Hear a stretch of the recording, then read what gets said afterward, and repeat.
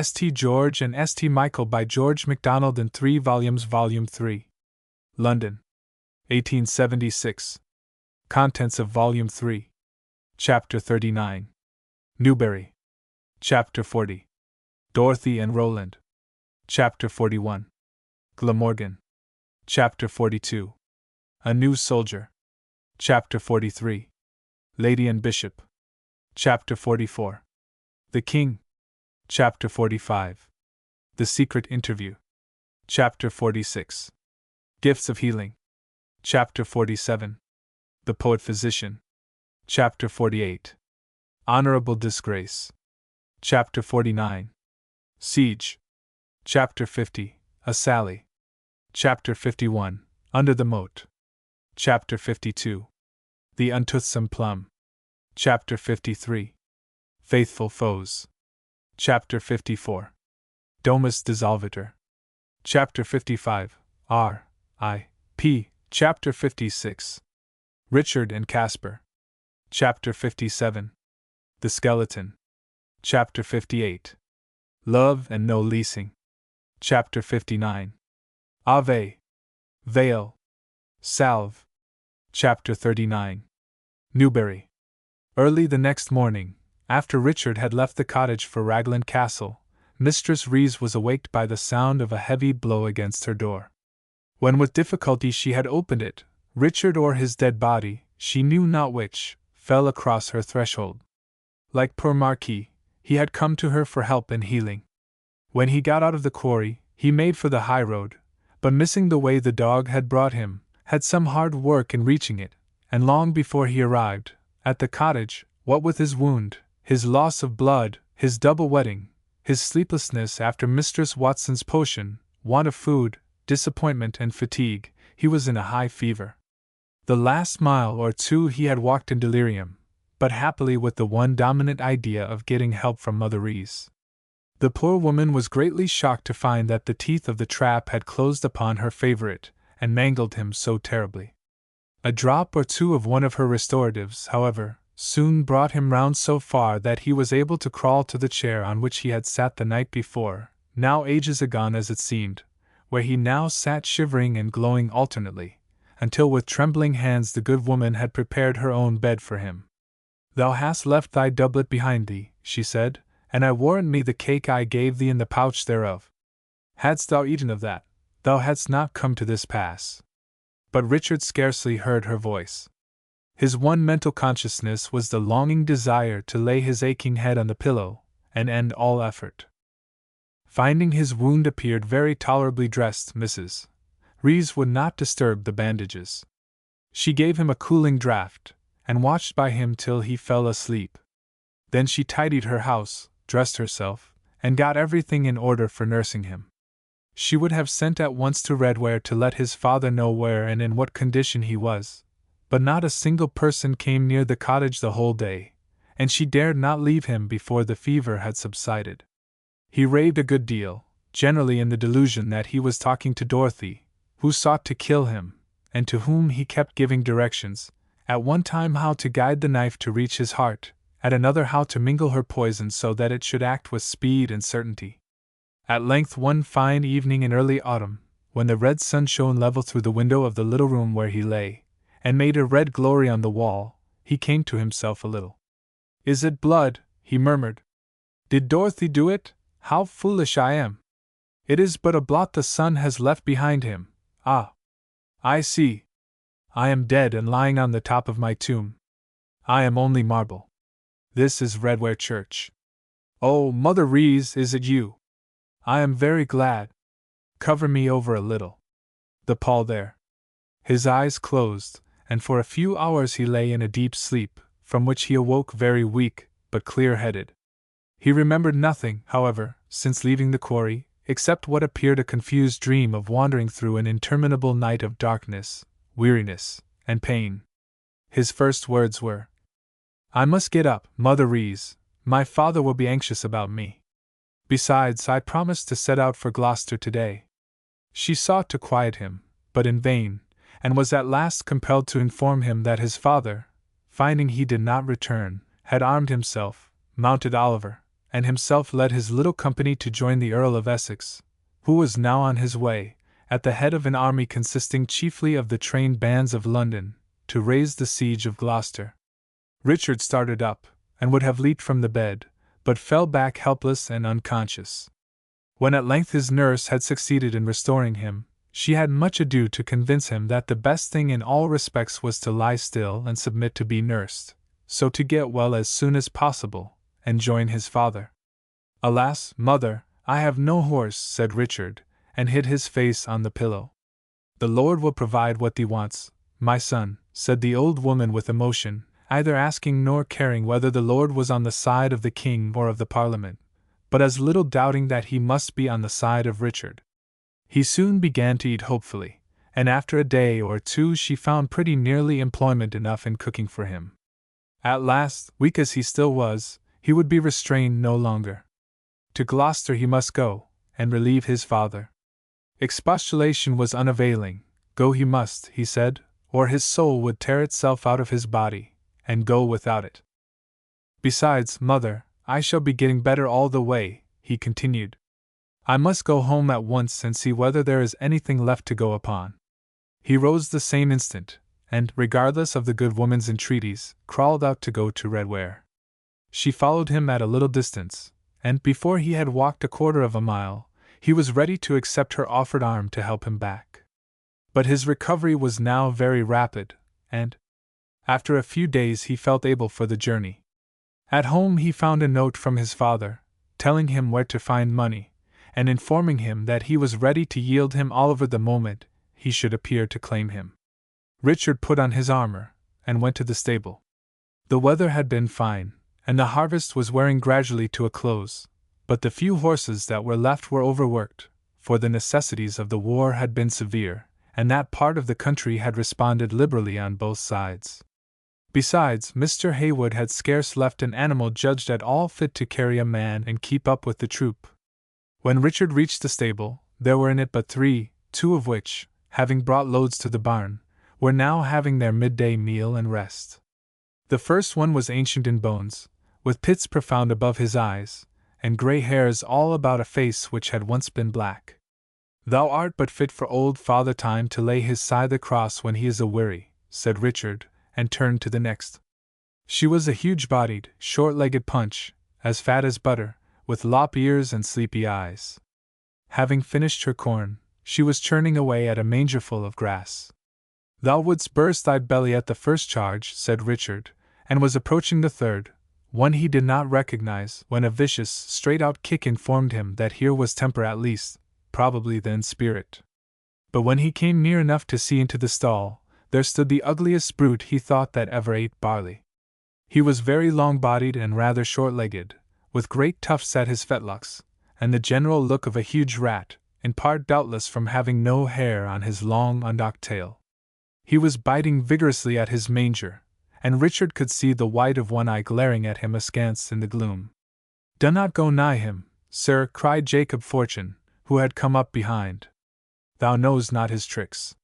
His name be his nature, and we call him Beelzebub when Master Stopchase be not by. I be right glad to see your honor up again." Jacob was too old to go to the wars, and too indifferent to regret it, but he was faithful, and had authority over the few men left. "I thank you, Jacob," said Richard. "What brute is this? I know him not." "We all knows him too well, Master Richard, though verily Stopchase bought him but the day before he rode, thinking belike he might carry an ear or 2 of wheat. If he be not very good he was not parlous dear. He paid for him but an old song. He was warranted to have work in him if a man but knew how to get it out. He is ugly. He is the ugliest horse, cart horse, nag, or courser, on this creation side," said the old man, "ugly enough to fright to death where he doth fail in his endeavor to kill.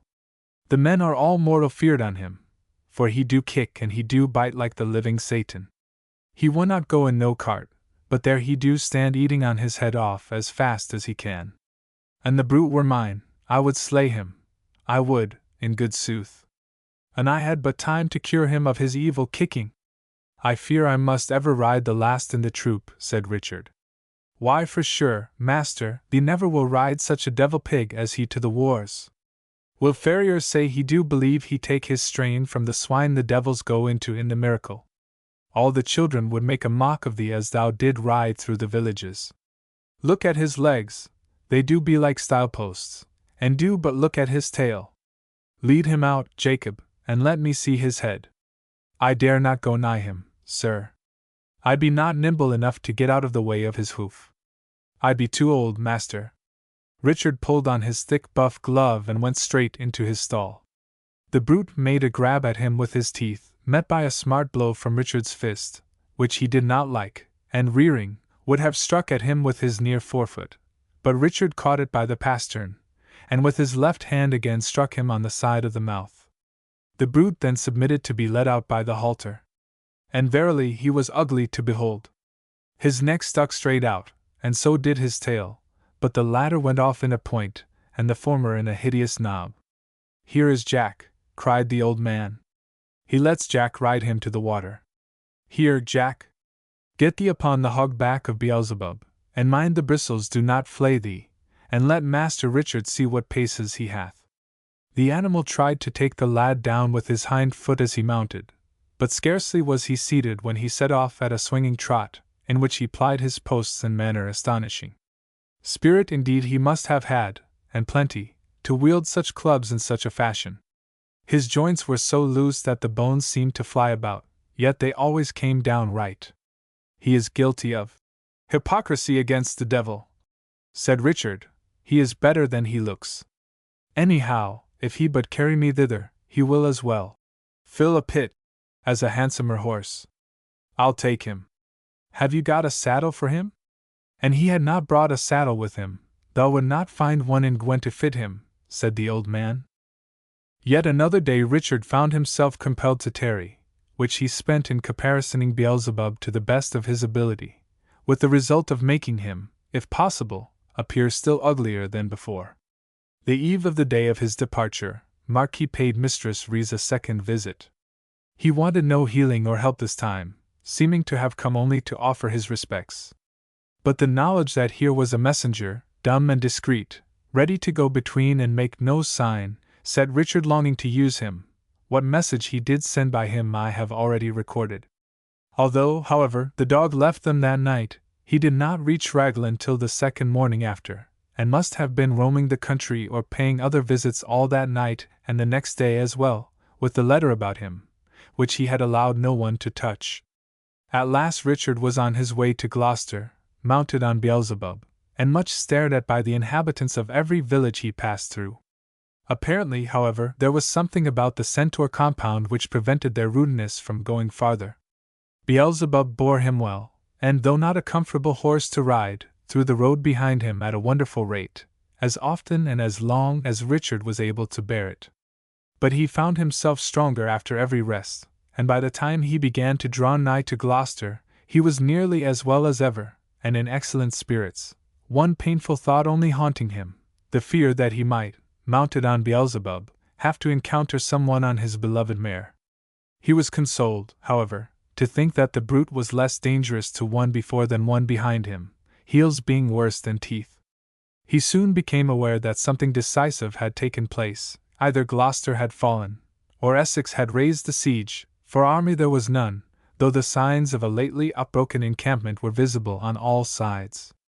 Presently, inquiring at the gate, he learned that, on the near approach of Essex, the besieging army had retired, and that, after a few days' rest, the general had turned again in the direction of London.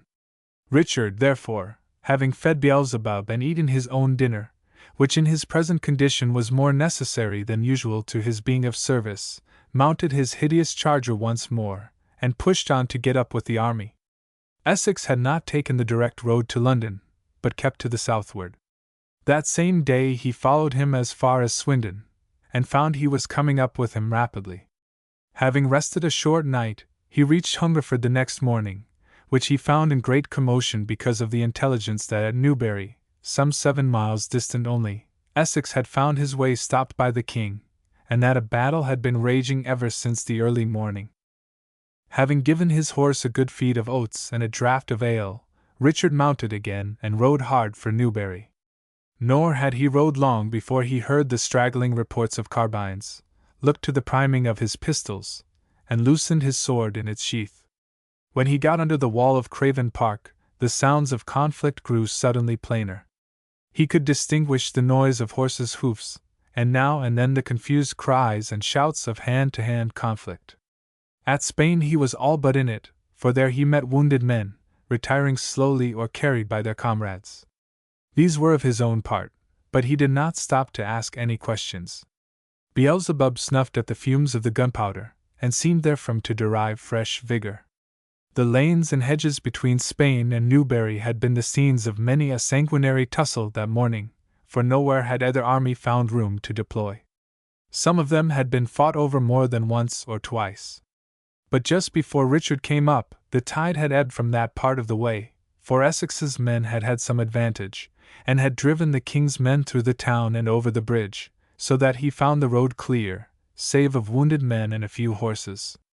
As he reached Spinhamland, and turned sharp to the right into the main street of Newbury, a bullet from the pistol of a royalist officer who lay wounded struck Beelzebub on the crest.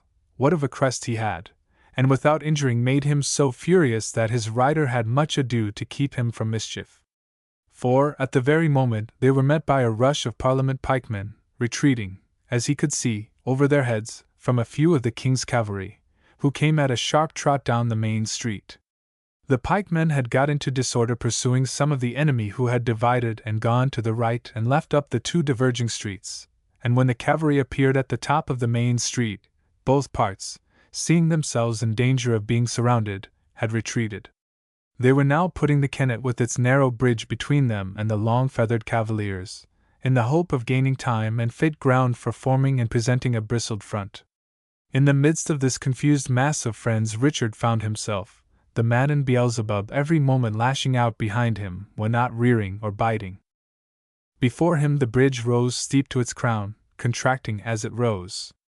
At its foot, where it widened to the street, stood a single horseman, shouting impatiently to the last of the pikemen, and spurring his horse while holding him. As the last man cleared the bridge, he gave him rein, and with a bound and a scramble reached the apex, and stood, within half a neck of the foremost of the cavalier troop.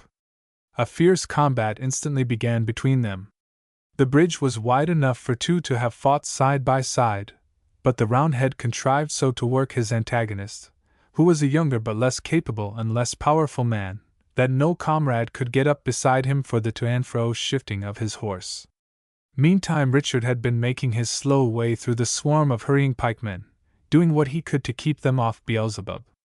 The moment he was clear, he made a great bolt for the bridge, and the same moment perceived who the brave man was. "Hold on, sir," he shouted. "Hold your own, father! Here I am. Here is Richard." And as he shouted he sent Beelzebub, like a low-flying bolt from crossbow, up the steep crown of the bridge, and wedged him in between Oliver and the parapet, just as a second cavalier made a dart for the place. At his horse Beelzebub sprang like a fury, rearing, biting, and striking out with his forefeet in such manner as quite to make up to his rider for the disadvantage of his low stature. The cavalier's horse recoiled in terror, rearing also, but snorting and backing and wavering, so that, in his endeavors to avoid the fury of Beelzebub, which was frightful to see, for with ears laid back and gleaming teeth he looked more like a beast of prey, he would but for the crowd behind him have fallen backward down the slope. A bullet from one of Richard's pistols sent his rider over his tail, the horse fell sideways against that of Mr. Haywood's antagonist, and the path was for a moment barricaded. "Well done, good Beelzebub," cried Richard, as he reined him back on to the crest of the bridge. "Boy," said his father sternly, at the same instant dealing his encumbered opponent a blow on the headpiece which tumbled him also from his horse, "is this sacred hour of victory a time to sully with profane and foolish jests? I little thought to hear such words at my side, not to say from the mouth of my own son." "Pardon me, father, I praised my horse," said Richard. "I think not he ever had praise before, but it cannot corrupt him, for he is such an ill-conditioned brute that they that named him did name him Beelzebub, now that he hath once done well, who knoweth but it may cease to fit him?" I am glad thy foolish words were so harmless, returned Mr. Haywood, smiling. In my ears they sounded so evil that I could ill accept their testimony. Verily the animal is marvellous ill-favoured, but, as thou sayest, he hath done well, and the first return we make him shall be to give him another name. The less man or horse hath to do with Satan the better, for what is he but the arch-foe of the truth?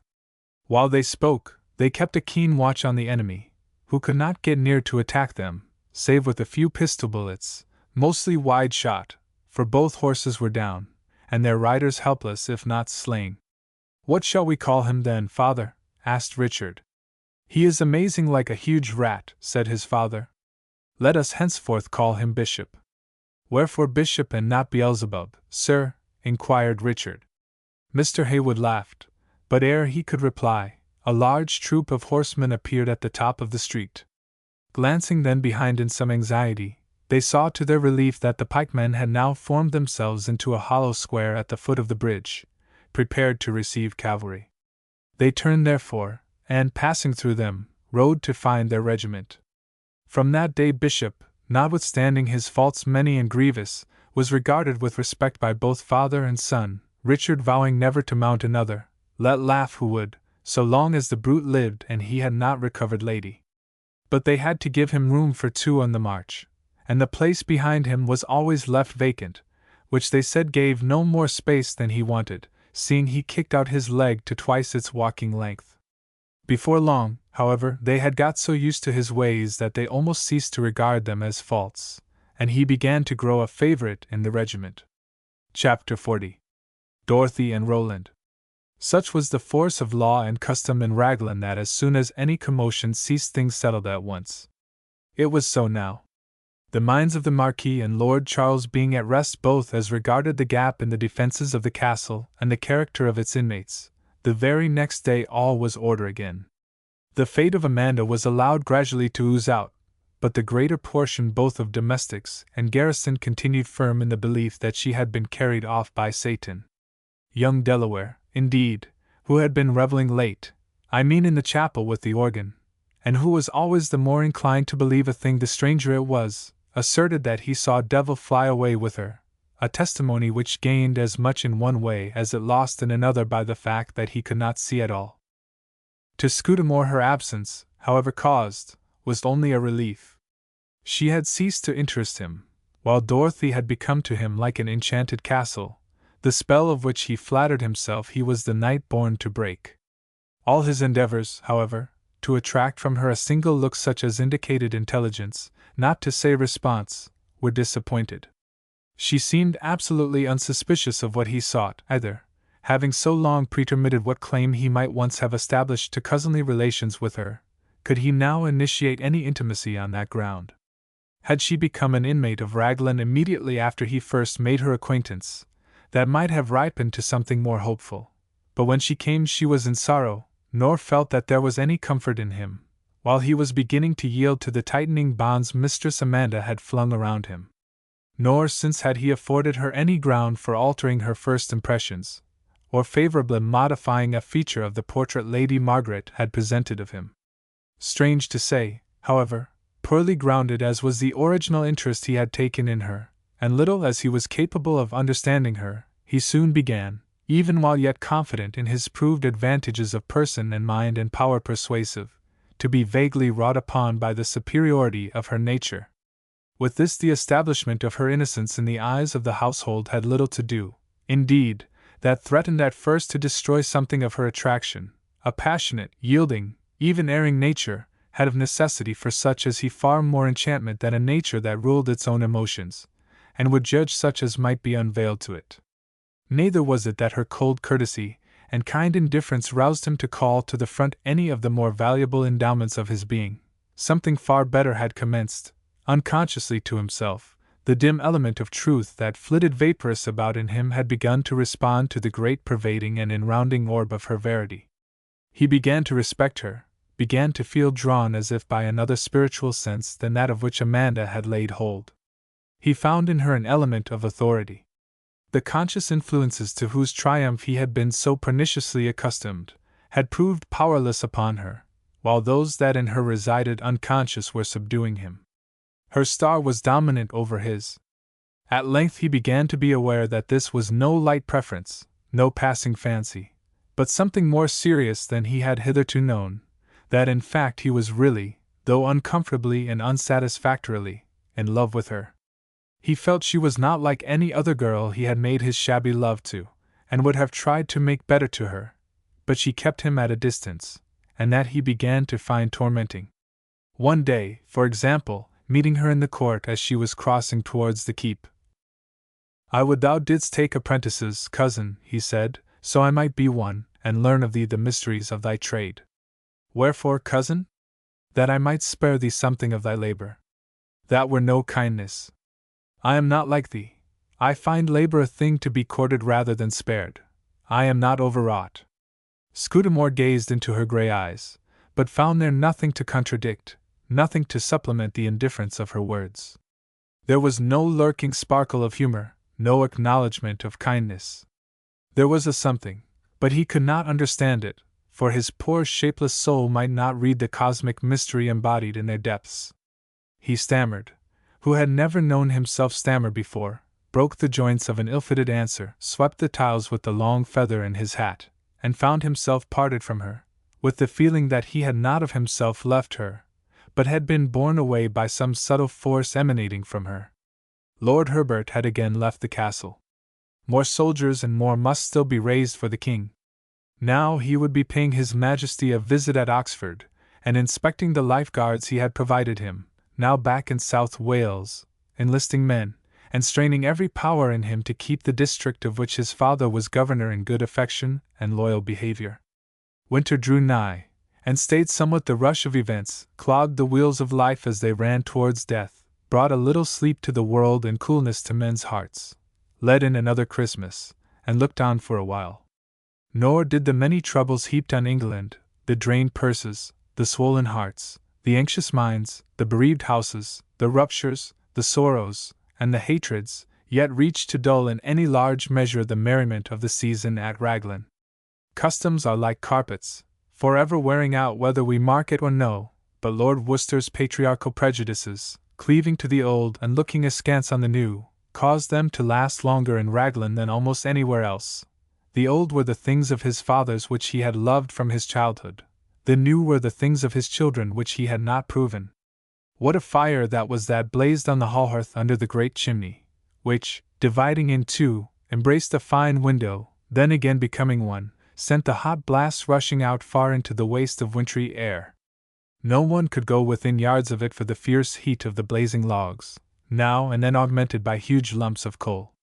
And when, on the evenings of special merrymaking, the candles were lit, the musicians were playing, and a country dance was filling the length of the great floor, in which the whole household, from the Marquis himself, if his gout permitted, to the grooms and kitchen maids, would take part, a finer outburst of homely splendor, in which was more color than gilding, more richness than shine, was not to be seen in all the island. On such an occasion Roland had more than once attempted nearer approach to Dorothy, but had gained nothing. She neither repelled nor encouraged him, but smiled at his better jokes, looked grave at his silly ones, and altogether treated him like a boy, young, or old, enough to be troublesome if encouraged. He grew desperate, and so one night summoned up courage as they stood together waiting for the next dance. "Why will you never talk to me, Cousin Dorothy?" he said. "Is it so, Mr. Scudamore? I was not aware. If thou spoke and I answered not, I am sorry." "No, I mean not that," returned Scudamore. "But when I venture to speak, you always make me feel as if I ought not to have spoken. When I call you Cousin Dorothy, you reply with Mr. Scudamore. The relation is hardly near enough to justify a less measure of observance. Our mothers loved each other. They found each other worthy. And you do not find me such?" sighed Scudamore, with a smile meant to be both humble and bewitching. "No, thou hast not made me desire to hold with thee much converse. Tell me why, cousin, that I may reform that which offends thee. If a man see not his faults with his own eyes, how shall he see them with the eyes of another? Wilt thou never love me, Dorothy, not even a little? Wherefore should I love thee, Roland? We are commanded to love even our enemies. Art thou then mine enemy, cousin? No, forsooth. I am the most loving friend thou hast. Then am I sorely to be pitied. For having my love? Nay, for having none better than thine. But thank God, it is not so. Must I then be thine enemy indeed before thou wilt love me? No, cousin, cease to be thine own enemy, and I will call thee my friend. Marry! Wherein then am I mine own enemy? I lead a sober life enough, as thou sayest, ever under the eye of my lord. But what wouldst thou an thou wert from under the eye of thy lord? I know thee better than thou thinkest, cousin. I have read thy title page, if not thy whole book. Tell me then how runneth my title page, cousin? The art of being wilfully blind, or the way to see no farther than one would. Fair preacher, began Roland, but Dorothy interrupted him. Nay then, now betake thee to thy gibes. I have done, she said. Be not angry with me, it is but my nature, which for thy sake I will control. If thou canst not love me, wilt thou not then pity me a little? That I may pity thee, answer me what good thing is there in thee wherefore I should love thee? Wouldst thou have a man trumpet his own praises? I fear not that of thee who hast but the trumpet. I will tell thee this much, I have never seen in thee that thou didst love save for the pastime thereof. I doubt if thou lovest thy master for more than thy place. O cousin! Be honest with thyself, Roland. If thou would have me for thy cousin, it must be on the ground of truth. Roland possessed at least good nature. Few young men would have borne to be so severely handled. But then, while one's good opinion of himself remains untroubled, confesses no touch, gives out no hollow sound, shrinks not self-hurt with the doubt of its own reality, hostile criticism will not go very deep, will not reach to the quick. The thing that hurts is that which sets trembling the ground of self-worship, lays bare the shrunk cracks and wormholes under the golden plates of the idol, shows the ants running about in it, and renders the foolish smile of the thing hateful. But he who will then turn away from his imagined self, and refer his life to the hidden ideal self, the angel that ever beholds the face of the Father, shall therein be made whole and sound, alive and free. The dance called them, and their talk ceased. When it was over, Dorothy left the hall and sought her chamber. But in the fountain court her cousin overtook her, and had the temerity to resume the conversation. The moth would still at any risk circle the candle. It was a still night, and therefore not very cold, although icicles hung from the mouth of the horse, and here and there from the eaves. They stood by the marble basin, and the dim lights and scarce dimmer shadows from many an upper window passed athwart them as they stood. The chapel was faintly lighted, but the lantern window on the top of the hall shone like a yellow diamond in the air. Thou dost me scant justice, cousin, said Roland, maintaining that I love but myself, or for mine own ends. I know that love thee better than so. For thine own sake, I would, might I but believe it, be glad of the assurance. But, Amanda's behavior to her having at last roused counter-observation and speculation on Dorothy's part, she had become suddenly aware that there was an understanding between her and Roland. It was gradually, however, that the question rose in her mind, could these two have been the nightly intruders on the forbidden ground of the workshop, and afterwards the victims of the water-shoot? But the suspicion grew to all but a conviction. Latterly she had observed that their behavior to each other was changed, also that Amanda's aversion to herself seemed to have gathered force. And one thing she had found remarkable, that Roland revealed no concern for Amanda's misfortunes, or anxiety about her fate. With all these things potentially present in her mind, she came all at once to the resolution of attempting a bold stroke. But Dorothy went on, when I think how thou didst bear thee with Mistress Amanda. My precious Dorothy, exclaimed Scudamore, filled with a sudden gush of hope, thou wilt never be so unjust to thyself as to be jealous of her. She is to me as nothing, as if she had never been, nor care I forsooth if the devil hath indeed flown away with her bodily, as they will have it in the hall and the guard-room. Thou didst seem to hold friendly enough converse with her while she was yet one of us. Yes, but she had no heart like thee, Dorothy, as I soon discovered. She had indeed a pretty wit of her own, but that was all. And then she was spiteful. She hated thee, Dorothy. He spoke of her as one dead. How knewest thou that? Wast thou then so far in her confidence, and art now able to talk of her thus? Where is thine own heart, Mr. Scudamore? In thy bosom, lovely Dorothy. Thou mistakest. But mayhap thou dost imagine I picked it up that night thou didst lay it at Mistress Amanda's feet in my lord's workshop in the keep. Dorothy's hatred of humbug, which was not the less in existence than that they had not the ugly word to express the uglier thing, enabled her to fix her eyes on him as she spoke, and keep them fixed when she had ended. He turned pale, visibly pale through the shadowy night, nor attempted to conceal his confusion. It is strange how self-conviction will wait upon foreign judgment, as if often only the general conscience were powerful enough to wake the individual one. Or perhaps, she continued, it was torn from thee by the waters that swept thee from the bridge, as thou didst venture with her yet again upon the forbidden ground. He hung his head, and stood before her like a chinned child. Think'st thou, she went on, that my lord would easily pardon such things? Thou knewest it, and didst not betray me. O Dorothy, murmured Scudamore. Thou art a very angel of light, Dorothy. He seized her hand, and but for the possible eyes upon them, he would have flung himself at her feet. Dorothy, however, would not yet lay aside the part she had assumed as moral physician, surgeon rather. But notwithstanding all this, cousin Roland, when trouble came upon the young lady, what comfort was there for her in thee? Never hadst thou loved her, although I doubt not thou didst vow and swear thereto 100 times. Roland was silent. He began to fear her. Or what love thou hadst was of such sort that thou didst encourage in her that which was evil, and then let her go like a haggard hawk. Thou marvellest, forsooth, that I should be so careless of thy merits. Tell me, cousin, what is there in thee that I should love? Can there be love for that which is nowise lovely? Thou wilt doubtless say in thy heart, she is but a girl, and how then should she judge concerning men and their ways? But I appeal to thine own conscience, Roland, when I ask thee, is this well? And if a maiden truly loved thee, it were all one. Thou wouldst but carry thyself the same to her, if not today, then tomorrow, or a year hence. Not if she were good, Dorothy, like thee, he murmured. Not if thou wert good, Roland, like him that made thee. Wilt thou not teach me then to be good like thee, Dorothy? Thou must teach thyself to be good like the Roland thou knowest in thy better heart, when it is soft and lowly.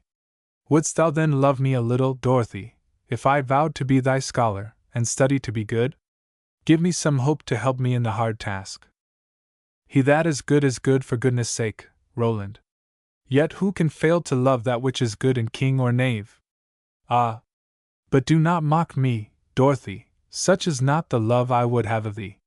It is all thou ever canst have of me, and methinks it is not like thou wilt ever have it, for verily thou art of nature so light that any wind may blow thee into the Dead Sea. From a saint it was enough to anger any sinner. I see, cried Scudamore. For all thy fine reproof, thou too canst spurn a heart at thy feet. I will lay my life thou lovest the Roundhead, and art but a traitress for all thy goodness. I am indeed traitress enough to love any Roundhead gentleman better than a royalist knave, said Dorothy, and turning from him she sought the grand staircase. Chapter 41. Glamorgan. The winter passed, with much running to and fro, in foul weather and fair, and still the sounds of war came no nearer to Raglan, which lay like a great lion in a desert that the hunter dared not arouse.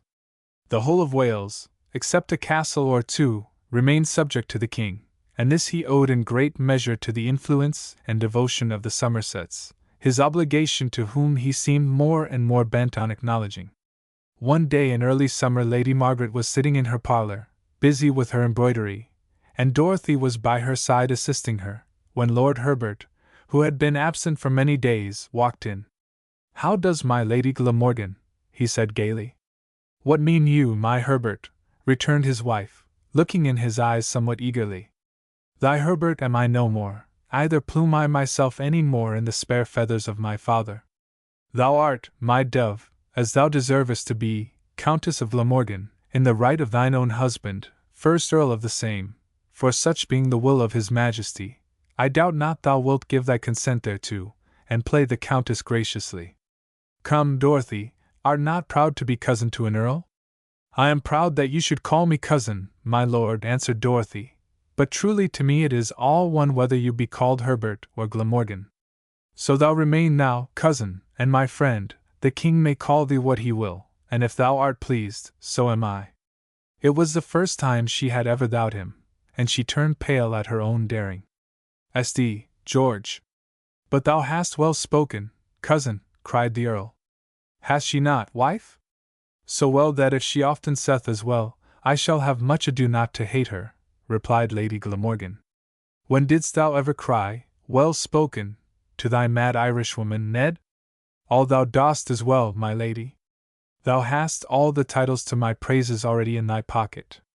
Besides, cousin Dorothy is young and meek, and requireth a little encouragement. Whereas thy wife is old and bold, and cares no more for thy good word, my new Lord of Glamorgan." Dorothy looked so grave that they both fell a laughing. "I would thou couldst teach her a merry jest or two, Margaret," said the Earl. "We are decent people enough in Raglan, but she is much too sober for us. Cheer up, Dorothy. Good times are at hand, that thou mayest not doubt it. Listen, but this is only for thy ear, not for thy tongue. The king hath made thy cousin, that is me, Edward Somerset, the husband of this fair lady, generalissimo of his 3 armies, and admiral of a fleet, and truly I know not what all, for I have yet but run my eye over the patent. And wife, I verily do believe the king but bides his time to make my father Duke of Somerset, and then one day thou wilt be a duchess, Margaret. Think on that." Lady Glamorgan burst into tears. "I would I might have a kiss of my Molly," she cried. She had never before in Dorothy's hearing uttered the name of her child since her death. New dignity, strange as it may seem to some, awoke suddenly the thought of the darling to whom titles were but words, and the ice was broken. A pause followed. "Yes, Margaret, thou art right," said Glamorgan at length. "It is all but folly, yet as the marks of a king's favor, such honors are precious. As to what a king's favor itself might be worth, that my Lord of Glamorgan lived to learn. It is I who pay for them," said his wife. "How so, my dove? Do they not cost me thee, Herbert, and cost me very dear? Art not ever from my sight? Wish I not often as I lay awake in the dark, that we were all in heaven and well over with the foolery of it? The angels keep Molly in mind of us." "Yes, my Peggy, it is hard on thee, and hard on me too," said the Earl tenderly, "yet not so hard as upon our liege lord the king, who selleth his plate and jewels." "Pooh! What of that then, Herbert? And he would leave me thee, he might have all mine, and welcome, for thou knowest, Ned, I but hold them for thee to sell when thou wilt." "I know, and the time may come, though, thank God, it is not yet. What wouldst thou say, Countess, if with all thy honors thou did yet come to poverty? Canst be poor and merry, think'st thou? So thou wert with me, Herbert, Glamorgan, I would say, but my lips frame not themselves to the word. I like not the title greatly, but when it means thee to me, then shall I love it. Art thou poor, yet hast thou golden slumbers? Oh, sweet content!" sang the Earl in a mellow tenor voice. "My lord, and I have leave to speak," said Dorothy. "Did you not say the diamond in that ring Richard Haywood sent me was of some worth?" "I did, cousin. It is a stone of the finest water, and of good weight, though truly I weighed it not. Then would I cast it in the king's treasury, and if your lordship would condescend to be the bearer of such a small offering." "No, child, the king robs not orphans. Did the king of kings rob the poor widow that cast in her 2 mites, then?" "No, but perhaps the priests did. Still, as I say, the hour may come when all our mites may be wanted, and thine be accepted with the rest, but my father and I have yet much to give, and shall have given it before that hour come. Besides, as to thee, Dorothy, what would that handsome Roundhead of thine say, if instead of keeping well the ring he gave thee, thou had turned it to the use he liked the least?" "He will never ask me concerning it," said Dorothy, with a faint smile. "Be not over-sure of it, child. My lady asks me many things I never thought to tell her before the priest made us one. Dorothy, I have no right and no wish to spy into thy future, and fright thee with what, if it come at all, will come peacefully as June weather. I have not constructed thy horoscope to cast thy nativity, and therefore I speak as one of the ignorant.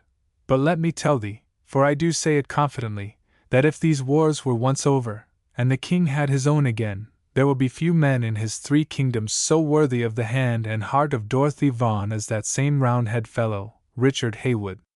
I would to God he were as good a Catholic as he is a mistaken Puritan.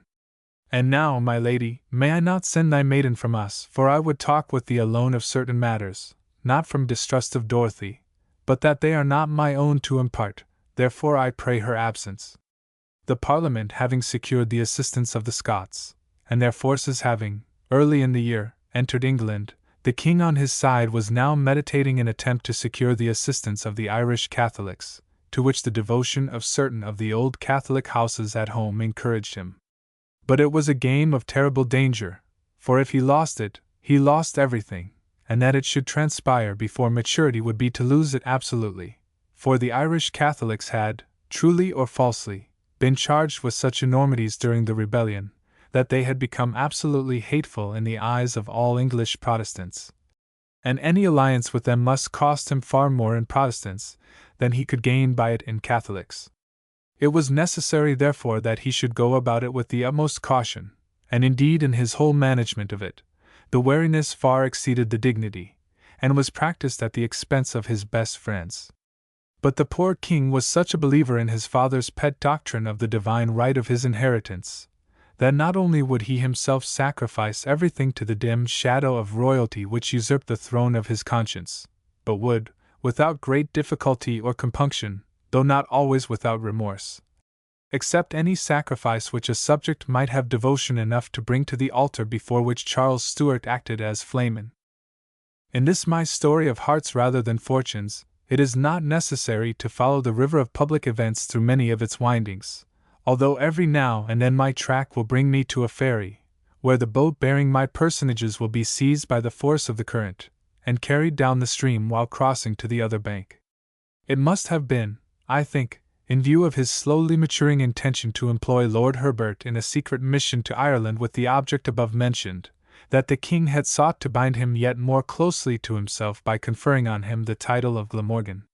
It was not, however, until the following year, when his affairs seemed on the point of becoming desperate, that he proceeded, possibly with some Protestant compunctions, certainly with considerable Protestant apprehension, to carry out his design. Towards this had pointed the relaxation of his measures against the Catholic rebels for some time previous, and made to some have indicated hopes entertained of them. It must be remembered that while these Catholics united to defend the religion of their country, they, like the Scots who had joined the Parliament, professed a sincere attachment to their monarch, and in the persons of their own enemies had certainly taken up arms against many of his. Meantime the Scots had invaded England, and the Parliament had largely increased their forces in the hope of a decisive engagement, but the king refused battle and gained time. In the north Prince Rupert made some progress, and brought on the Battle of Marston Moor, where the victory was gained by Cromwell, after all had been regarded as lost by the other parliamentary generals. On the other hand, the king gained an important advantage in the west country over Essex and his army. The trial and execution of Laud, who died in the beginning of the following year, obeying the king rather than his rebellious lords, was a terrible sign to the house of Raglan of what the Presbyterian party was capable of. But to Dorothy it would have given a yet keener pain, had she not begun to learn that neither must the excesses of individuals be attributed to their party, nor those of his party taken as embodying the mind of every one who belongs to it. At the same time the old insuperable difficulty returned: how could Richard belong to such a party? Chapter 42. A New Soldier. Moments had scarcely passed after Dorothy left him at the fountain, ere Scudamore grievously repented of having spoken to her in such a manner, and would gladly have offered apology, and what amends he might. But Dorothy, either easily moved to wrath, nor yet given to the nourishing of active resentment, was not therefore at all the readier to forget the results of moral difference, or to permit any nearer approach on the part of one such as her cousin had shown himself. As long as he continued so self-serene and unashamed, what satisfaction to her or what good to him could there be in it, even were he to content himself with the cousinly friendship which, as soon as he was capable of it, she was willing to afford him? As it was now, she granted him only distant recognition in company, either seeking nor avoiding him, and as to all opportunity of private speech, entirely shunning him. For some time, in the vanity of his experience, he never doubted that these were only feminine arts, or that when she judged him sufficiently punished, she would relax the severity of her behavior and begin to make him amends. But this demeanor of hers endured so long, and continued so uniform, that at length he began to doubt the universality of his experience, and to dread lest the maiden should actually prove what he had never found maiden before, inexorable. He did not reflect that he had given her no ground whatever for altering her judgment or feeling with regard to him. But in truth her thoughts rarely turned to him at all, and while his were haunting her as one who was taking pleasure in the idea that she was making him feel her resentment, she was simply forgetting him, busy perhaps with some self-offered question that demanded an answer, or perhaps brooding a little over the past, in which the form of Richard now came and went at its will. So long as Roland imagined the existence of a quarrel, he imagined therein a bond between them. When he became convinced that no quarrel, only indifference, or perhaps despisal, separated them, he began again to despair, and felt himself urged once more to speak. Seizing therefore an opportunity in such manner that she could not escape him without attracting very undesirable attention, he began a talk upon the old basis. "Wilt thou then forgive me nevermore, Dorothy?" he said humbly. "For what, Mr. Skewclamore?" "I mean for offending thee with rude words." "Truly I have forgotten them." "Then shall we be friends?" "Nay, that follows not." "What quarrel then hast thou with me?" "I have no quarrel with thee, yet is there one thing I cannot forgive thee."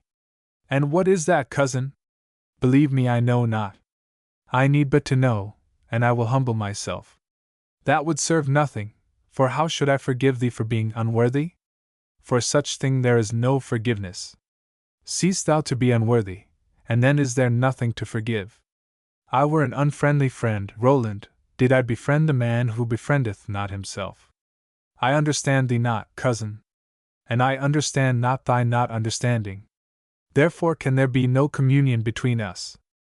So saying, Dorothy left him to what consolation he could find in such china pastoral abuse as the gallants of the day would, with the aid of poetic penny trumpet, cast upon offending damsels, Daphnes and Chloes, and, in the mood, heathen shepherdesses in general. But fortunately for himself, how great soever had been the freedom with which he had lost and changed many a foolish liking, he found, let his hopelessness or his offense be what it might, he had not the power to shake himself free from the first worthy passion ever roused in him. It had struck root below the sandy upper stratum of his mind into a clay soil beneath, where at least it was able to hold, and whence it could draw a little slow, reluctant nourishment.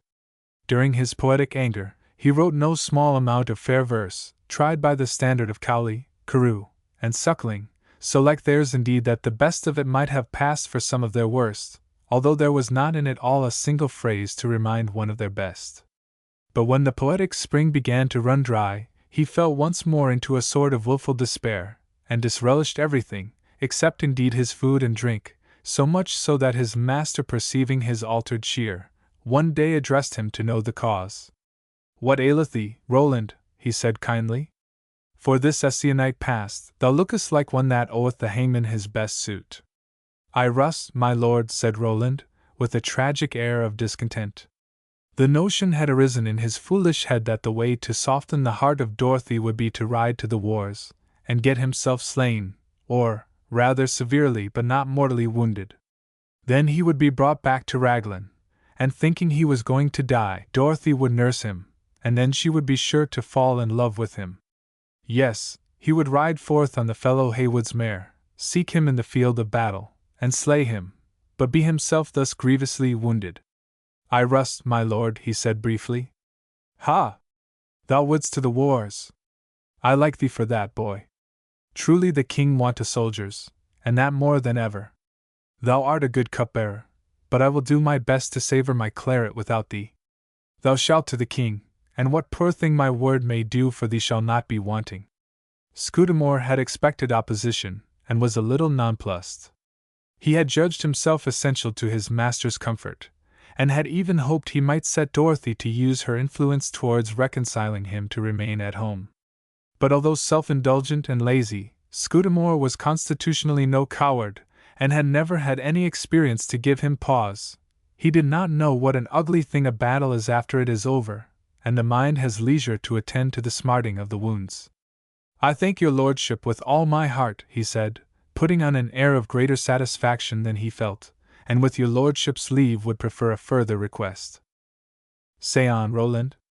I owe thee something for long and faithful service. And I will. Give me the Roundhead's mare that I may the better find her master." For Lady was still within the walls. The Marquis could not restore her, but neither could he bring himself to use her, cherishing the hope of being one day free to give her back to a reconciled subject. But alas! There were very few horses now in Raglan's stalls. "No, Roland," he said, "thou art the last who ought to get any good of her. It were neither law nor justice to hand the stolen goods to the thief." He sat silent, and Roland, not very eager, stood before him in silence also, meaning it to be read as indicating that to the wars except on that mare's back he would not ride. But the thought of the Marquis had now taken another turn. "Thou shalt have her, my boy. Thou shalt not rust at home for the sake of a gouty old man and his claret. But ere thou go, I will write out certain maxims for thy following both in the field and in quarters. Ere thou ride, look well to thy girths, and as thou ridest say thy prayers, for it pleaseth not God that every man on the right side should live, and thou mayst find the presence in which thou standest change suddenly from that of mortal man to that of living God. I say nothing of orthodoxy, for truly I am not one to think that because a man hath been born a heretic, which lay not in his choice, and hath not been of his parents taught in the truth, that therefore he must howl forever. Not while blessed Mary is Queen of Heaven, will all the priests in Christendom persuade me thereof. Only be thou fully persuaded in thine own mind, Roland, for if thou care not, that were an evil thing indeed. And of all things, my lad, remember this, that a weak blow were ever better unstruck. Go now to the armourer, and to him deliver my will that he fit thee out as a cuirassier for his Majesty's service.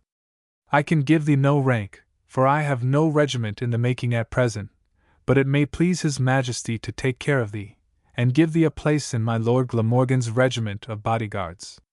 The prospect thus suddenly opened to Scudamore of a wider life and greater liberty might have dazzled many a nobler nature than his. Lord Worcester saw the light in his eyes, and as he left the room gazed after him with pitiful countenance. Poor lad! Poor lad! He said to himself. I hope I see not the last of thee. God forbid! But here thou didst but rust, and it were a vile thing in an old man to infect a youth with the disease of age. Roland soon found the master of the armory, and with him crossed to the keep, where it lay, above the workshop.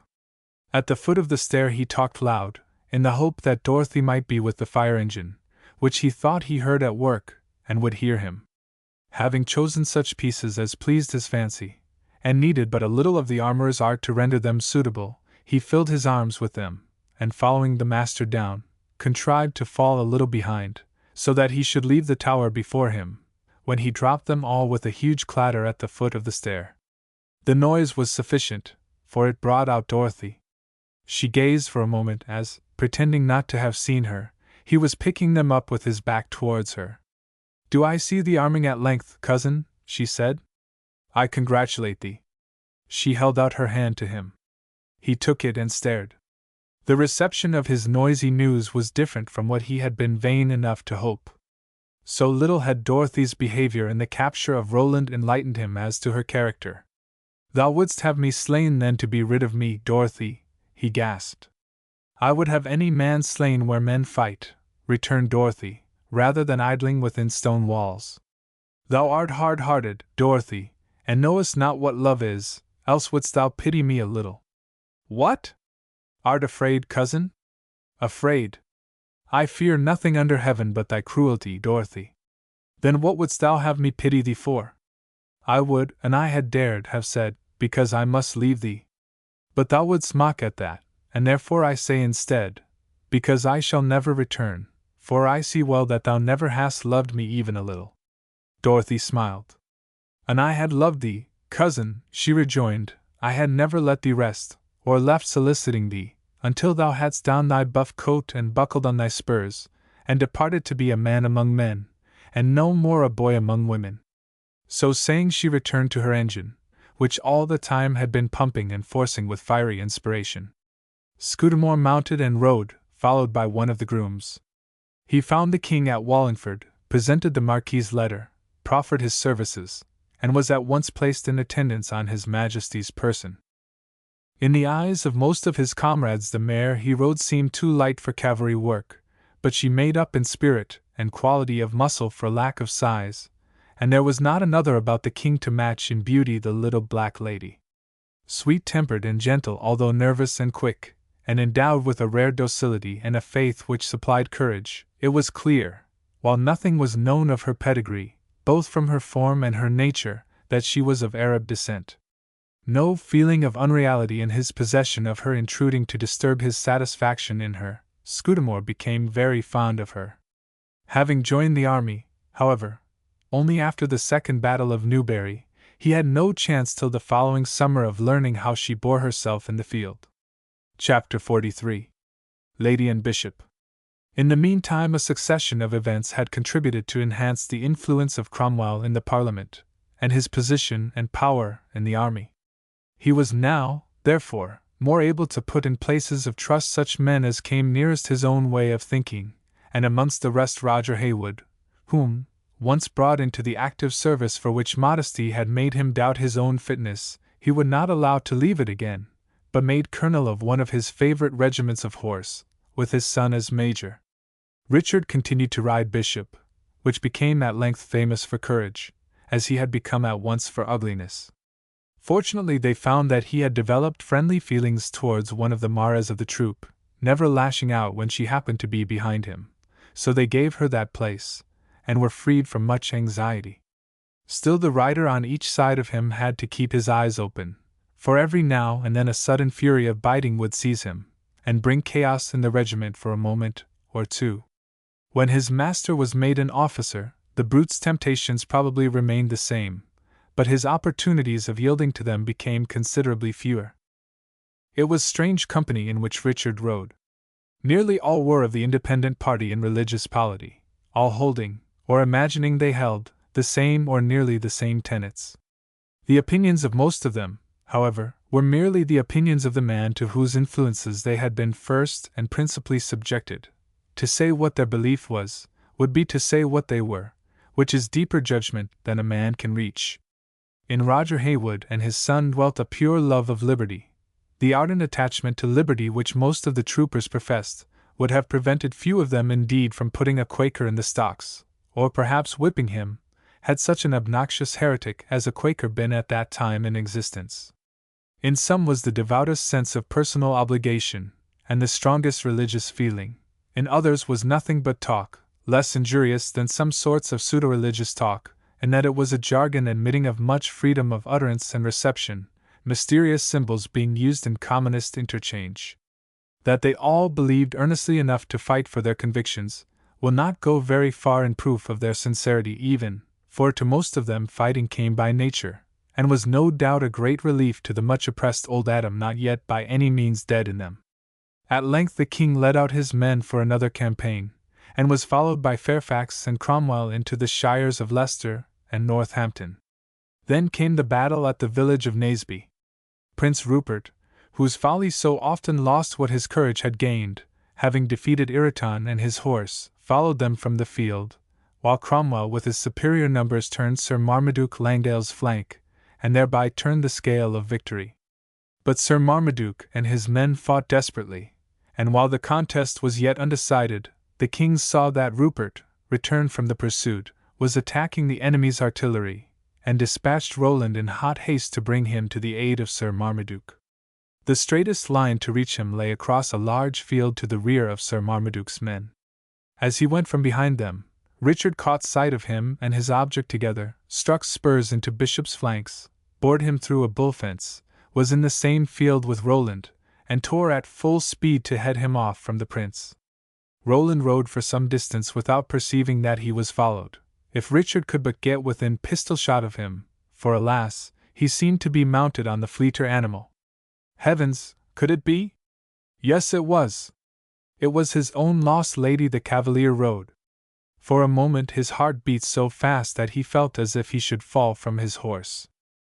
Roland became aware that he was pursued, but at the first glimpse of the long, low, rat-like animal on which the Roundhead came floundering after him, burst into a laugh of derision, and jumping a young hedge found himself in a clayish fallow, which his mare found heavy.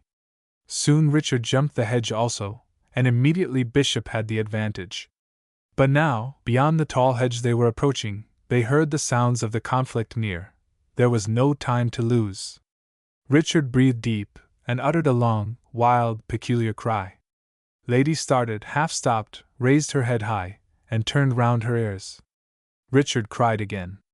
She wheeled, and despite spur and rein, though the powerful bit with which Roland rode her seemed to threaten breaking her jaw, bore him, at short deer-like bounds, back towards his pursuer. Not until the mare refused obedience did Roland begin to suspect who had followed him. Then a vague recollection of something Richard had said the night he carried him home to Raglan crossed his mind, and he grew furious. But in vain he struggled with the mare, and all the time Richard kept ploughing on towards him. At length he saw Roland take a pistol from his holster. Instinctively Richard did the same, and when he saw him raise the butt end to strike her on the head, firmed, and missed, but saved Lady the blow, and ere Roland recovered from the start it gave him to hear the bullet whistle past his ear, uttered another equally peculiar but different cry. Lady reared, plunged, threw her heels in the air, emptied her saddle, and came flying to Richard. But now arose a fresh anxiety. What if Bishop should, as was most likely, attack the mare? At her master's word, however, she stood, a few yards off, and with arched neck and forward pricked ears, waited, while Bishop, moved possibly with admiration of the manner in which she had unseated her rider, scanned her with no malign aspect. By this time Roland had got upon his feet, and mindful of his duty, hopeful also that Richard would be content with his prize, set off as hard as he could run for a gap he spied in the hedge.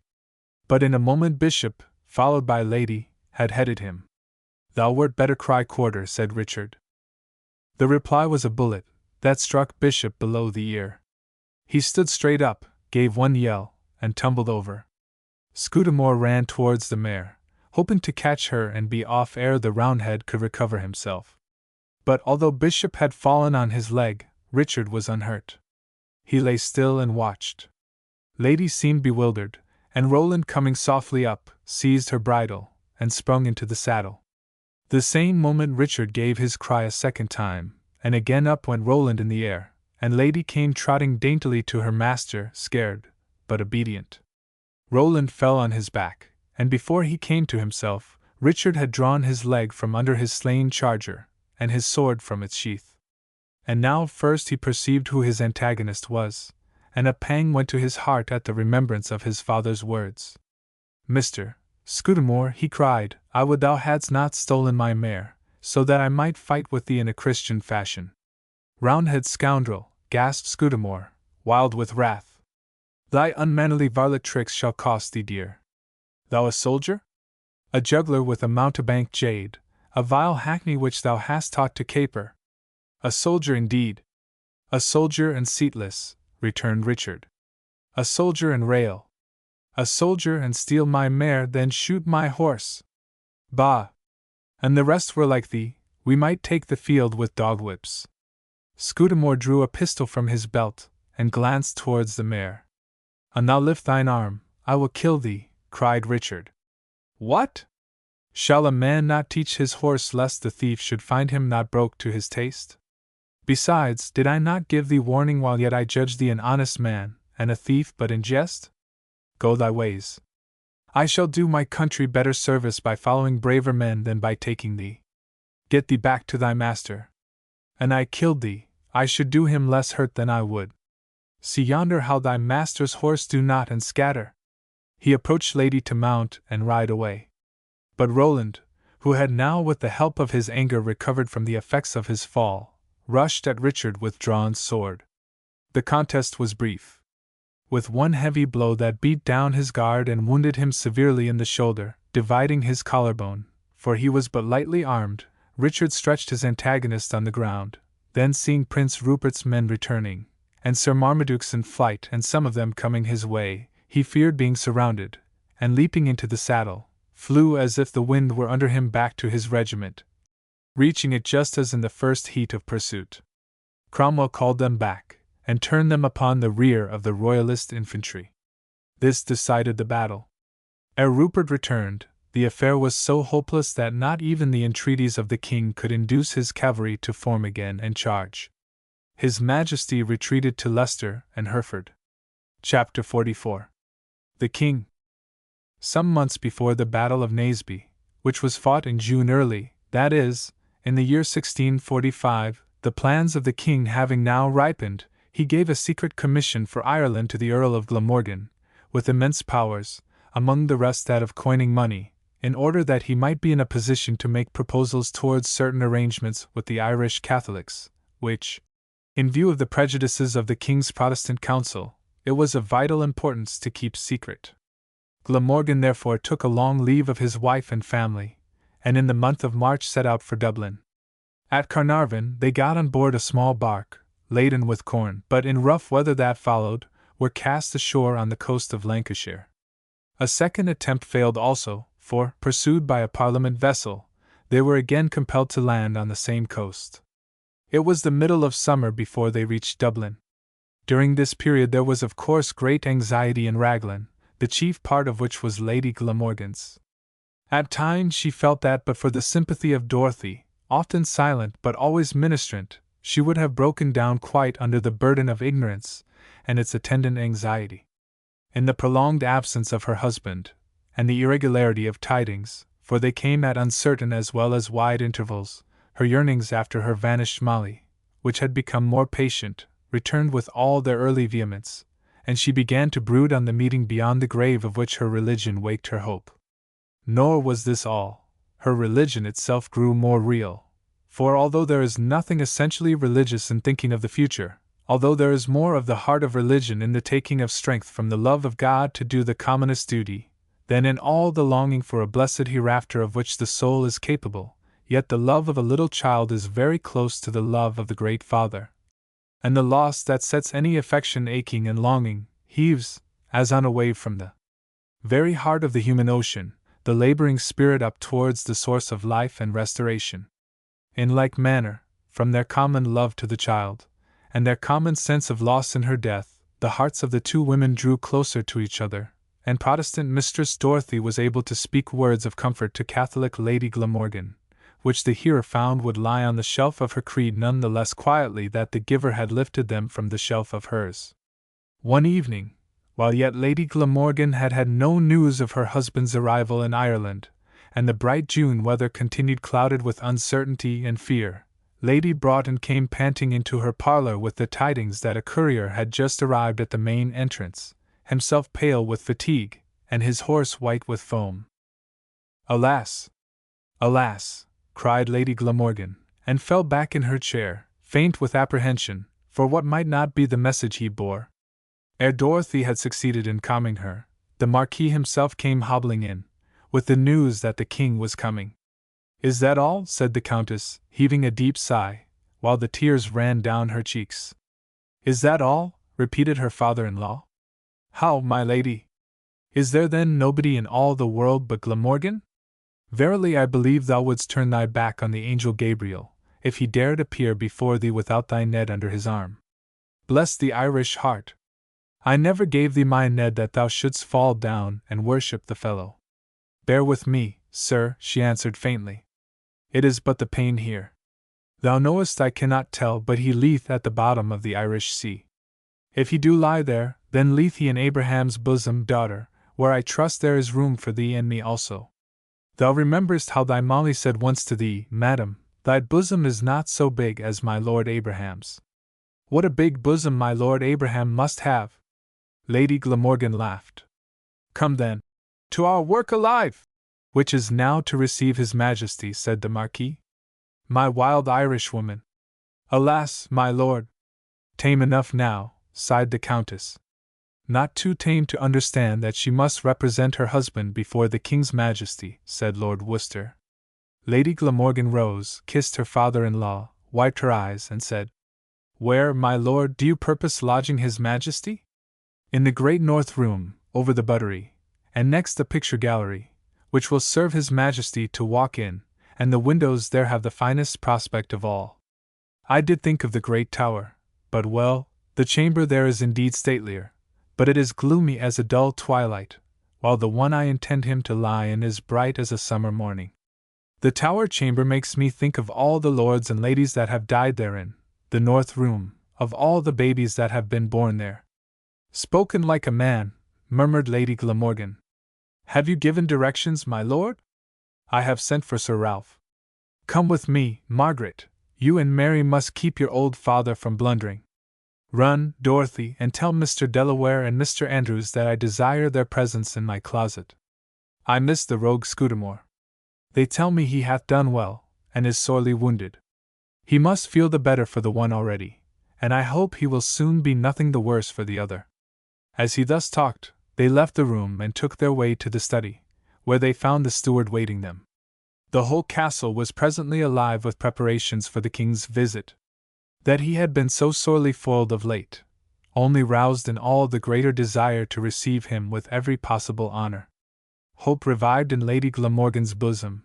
She would take the coming of the king as a good omen for the return of her husband. Dorothy ran to do the Marquis's pleasure. As she ran, it seemed as if some new spring of life had burst forth in her heart. The king! The king actually coming! The God-chosen monarch of England! The head of the church! The type of omnipotence! The wronged, the saintly, the wise! He who fought with bleeding heart for the rights, that he might fulfill the duties to which he was born. She would see him. She would breathe the same air with him. Gaze on his gracious countenance unseen until she had imprinted every feature of his divine face upon her heart and memory. The thought was too entrancing. She wept as she ran to find the master of the horse and the master of the fish ponds. At length, on the evening of the 3rd of July, a pursuivant, accompanied by an advance guard of horsemen, announced the king, and presently on the north road appeared the dust of his approach. Nearer they came, all on horseback, a court of officers. Travel-stained and weary, with foam-flecked horses, but flowing plumes, flashing armor, and ringing chains, they arrived at the brick gate, where Lord Charles himself threw the 2 leaves open to admit them, and bent the knee before his king. As they entered the marble gate, they saw the Marquis descending the great white stair to meet them, leaning for his lameness on the arm of his brother Sir Thomas of Troy, and followed by all the ladies and gentlemen and officers in the castle, who stood on the stair while he approached the king's horse, bent his knee, kissed the royal hand, and rising with difficulty, for the gout had aged him beyond his years, said, Domini, non sum dignus. I would I had not to give this brief dialogue, but it stands on record, and may suggest something worth thinking to him who can read it aright. The king replied, My lord, I may very well answer you again. I have not found so great faith in Israel, for no man would trust me with so much money as you have done. I hope your majesty will prove a defender of the faith, returned the Marquis. The king then dismounted, ascended the marble steps with his host, nearly as stiff as he from his long ride, crossed the moat on the undulating drawbridge, passed the echoing gateway, and entered the stone court. The Marquis turned to the king, and presented the keys of the castle. The king took them and returned them. I pray your majesty keep them in so good a hand. I fear that ere it be long I shall be forced to deliver them into the hands of who will spoil the compliment, said the Marquis. Nay, rejoined his majesty, but keep them till the King of Kings demand the account of your stewardship, my lord. I trust your majesty's name will then be seen where it stands therein, said the Marquis, for so it will fare the better with the steward. In the court, the garrison, horse and foot, a goodly show, was drawn up to receive him, with an open lane through, leading to the northwestern angle, where was the stair to the king's apartment. At the drawwell, which lay right in the way, and around which the men stood off in a circle, the king stopped, laid his hand on the wheel, and said gaily, My lord, is this your lordship's purse? For your majesty's sake, I would it were, returned the Marquis. At the foot of the stair, on plea of his gout, he delivered his majesty to the care of Lord Charles, Sir Ralph Blackstone, and Mr. Delaware, who conducted him to his chamber. The king supped alone, but after supper, Lady Glamorgan and the other ladies of the family, having requested permission to wait upon him, were ushered into his presence.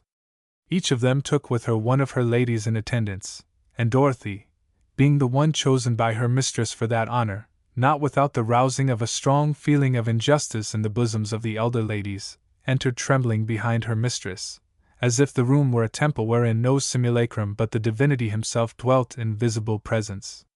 His Majesty received them courteously, said kind things to several of them, but spoke and behaved at first with a certain long-faced reserve rather than dignity, which, while it jarred a little with Dorothy's ideal of the graciousness that should be mingled with majesty in the perfect monarch, yet operated only to throw her spirit back into that stage of devotion wherein, to use a figure of the king's own, the awe overlays the love. A little later the Marquis entered, walking slowly, leaning on the arm of Lord Charles, but carrying in his own hands a present of apricots from his brother to the king.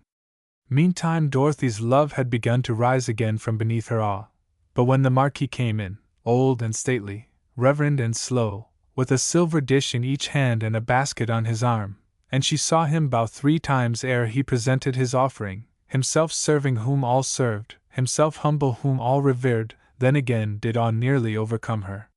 When the king, however, having graciously received the present, chose for each of the ladies one of the apricots, and coming to Dorothy last, picked out and offered the one he said was likest the bloom of her own fair cheek, gratitude again restored the sway of love, and in the greatness of the honor she almost let slip the compliment. She could not reply, but she looked her thanks, and the king doubtless missed nothing. The next day His Majesty rested, but on following days rode to Monmouth, Chepstow, Usk, and other towns in the neighborhood, whose loyalty, thanks to the Marquis, had as yet stood out. After dinner he generally paid the Marquis a visit in the oak parlor, then perhaps had a walk in the grounds, or a game on the bowling green. But although the Marquis was devoted to the king's cause, he was not therefore either blinded or indifferent to the king's faults, and as an old man who had long been trying to grow better, he made up his mind to risk a respectful word in the matter of kingly obligation. One day, therefore, when His Majesty entered the oak parlor, he found his host sitting by the table with his Gower lying open before him, as if he had been reading, which doubtless was the case. "What book have you there, my lord?" asked the king, while some of his courtiers stood near the door, and others gazed from the window on the moat and the swelling, towering mass of the keep. "I like to know what books my friends read." "Sir, it is old Master John Gower's book of verses, entitled Confessio Amantis," answered his lordship. "It is a book I have never seen before," said the king, glancing at its pages. "Oh," returned the Marquis, "it is a book of books, which if your Majesty had been well versed in, it would have made you a king of kings." "Why so, my lord?" asked the king. "Why," said the Marquis, "here is set down how Aristotle brought up and instructed Alexander the Great in all his rudiments, and the principles belonging to a prince. Allow me, sir, to read you such a passage as will show your Majesty the truth of what I say." He opened the book and read, "Among the virtues one is chief, and that is troth, which is lief, dear, to God and eke to man also. And for it hath been ever so, taught Aristotle, as he well knew, to Alessandra, how in his youth he should of troth thilke grace, that same, with all his whole heart embrace, so that his word be true and plain toward the world, and so certain, that in him be no double spesh. For if men should a troud sesh, and found it not within a king, it were an unfitten thing the word is token of that within. There shall a worthy king begin to keep his tongue and to be true, so shall his price ben ever new. And here, sir, is what he saith as to the significance of the kingly crown, if your Majesty will allow me to read it."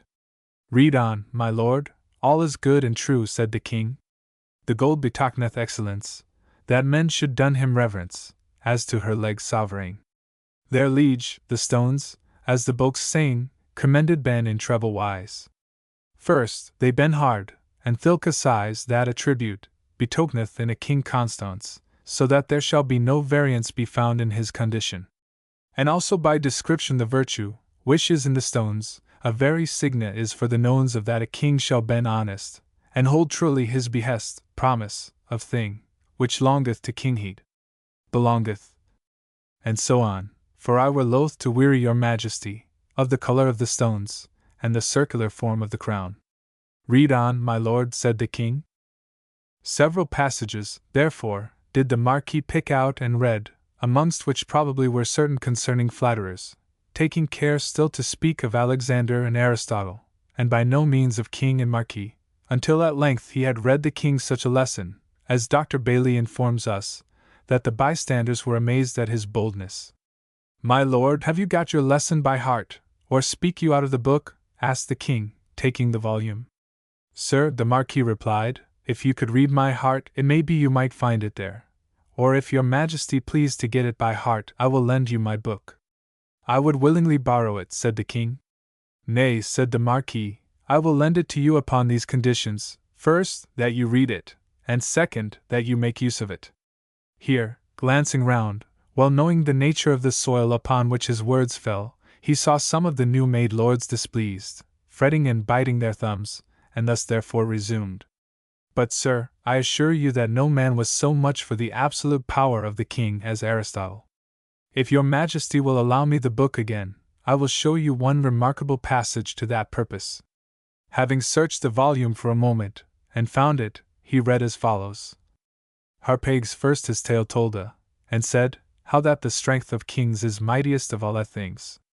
For king hath power over man, and man is he, which reason can, as he, which is of his nature the most noble creature of all though that God hath wrought. And by that skill it seemeth not, for that reason, he saith that any earthly thing may be so mighty as a king. A king may spill, a king may save, a king may make of lord a knave, and of a knave a lord also. The power of a king stands so that he the laws overpasseth. What he will make lasse, he losseth, what he will make more, he mereth, and as a Jean de Faucon soareth, he fleeth, that no man him reclaimeth. But he alone all other tameth, and slant himself of law fari. There, my liege. So much for Aristotle and the kinghood. But think not he taketh me with him all the way. By Our Lady, I go not so far." Lifting his head again, he saw, to his wish, that divers new-made lords had slunk out of the room. "My lord," said the king, "at this rate you will drive away all my nobility." "I protest unto your Majesty," the Marquis replied, "I am as new a made lord as any of them all, but I was never called knave or rogue so much in all my life as I have been since I received this last honor, and why should they not bear their shares?" In high good humor with his success, he told the story the same evening to Lady Glamorgan in Dorothy's presence. It gave her ground for thought. She wondered that the Marquis should think the king required such lessoning. She had never dreamed that a man and his office are not only metaphysically distinct, but may be morally separate things. She had hitherto taken the office as the pledge for the man, the show as the pledge for the reality, and now therefore her notion of the king received a rude shock from his best friend. The arrival of His Majesty had added to her labors, for now again horse must spout every day, with no Molly to see it and rejoice. Every fountain rushed heavenwards, and all the air was filled with pleasant noise of waters. This required the fire engine to be kept pretty constantly at work, and Dorothy had to run up and down the stair of the great tower several times a day. But she lingered on the top as often and as long as she might. One glorious July afternoon, gazing from the top of the keep, she saw His Majesty, the Marquis, some of the courtiers, and a Mr. Pritchard of the neighborhood, on the bowling green, having a game together.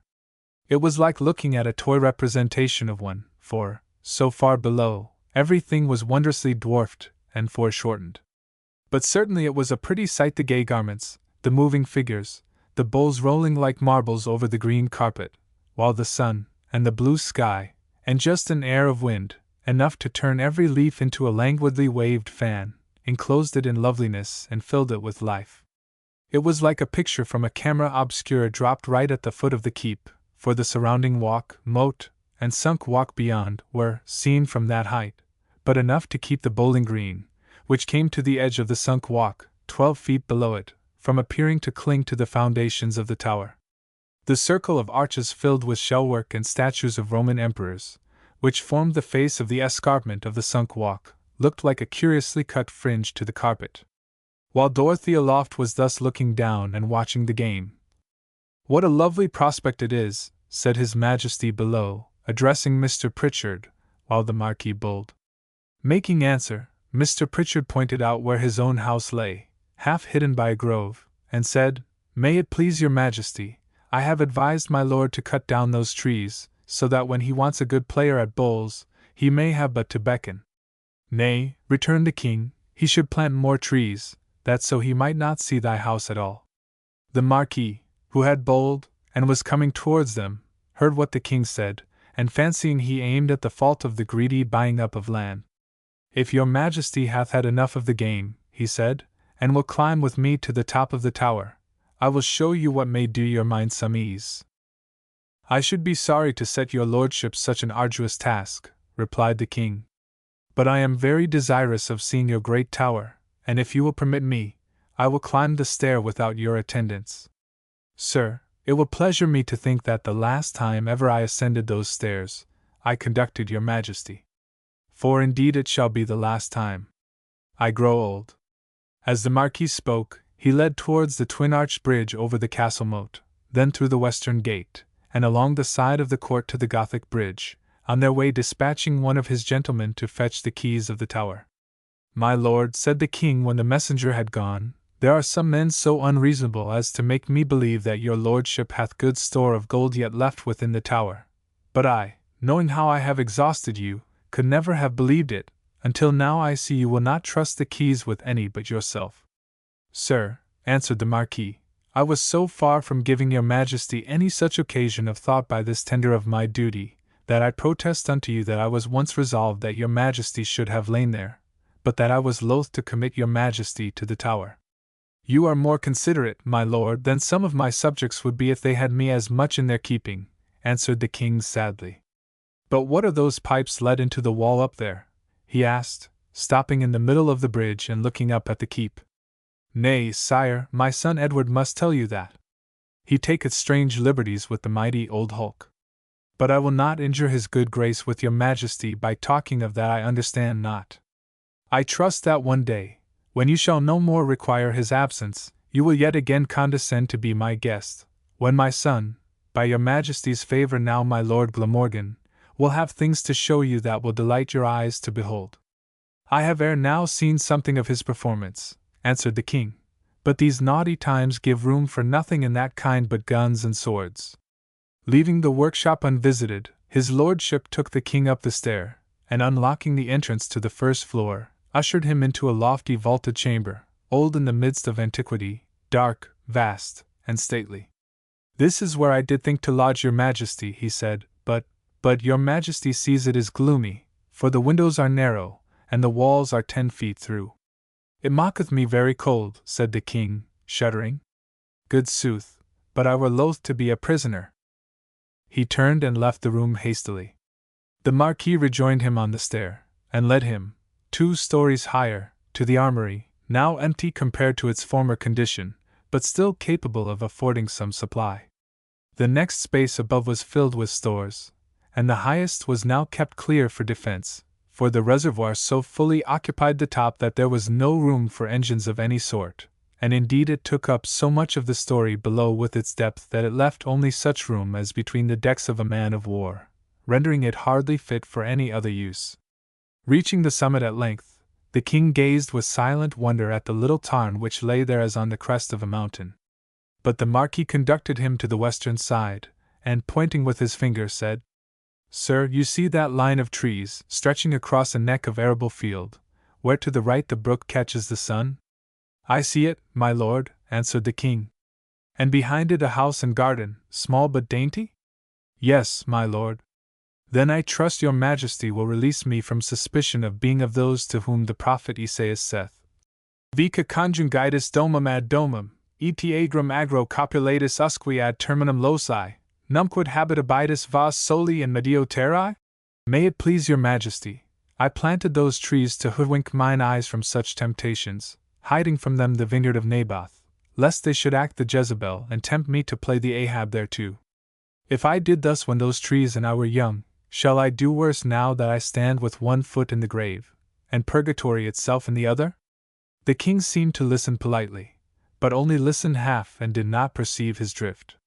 He was looking at Dorothy where she stood at the opposite side of the reservoir, unable, because of the temporary obstruction occasioned by certain alterations and repairs about the cocks now going on, to reach the stair without passing the king and the Marquis.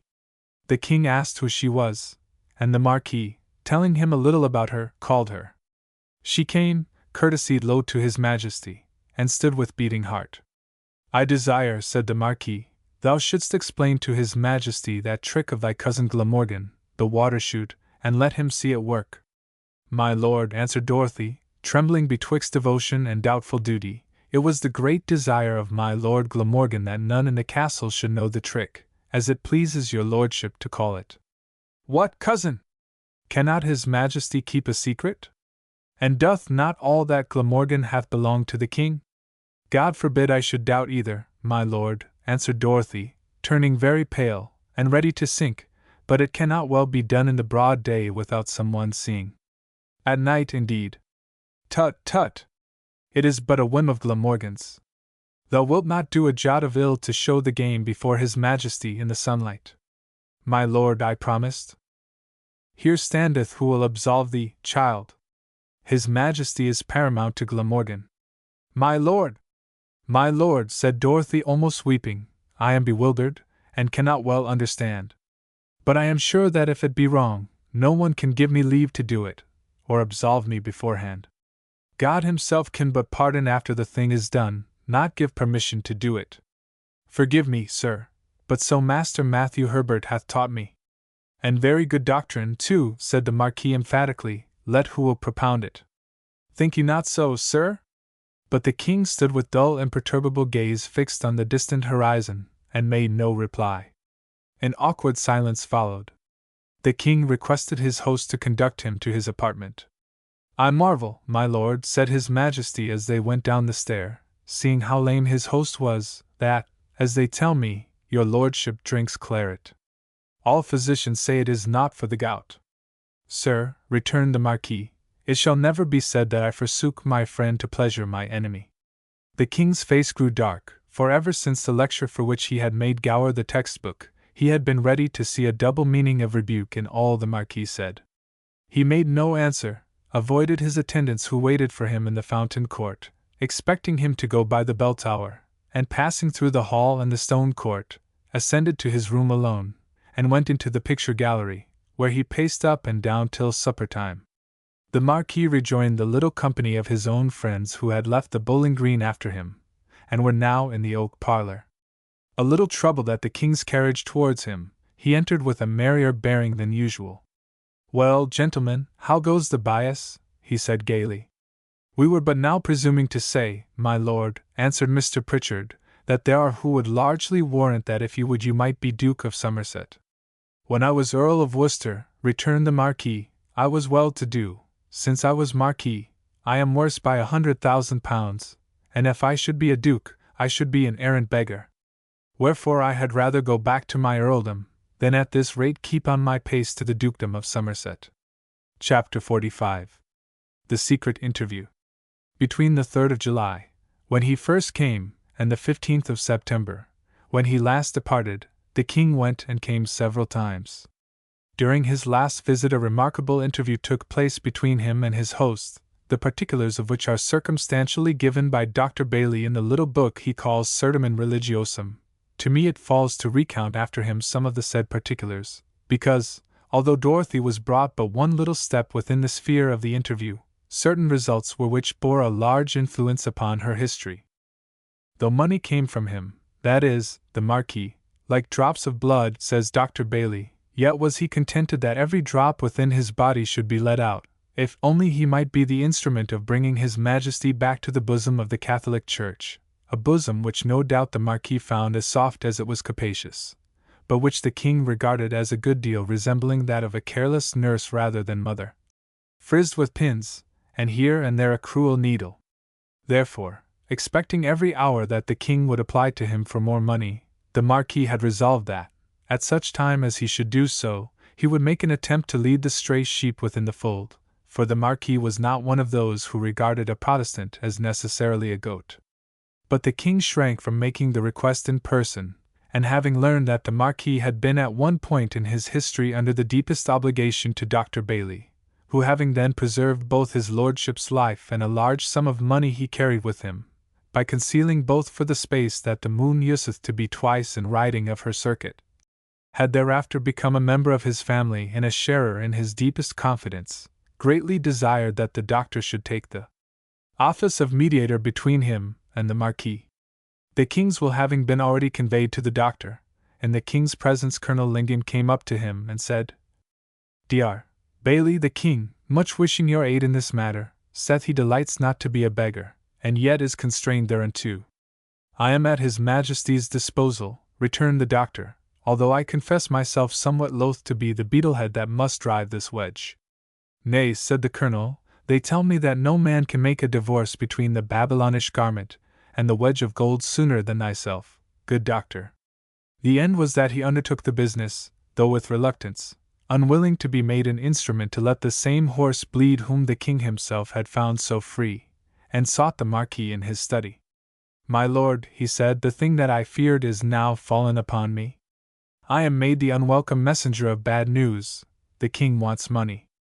Hold, sir! That's no news, interrupted the Marquis. Go on with your business. My lord, said the doctor, there is one comfort yet, that, as the king is brought low, so are his demands, and, like his army, are come down from thousands to hundreds, and from paying the soldiers of his army to buying bread for himself and his followers. My lord, it is the king's own expression, and his desire is but £300. Lord Worcester remained a long time silent, and Dr. Bailey waited, knowing by experience that in such cases it was best leaving him to himself, and to let that nature that was so good work itself into an act of the highest charity, like the diamond which is only polished with its own dust. Come hither, come nearer, my good doctor, said his lordship at length. Hath the king himself spoken unto thee concerning any such business? The king himself hath not, my lord, but others did, in the king's hearing. Might I but speak unto him, said the Marquis? But I was never thought worthy to be consulted with, though in matters merely concerning the affairs of my own country, I would supply his wants, were they never so great, or whatsoever they were. If the king knew as much, my lord, you might quickly speak with him, remarked the doctor. The way to have him know so much is to have somebody to tell him of it, said the Marquis testily. Will your lordship give me leave to be the informer? Asked the doctor. Truly I spake it to the purpose, answered the Marquis. Away ran the little doctor, ambling through the picture gallery, half going and half running, like some short-winged bird, his heart trembling lest the Marquis should change his mind and call him back, and so his pride in his successful mediation be mortified, to the king's chamber, where he told his Majesty with diplomatic reserve, and something of diplomatic cunning, enhancing the difficulties, that he had perceived his lordship desired some conference with him, and that he believed, if the king granted such conference, he would find a more generous response to his necessities than perhaps he expected. The king readily consenting, the doctor went on to say that his lordship much wished the interview that very night. The king asked how it could be managed, and the doctor told him the Marquis had contrived it before his Majesty came to the castle, having for that reason appointed the place where they were for his bedchamber, and not that in the great tower, which the Marquis himself liked the best in the castle. I know my lord's drift well enough, said the king, smiling, either he means to chide me, or else to convert me to his religion. I doubt not, sire, returned the doctor, but your Majesty is temptation-proof as well as correction-free, and will return the same man you go, having made a profitable exchange of gold and silver for words and sleep. Upon Dr. Bailey's report of his success, the Marquis sent him back to tell the king that at 11 o'clock he would be waiting his Majesty in a certain room to which the doctor would conduct him. This was the room the Marquis's father had occupied and in which he died, called therefore my Lord Privy Seal's chamber. Since then the Marquis had never allowed any one to sleep in it, hardly any one to go into it, whence it came that although all the rest of the castle was crowded, this one room remained empty and fit for their purpose. To understand the precautions taken to keep their interview a secret, we must remember that, although he had not a better friend in all England, such reason had the king to fear losing his Protestant friends from their jealousy of Catholic influence, that he had never invited the Marquis of Worcester to sit with him in council, and that the Marquis on his part was afraid both of injuring the cause of the king, and of being himself impeached for treason. Should any of the king's attendant lords discover that they were closeted together, he dreaded the suspicion and accusation of another Gowrie conspiracy even.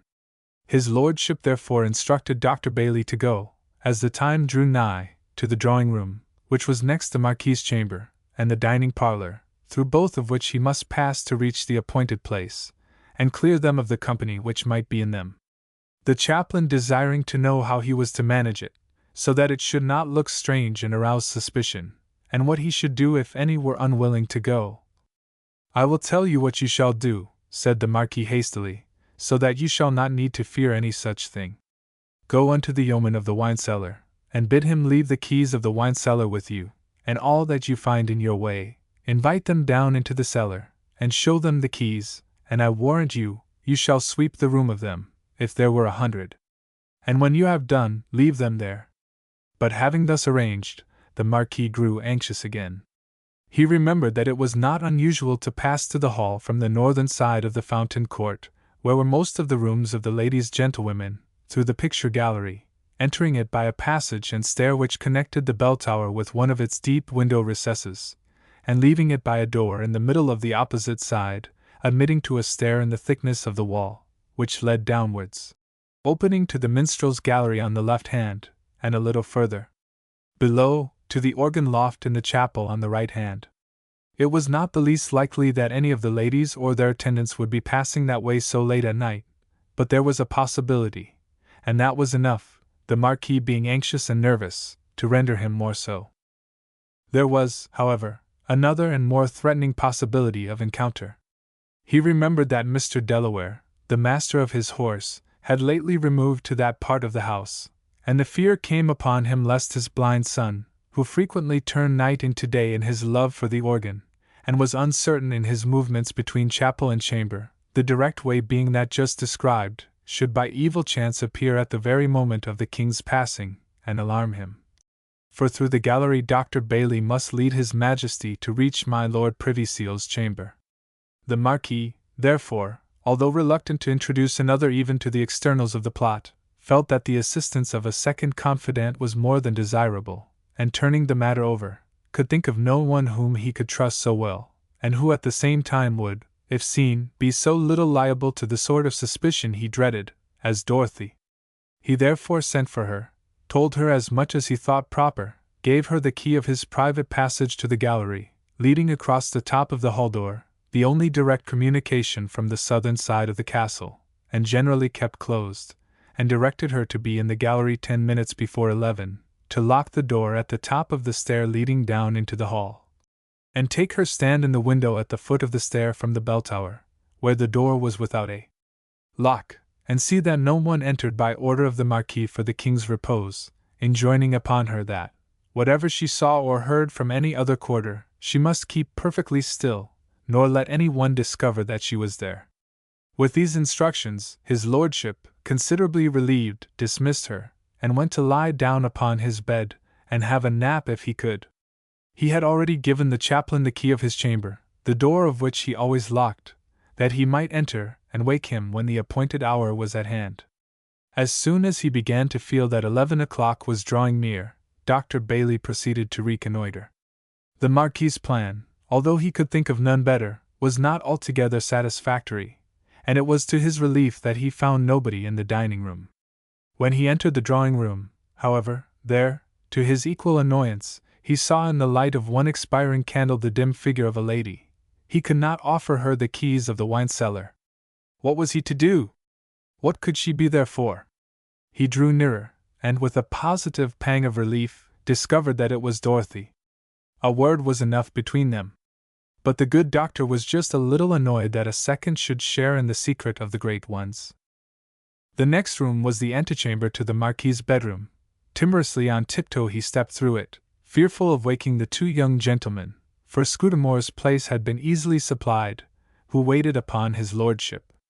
Opening the inner door as softly as he could, he crept in, and found the Marquis fast asleep.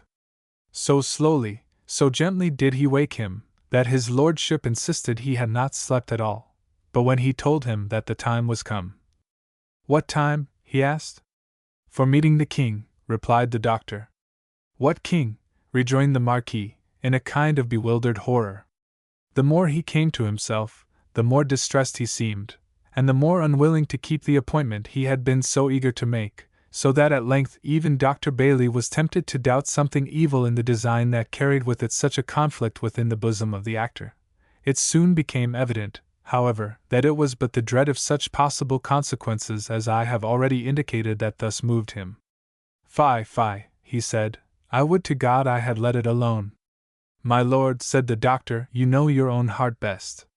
If there be nothing in your intentions but what is good and justifiable, you need not fear. If otherwise, it is never too late to repent. Ah, doctor, returned the Marquis with troubled look, I thought I had been sure of one friend, and that you would never have harbored the least suspicion of me. God knows my heart. I have no other intention towards His Majesty than to make him a glorious man here, and a glorified saint hereafter. Then, my lord, said Dr. Bailey, shake off these fears together with the drowsiness that begot them. Honi soit camal y pense. Oh, but I am not of that order, said the Marquis, but I thank God I wear that motto about my heart to as much purpose as they who wear it about their arms. He then, reports the doctor, began to be a little pleasant, and took a pipe of tobacco, and a little glass full of aqua mirabilis, and said, Come now, let us go in the name of God. Crossing himself. My love for the Marquis has led me to recount this curious story with greater minuteness than is necessary to the understanding of Dorothy's part in what follows, but the worthy doctor's account is so graphic that even for its own sake, had it been fitting, I would gladly have copied it word for word from the Sermon Religiosum. It is indeed a strange story, king and marquis, attended by a doctor of divinity, of the faith of the one, but the trusted friend of the other, meeting, at midnight, although in the house of the marquis, to discuss points of theology, both king and marquis in mortal terror of discovery. Meantime Dorothy had done as she had been ordered, had felt her way through the darkness to the picture gallery, had locked the door at the top of the one stair, and taken her stand in the recess at the foot of the other, in pitch darkness, close to the king's bedchamber, for the gallery was but 13 feet in width, keeping watch over him. The darkness felt like all around her. The door of the chamber opened, it gave no sound, but the glimmer of the night light shone out. By that she saw a figure enter the gallery. The door closed softly and slowly, and all was darkness again. No sound of movement across the floor followed, but she heard a deep sigh, as from a sorely burdened heart. Then, in an agonized whisper, as if wrung by torture from the depths of the spirit, came the words, O Stafford, thou art avenged. I left thee to thy fate, and God hath left me to mine. Thou didst go for me to the scaffold, but thou wilt not out of my chamber. O God, deliver me from blood guiltiness. Dorothy stood in dismay, a mere vessel containing a tumult of emotions. The king re-entered his chamber, and closed the door. The same instant a light appeared at the further end of the gallery, a long way off, and Dr. Bailey came, like a will-o'-the-wisp, gliding from afar, till, softly walking up, he stopped within a yard or two of the king's door, and there stood, with his candle in his hand. His round face was pale that should have been red, and his small keen eyes shone in the candle light with mingled importance and anxiety. He saw Dorothy, but the only notice he took of her presence was to turn from her with his face towards the king's door, so that his shadow might shroud the recess where she stood. A minute or so passed, and the king's door reopened. He came out, said a few words in a whisper to his guide, and walked with him down the gallery, whispering as he went. Dorothy hastened to her chamber, threw herself on the bed, and wept. The king was cast from the throne of her conscience, but taken into the hospital of her heart. What followed between the king and the marquis belongs not to my tale. When, after a long talk, the chaplain had conducted the king to his chamber and returned to Lord Worcester, he found him in the dark upon his knees. Chapter 46. Gifts of Healing. Soon after the king's departure, the Marquis received from him a letter containing another addressed to our attorney or solicitor general for the time being, in which he commanded the preparation of a bill for His Majesty's signature, creating the Marquis of Worcester Duke of Somerset. The enclosing letter required, however, that it should be kept private, until I shall esteem the time convenient, In the next year we have causes enough for the fact that the king's pleasure never reached any attorney or solicitor general for the time being. About a month after the Battle of Naseby, and while yet the king was going and coming as regards Raglan, the wounded Roland, long before he was fit to be moved from the farmhouse where his servant had found him shelter, was brought home to the castle. Shafto, faithful as harebrained, had come upon him almost accidentally, after long search, and just in time to save his life. Mistress Watson received him with tears, and had him carried to the same turret chamber whence Richard had escaped, in order that she might be nigh him. The poor fellow was but a shadow of his former self, and looked more likely to vanish than to die in the ordinary way. Hence he required constant attention, which was so far from lacking that the danger, both physical and spiritual, seemed rather to lie in over-service. Hitherto, of the family, it had been the Marquis chiefly that spoiled him, but now that he was so sorely wounded for the king, and lay at death's door, all the ladies of the castle were admiring, pitiful, tender, ministrant, paying him such attentions as nobody could be trusted to bear uninjured except a doll or a baby. One might have been tempted to say that they sought his physical welfare at the risk of his moral ruin. But there is that in sickness which leads men back to a kind of babyhood, and while it lasts there is comparatively little danger. It is with returning health that the peril comes. Then self and self-fancied worth awake, and find themselves again, and the risk is then great indeed that all the ministrations of love be taken for homage at the altar of importance. How often has not a mistress found that after nursing a servant through an illness, perhaps an old servant even, she has had to part with her for unendurable arrogance and insubordination. But present sickness is a wonderful antidote to vanity, and nourisher of the gentle primeval simplicities of human nature. So long as a man feels himself a poor creature, not only physically unable, but without the spirit to desire to act, kindness will move gratitude, and not vanity. In Roland's case happily it lasted until something better was able to get up its head a little. But no one can predict what the first result of suffering will be, not knowing what seeds lie nearest the surface. Roland's self-satisfaction had been a hard pan beneath which lay thousands of germinal possibilities invaluable, and now the result of its tearing up remained to be seen. If in such case truth's never-ceasing pull at the heart begins to be felt, aloud considered, if conscience begin, like a thing weary with very sleep, to rouse itself and motions of pain from the stiffness of its repose, then is there hope of the best. He had lost much blood, having lain a long time, as I say, in the fallow field before Shafto found him. Oft-recurring fever, extreme depression, and intermittent and doubtful progress lifewards followed. Through all the commotion of the king's visits, the coming and going, the clang of hoofs and clanking of armor, the heaving of hearts and clamor of tongues, he lay lapped in ignorance and ministration, hidden from the world and deaf to the gnawing of its wheels, prisoned in a twilight dungeon, to which Richard's sword had been the key. The world went grinding on and on, much the same, without him whom it had forgotten, but the overworld remembered him, and now and then looked in at a window. All dungeons have one window which no jailer and no tyrant can build up. The Marquis went often to see him, full of pity for the gay youth thus brought low, but he would lie pale and listless, now and then turning his eyes, worn large with the wasting of his face, upon him, but looking as if he only half heard him. His master grew sad about him. The next time his Majesty came, he asked him if he remembered the youth, telling him how he had lain wounded ever since the battle at Naseby.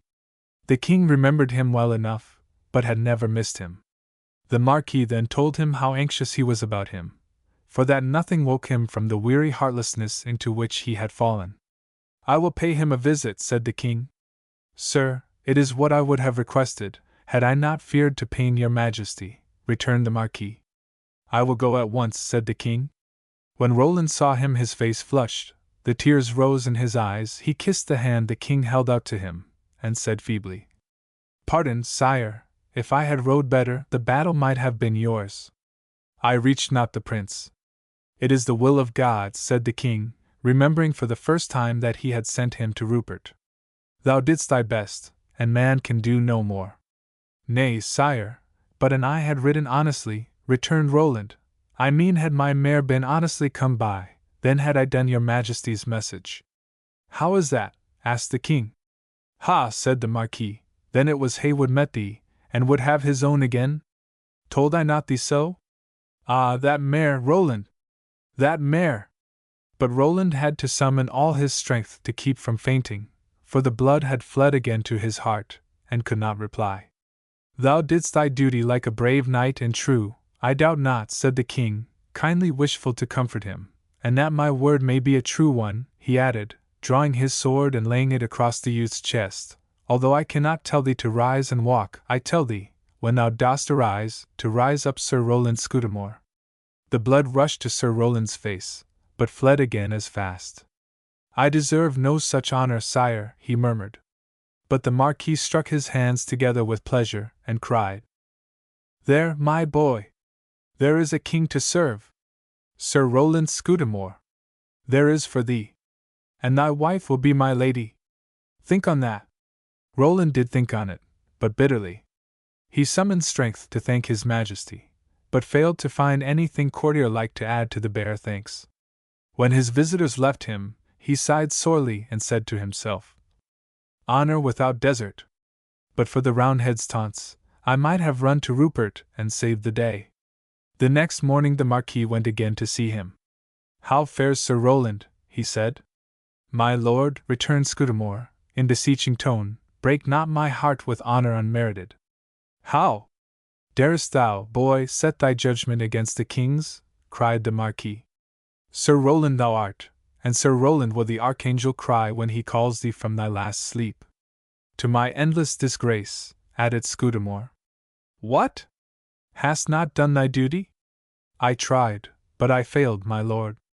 The best as often fail as the worst, rejoined his lordship. I mean not merely that I failed of the end. That, alas! I did. But I mean that it was by my own fault that I failed, said Roland. Then he told the Marquis all the story of his encounter with Richard, ending with the words, And now, my lord, I care no more for life. Stuff and nonsense, exclaimed the Marquis. Thinkest thou the Roundhead would have let thee run to Rupert? It was not to that end he spared thy life. Thy only chance was to fight him. Does your lordship think so indeed? Asked Roland, with a glimmer of eagerness. On my soul I do. Thou art weak-headed from thy sickness and weariness. You comfort me, my lord, a little. But the stolen mare, my lord? Ah! There indeed I can say nothing. That was not well done, and evil came thereof. But comfort thyself that the evil is come and gone, and think not that such chances are left to determine great events. Naseby fight had been lost, spite of 100 messages to Rupert. Not care for life, boy. Leave that to old men like me. Thou must care for it, for thou hast many years before thee. But nothing to fill them with, my lord. What meanest thou there, Roland? The king's cause will yet prosper, and— Pardon me, my lord, I spoke not of the king's majesty or his affairs. Hardly do I care even for them. It is a nameless weight, or rather emptiness, that oppresseth me. Wherefore is there such a world? I ask, and why are men born thereinto? Why should I live on and labor on therein? Is it not all vanity and vexation of spirit? I would the Roundhead had but struck a little deeper, and reached my heart. I admire at thee, Roland. Truly my gout causeth me so great grief that I have much ado to keep my unruly member within bounds, but I never yet was aweary of my life, and scarce know what I should say to thee. A pause followed. The Marquis did not think what a huge difference there is between having too much blood in the feet and too little in the brain. I pray, sir, can you tell me if Mistress Dorothy knoweth it was before Heywood I fell? Said Roland at length. I know not, but methinks had she known, I should sooner have heard the thing myself. Who indeed should tell her, for Shafto knew it not. And why should she conceal it? I cannot tell, my lord, she is not like other ladies. She is like all good ladies in this, that she speaketh the truth, why then not ask her? I have had no opportunity, my lord. I have not seen her since I left to join the army. Tut, tut, said his lordship, and frowned a little. I thought not the damsel had been over nice. She might well have favored a wounded knight with a visit. She is not to blame. It is my own fault, sighed Roland. The Marquis looked at him for a moment pitifully, but made no answer, and presently took his leave. He went straight to Dorothy, and expostulated with her. She answered him no farther or otherwise than was simply duteous, but went at once to see Scudamore. Mistress Watson was in the room when she entered, but left it immediately. She had never been in spirit reconciled to Dorothy. Their relation had in it too much of latent rebuke for her. So Dorothy found herself alone with her cousin. He was but the ghost of the gay, self-satisfied, good-natured, jolly Roland. Pale and thin, with drawn face and great eyes, he held out a wasted hand to Dorothy, and looked at her, not pitifully, but despairingly. He was one of those from whom take health and animal spirits, and they feel to themselves as if they had nothing. Nor have they in themselves anything. With those he could have borne what are called hardships fairly well. Those gone, his soul sat aghast in an empty house. "My poor cousin," said Dorothy, touched with profound compassion at sight of his lost look. But he only gazed at her, and said nothing. She took the hand he did not offer, and held it kindly in hers. He burst into tears, and she gently laid it again on the coverlid. "I know you despise me, Dorothy," he sobbed, "and you are right, I despise myself." "You have been a good soldier to the king, Roland," said Dorothy, "and he has acknowledged it fitly." "I care nothing for king or kingdom, Dorothy. Nothing is worth caring for. Do not mistake me. I am not going to talk presumptuously. I love not thee now, Dorothy. I never did love thee, and thou dost right to despise me, for I am unworthy. I would I were dead. Even the king's majesty hath been no whit the better for me, but rather the worse, for another man, one, I mean, who was not mounted on a stolen mare, would have performed his hest unhindered of foregone fault." "Thou didst not think thou wast doing wrong when thou stolest the mare," said Dorothy, seeking to comfort him. "How knowst thou that, Dorothy?" "There was a spot in my heart that felt ashamed all the time." "He that is sorry is already pardoned, I think, cousin. Then what thou hast done evil is gone and forgotten." "Nay, Dorothy. But if it were forgotten, yet would it be. If I forgot it myself, yet would I not cease to be the man who had done it. And thou knowest, Dorothy, in how many things I have been false, so false that I counted myself honorable all the time. Tell me wherefore should I not kill myself, and rid the world of me, what withholdeth? That thou art of consequence to him that made thee. How can that be, when I know myself worthless? Will he be mistaken in me? No, truly. But he may have regard to that thou shalt yet be. For surely he sent thee here to do some fitting work for him." More talk followed, but Dorothy did not seem to herself to find the right thing to say, and retired to the top of the tower with a sense of failure, and oppressed with helpless compassion for the poor youth. The doctors of divinity and of medicine differed concerning the cause of his sad condition. The doctor of medicine said it arose entirely from a check in the circulation of the animal spirits. The doctor of divinity thought, but did not say, only hinted, that it came of a troubled conscience, and that he would have been well long ago but for certain sins, known only to himself, that bore heavy upon his life. This gave the Marquis a good ground of argument for confession, the weight of which argument was by the divine felt and acknowledged. But both doctors were right, and both were wrong.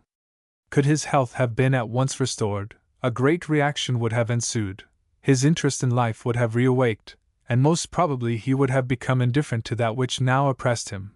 But on the slightest weariness or disappointment, the same overpowering sense of desolation would have returned, and indeed at times amidst the warmest glow of health and keenest consciousness of pleasure.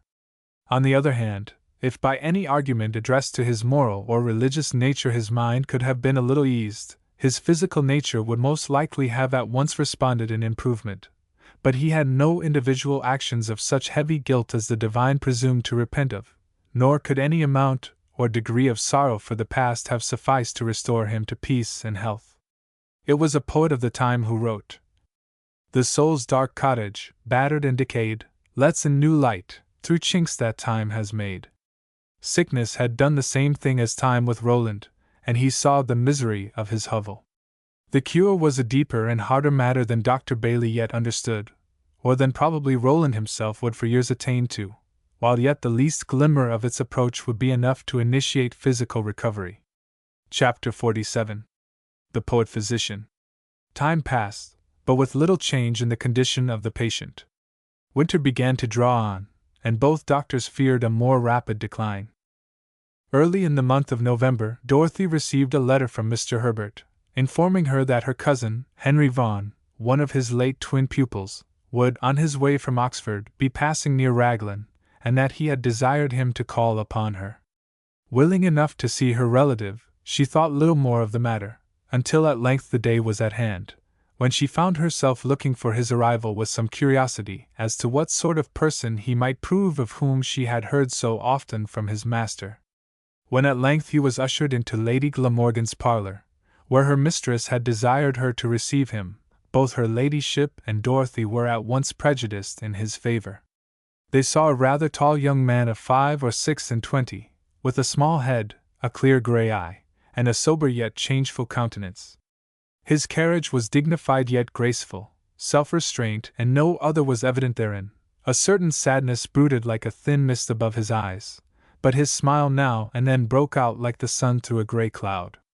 Dorothy did not know that he was just getting over the end of a love story, or that he had a book of verses just printed, and had already begun to repent it. After the usual greetings, and when Dorothy had heard the last news of Mr. Herbert, for Mr. Vaughan had made several journeys of late between Brecknock and Oxford, taking Langattock Rectory in his way, and could tell her much she did not know concerning her friend, Lady Glamorgan, who was not sorry to see her interested in a young man whose royalist predilections were plain and strong, proposed that Dorothy should take him over the castle. She led him first to the top of the tower, show him the reservoir and the prospect. But there they fell into such a talk as revealed to Dorothy that here was a man who was her master in everything towards which, especially since her mother's death and her following troubles, she had most aspired, and a great hope arose in her heart for her cousin Scudamore. For in this talk it had come out that Mr. Vaughan had studied medicine, and was now on his way to settle for practice at Brecknock. As soon as Dorothy learned this, she entreated her cousin Vaughan to go and visit her cousin Scudamore. He consented, and Dorothy, scarcely allowing him to pause even under the admirable roof of the great hall as they passed through, led him straight to the turret chamber, where the sick man was. They found him sitting by the fire, folded in blankets, listless and sad. When Dorothy had told him whom she had brought to see him, she would have left them, but Roland turned on her such beseeching eyes, that she remained, by no means unwillingly, and seated herself to hear what this wonderful young Physican would say. "It is very irksome to be thus prisoned in your chamber, Sir Roland," he said. "No," answered Scudamore, "or yes, I care not." "Have you no books about you?" asked Mr. Vaughan, glancing round the room. "Books," repeated Scudamore, with a wan contemptuous smile. "You do not then love books?" "Wherefore should I love books? What can books do for me? I love nothing. I long only to die." "And go," suggested, rather than asked, Mr. Vaughan. "I care not whither, anywhere away from here, if indeed I go anywhere. But I care not." "That is hardly what you mean, Sir Roland, I think. Will you allow me to interpret you? Have you not the notion that if you were hence you would leave behind you a certain troublesome attendant who is scarce worth his wages?" Scudamore looked at him but did not reply, and Mr. Vaughan went on. "I know well what aileth you, for I am myself but now recovering from a similar sickness, brought upon me by the haunting of the same evil one who torments you." "You think, then, that I am possessed?" said Roland, with a faint smile and a glance at Dorothy. "That verily thou art, and grievously tormented. Shall I tell thee who hath possessed thee? For the demon hath a name that is known amongst men, though it frighteneth few, and draweth many, alas! His name is Self, and he is the shadow of thy own self. First he made thee love him, which was evil, and now he hath made thee hate him, which is evil also. But if he be cast out and never more enter into thy heart, but remain as a servant in thy hall, then wilt thou recover from this sickness, and be whole and sound, and shall find the varlet serviceable. Art thou not an exorciser, then, Mr. Vaughan, as well as a discerner of spirits? I would thou couldst drive the said demon out of me, for truly I love him not." Through all thy hate thou lovest him more than thou knowest. Thou sayest him vile, but instead of casting him out, thou mournest over him with foolish tears. And yet thou dreamest that by dying thou wouldst be rid of him. No, it is back to thy childhood thou must go to be free. That were a strange way to go, sir. I know it not. There seems to be a purpose in what you say, Mr. Vaughan, but you take me not with you. How can I rid me of myself, so long as I am Roland Scudamore? There is a way, Sir Roland, and but one way. Human words, at least, however it may be with some high heavenly language, can never say the best things but by a kind of stumbling, wherein one contradiction keepeth another from falling. No man, as thou sayest truly, can rid him of himself and live, for that involveth an impossibility. But he can rid himself of that haunting shadow of his own self, which he hath pampered and fed upon shadowy lies, until it is bloated and black with pride and folly. When that demon king of shades is once cast out, and the man's house is possessed of God instead, then first he findeth his true substantial self, which is the servant, nay, the child of God. To rid thee of thyself thou must offer it again to him that made it. Be thou empty that he may fill thee. I never understood this until these latter days. Let me impart to thee certain verses I found but yesterday, for they will tell thee better what I mean. Thou knowest the sacred volume of the blessed George Herbert. I never heard of him or it, said Scudamore. It is no matter as now, these verses are not of his. Prithee hearken. I carry with me, Lord, a foolish fool, that still his cap upon my head would place. I dare not slay him, he will not to school, and still he shakes his bauble in my face. I seize him, Lord, and bring him to thy door, bound on thine altar threshold him I lay. He weepeth, did I heed, he would implore, and still he cries alack and well a day. If thou wouldst take him in and make him wise, I think he might be taught to serve thee well. If not, slay him, nor heed his foolish cries, he's but a fool that mocks and rings a bell. Something in the lines appeared to strike Scudamore. I thank you, sir, he said. Might I put you to the trouble, I would request that you would write out the verses for me, that I may study their meaning at my leisure. Mr. Vaughan promised, and, after a little more conversation, took his leave. Now, whether it was from anything he had said in particular, or that Scudamore had felt the general influence of the man, Dorothy could not tell, but from that visit she believed Roland began to think more and to brood less. By and by he began to start questions of right and wrong, supposed cases, and asked Dorothy what she would do in such and such circumstances. With many cloudy relapses there was a suspicion of dawn, although a rainy one most likely, on his far horizon. Dost thou really believe, Dorothy, he asked one day, that a man ever did love his enemy? Didst thou ever know one who did? I cannot say I ever did, returned Dorothy. I have however seen few that were enemies. But I am sure that had it not been possible, we should never have been commanded thereto. The last time Dr. Bailey came to see me he read those words, and I thought within myself all the time of the only enemy I had, and tried to forgive him, but could not. Had he then wronged thee so deeply? I know not, indeed, what women call wrong, least of all what thou, who art not like other women, wouldst judge, but this thing seems to me strange, that when I look on thee, Dorothy, one moment it seems as if for thy sake I could forgive him anything, except that he slew me not outright, and the next that never can I forgive him even that wherein he never did me any wrong. What? Hatest thou then him that struck thee down in fair fight? Sure thou art of meaner soul than I judge thee. What man in battlefield hates his enemy, or thinks it less than enough to do his endeavor to slay him? Knowst thou whom thou wouldst have me forgive?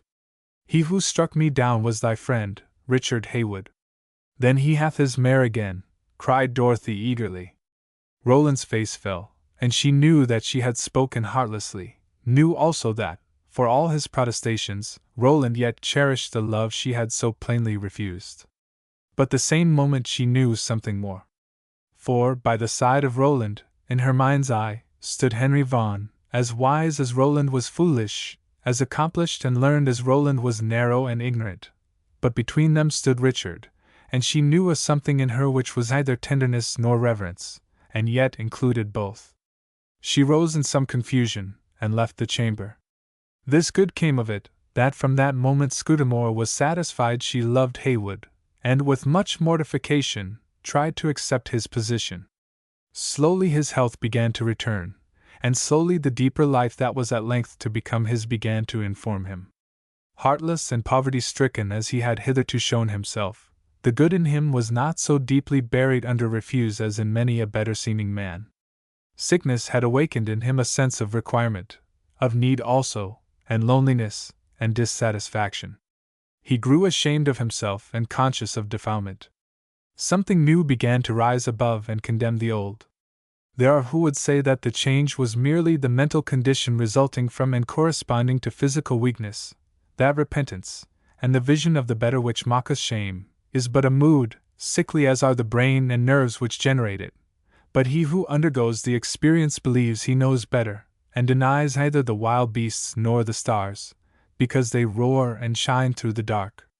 Mr. Vaughan came to see him again and again, and with the concurrence of Dr. Spot, prescribed for him. As the spring approached he grew able to leave his room.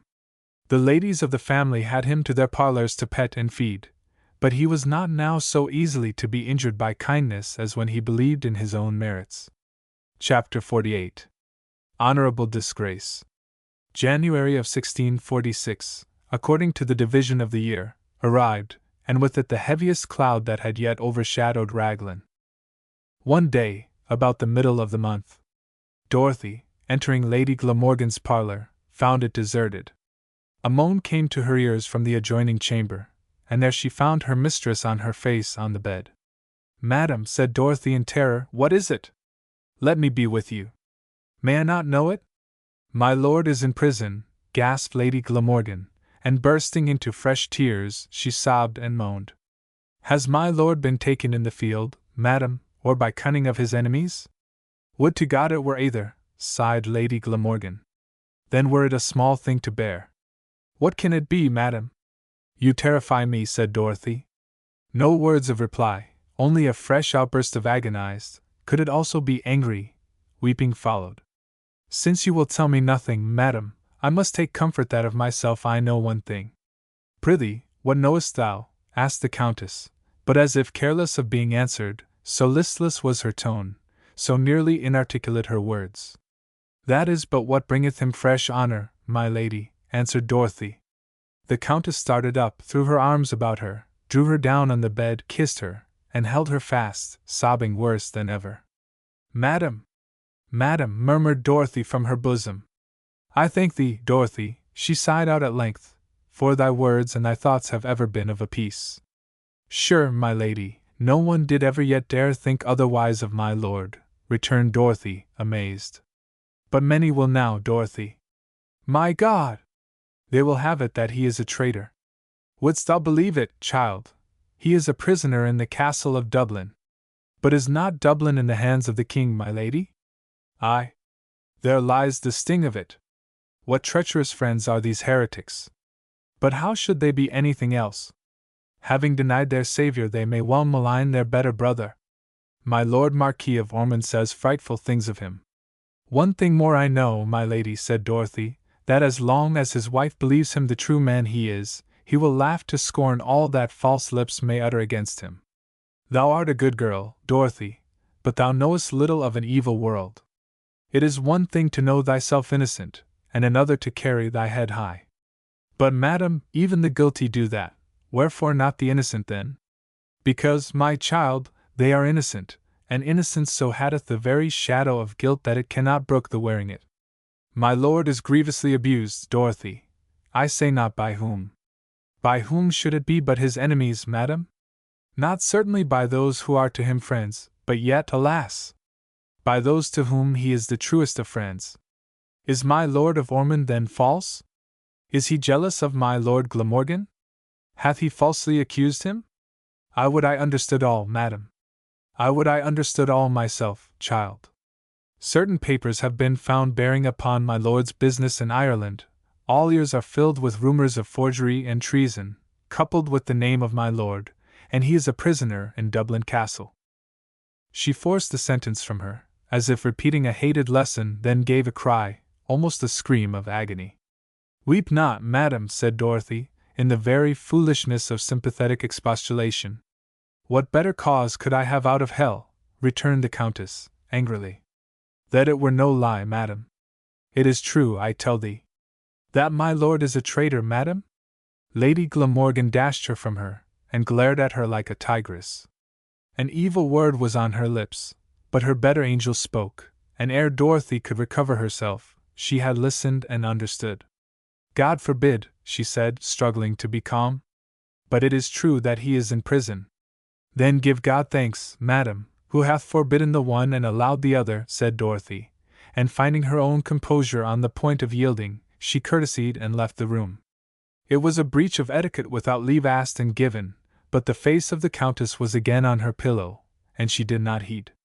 For some time things went on as in an evil dream. The Marquis was in angry mood, with no gout to lay it upon. The gloom spread over the castle, and awoke all manner of conjecture and report. Soon, after a fashion, the facts were known to everybody, and the gloom deepened. No further enlightenment reached Dorothy. At length one evening, her mistress having sent for her, she found her much excited, with a letter in her hand. "Come here, Dorothy, see what I have," she cried, holding out the letter with a gesture of triumph, and weeping and laughing alternately. "Madam, it must be something precious indeed," said Dorothy, "for I have not heard your ladyship laugh for a weary while." "May I not rejoice with you, madam?" "You shall, my good girl. Hearken, I will read, my dear heart. Who is it from, thinkst thou, Dorothy? Canst guess? My dear heart, I hope these will prevent any news shall come unto you of me since my commitment to the castle of Dublin, to which I assure thee I went as cheerfully and as willingly as they could wish, whosoever they were by whose means it was procured, and should as unwillingly go forth, were the gates both of the castle and town open unto me, until I were cleared, as they are willing to make me unserviceable to the king, and lay me aside, who have procured for me this restraint. When I consider thee a woman, as I think I know you are, I fear lest you should be apprehensive. But when I reflect that you are of the house of Thomond, and that you were once pleased to say these words unto me, that I should never, in tenderness of you, desist from doing what in honor I was obliged to do, I grow confident that in this you will now show your magnanimity, and by it the greatest testimony of affection that you can possibly afford me, and am also confident that you know me so well that I need not tell you how clear I am, and void of fear, the only effect of a good conscience, and that I am guilty of nothing that may testify one thought of disloyalty to His Majesty, or of what may stain the honor of the family I come of, or set a brand upon my future posterity." The Countess paused, and looked a general illumination at Dorothy. "I told you so, madam," returned Dorothy, rather stupidly perhaps. "Little fool," rejoined the Countess, half angered, "dost suppose the wife of a man like my Ned needs to be told such things by a green goose like thee? Thou wouldst have had me content that the man was honest, me, who had forgotten the word in his tenfold more than honesty. Bah, child! Thou knowest not the love of a woman. I could weep salt tears over a hair pulled from his noble head. And now to talk of telling me so, hussy! Marry, forsooth!" And taking Dorothy to her bosom, she wept like a relenting storm. One sentence more she read ere she hurried with the letter to her father-in-law. The sentence was this: "So I pray let not any of my friends that's there believe anything, until ye have the perfect relation of it from myself."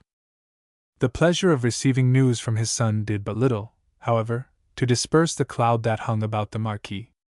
I do not know whether, or how far, he had been advised of the provision made for the king's clearness by the anticipated self-sacrifice of Glamorgan, but I doubt if a full knowledge thereof gives any ground for disagreement with the judgment of the Marquis, which seems, pretty plainly, to have been, that the king's behavior in the matter was neither that of a Christian nor a gentleman.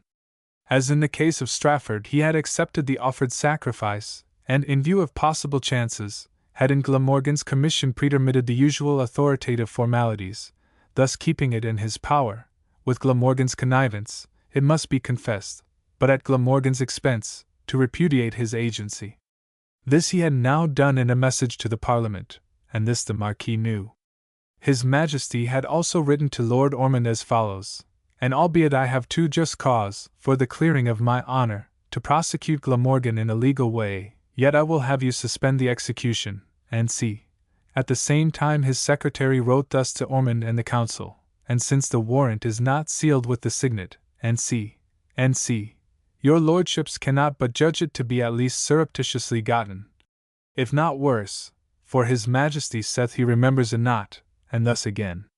Privately to Ormond, the king hath commanded me to advertise your lordship that the patent for making the said Lord Herbert of Raglan Earl of Glamorgan is not past the Great Seal here, so as he is no peer of this kingdom, notwithstanding he styles himself, and hath treated with the rebels in Ireland, by the name of Earl of Glamorgan, which is as vainly taken upon him as his pretended warrant, if any such be, was surreptitiously gotten. The title had, meanwhile, been used by the king himself in many communications with the Earl. These letters never came, I presume, to the Marquis's knowledge, but they go far to show that his feeling, even were it a little embittered by the memory of their midnight conference, and his hopes therefrom, went no farther than the conduct of his Majesty justified. It was no wonder that the straightforward old man, walking erect to ruin for his king, should fret and fume, yea, yield to downright wrath and enforced contempt. Of the king's behavior in the matter, Dorothy, however, knew nothing yet. One day towards the end of February, a messenger from the king arrived at Raglan, on his way to Ireland to Lord Ormond. He had found the roads so beset, for things were by this time, whether from the successes of the Parliament only, or from the negligence of disappointment on the part of Lord Worcester as well, much altered in Wales and on its borders, that he had been compelled to leave his dispatches in hiding, and had reached the castle only with great difficulty and after many adventures. His chief object in making his way thither was to beg of Lord Charles a convoy to secure his dispatches and protect him on his farther journey. But Lord Charles received him by no means cordially, for the whole heart of Raglan was sore. He brought him, however, to his father, who, although indisposed and confined to his chamber, consented to see him. When Mr. Boteler was admitted, Lady Glamorgan was in the chamber, and there remained. Probably the respect to the king's messenger which had influenced the Marquis to receive him, would have gone further and modified the expression of his feelings a little when he saw him, but that, like many more men, his lordship, although fairly master of his temper horses when in health, was apt to let them run away with him upon occasion of even slighter illness than would serve for an excuse. Hast thou in thy dispatches any letters from his Majesty to my son Glamorgan, Master Boteler? He inquired, frowning unconsciously. Not that I know of, my lord, answered Mr. Boteler, but there may be such with the Lord Marquis of Ormond's. He then proceeded to give a friendly message from the king concerning the Earl. But at this the smouldering fire outbrake from the bosom of the injured father and subject. It is the grief of my heart, cried his lordship, wrath predominating over the regret which was yet plainly enough to be seen in his face and heard in his tone. It is the grief of my heart that I am enforced to say that the king is wavering and fickle. To be the more his friend, it too plainly appeareth, is but to be the more handled as his enemy. Say not so, my lord, returned Mr. Boteler. His gracious Majesty looketh not for such unfriendly judgment from your lips. Have I not brought your lordship a most gracious and comfortable message from him concerning my Lord Glamorgan, with his royal thanks for your former loyal expressions? Mr. Boteler, thou knowest not of the matter. That thou hast brought me a budget of fine words, I go not to deny. But words may be but schismatics, deeds alone are certainly of the true faith. Verily the king's majesty setteth his words in the forefront of the battle, but his deeds lag in the rear, and let his words be taken prisoners. When his majesty was last here, I lent him a book to read in his chamber, the beginning of which I know he read, but if he had ended, it would have showed him what it was to be a fickle prince. My lord! My lord! Surely your lordship knoweth better of his majesty. To know better may be to know worse, Master Boteler. Was it not enough to suffer my Lord Glamorgan to be unjustly imprisoned by my Lord Marquis of Ormond for what he had his Majesty's authority for, but that he must in print protest against his proceedings and his own allowance, and not yet recall it? But I will pray for him, and that he may be more constant to his friends, and as soon as my other employments will give leave, you shall have a convoy to fetch securely your dispatches.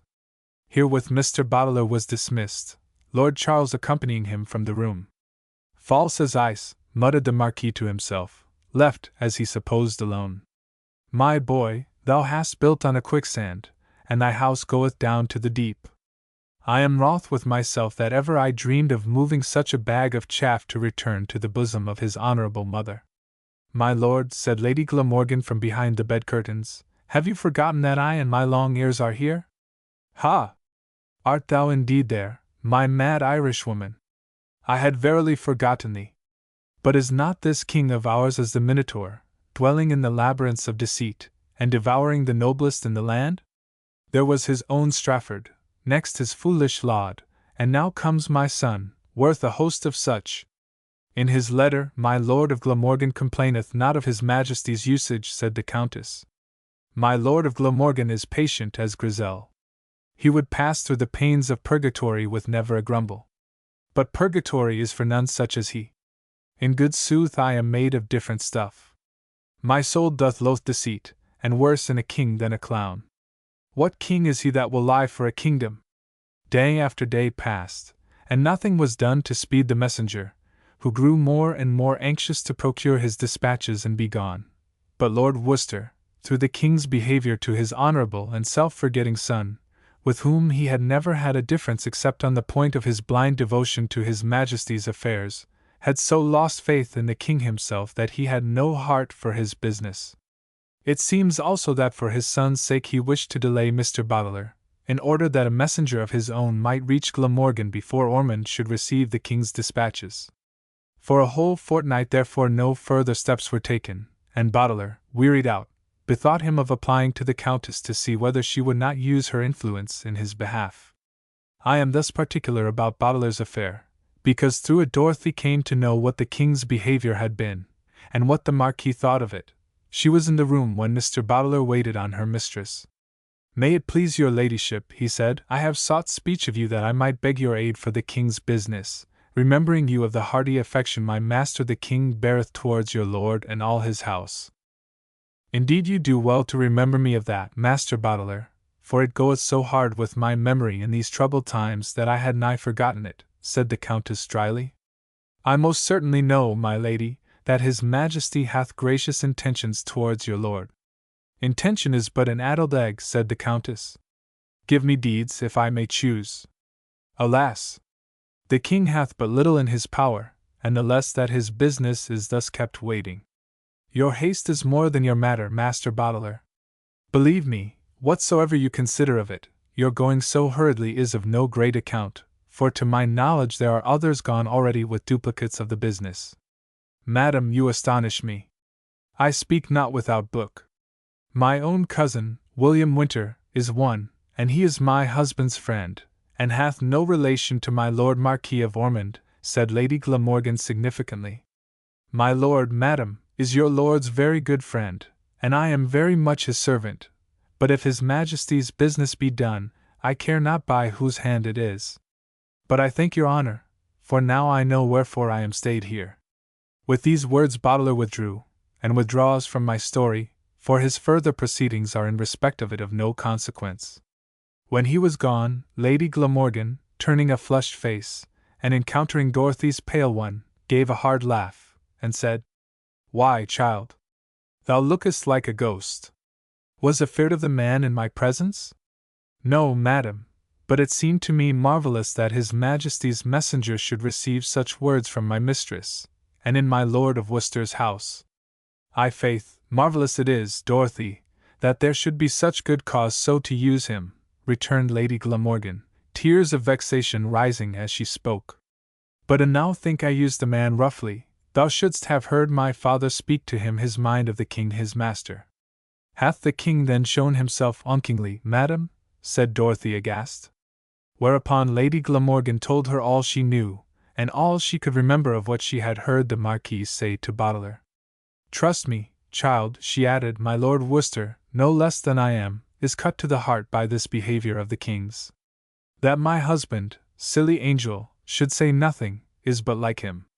He would bear and bear till all was born. But, said Dorothy, the king is still the king. Let him be the king then, returned her mistress. Let him look to his kingdom. Why should I give him my husband to do it for him and be disowned therein? I thank heaven I can do without a king, but I can't do without my Ned, and there he lies in prison for him who cons him no thanks.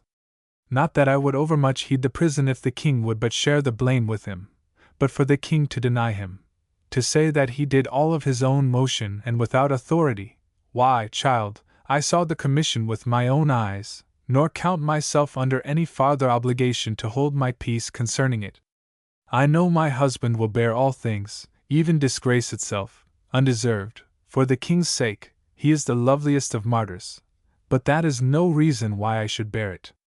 The king hath no heart and no conscience. No, I will not say that, but I will say that he hath little heart and less conscience.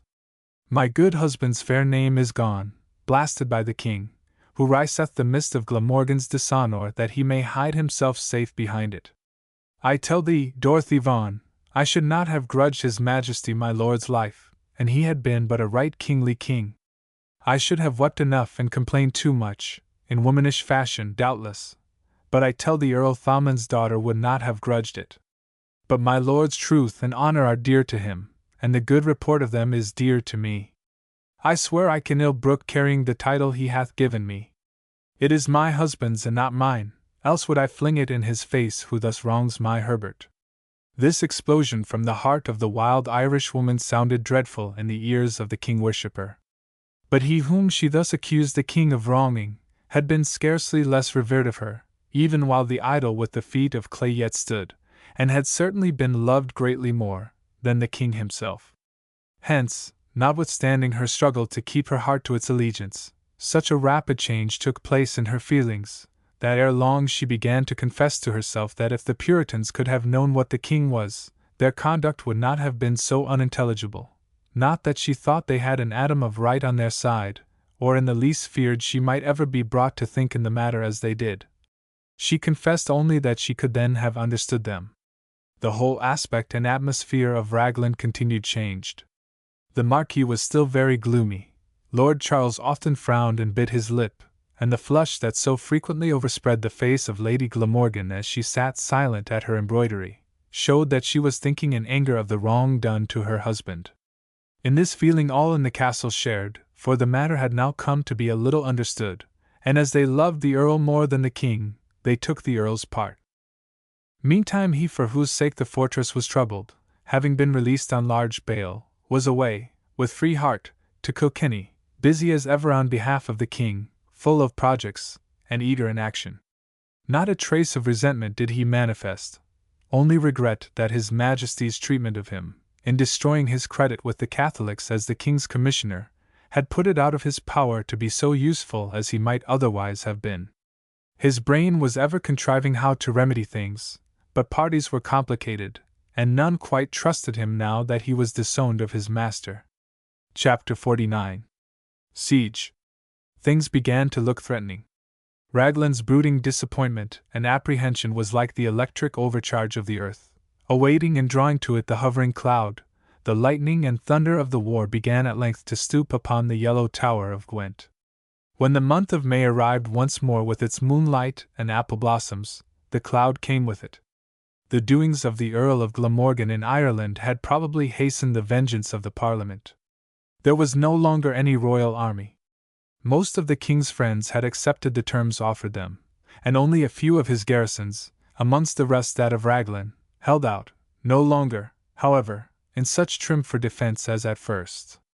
The walls, it is true, were rather stronger than before, the quantity of provisions was large, and the garrison was sufficient, but their horses were now comparatively few, and which was worse, the fodder and store was, in prospect of a long siege, scanty.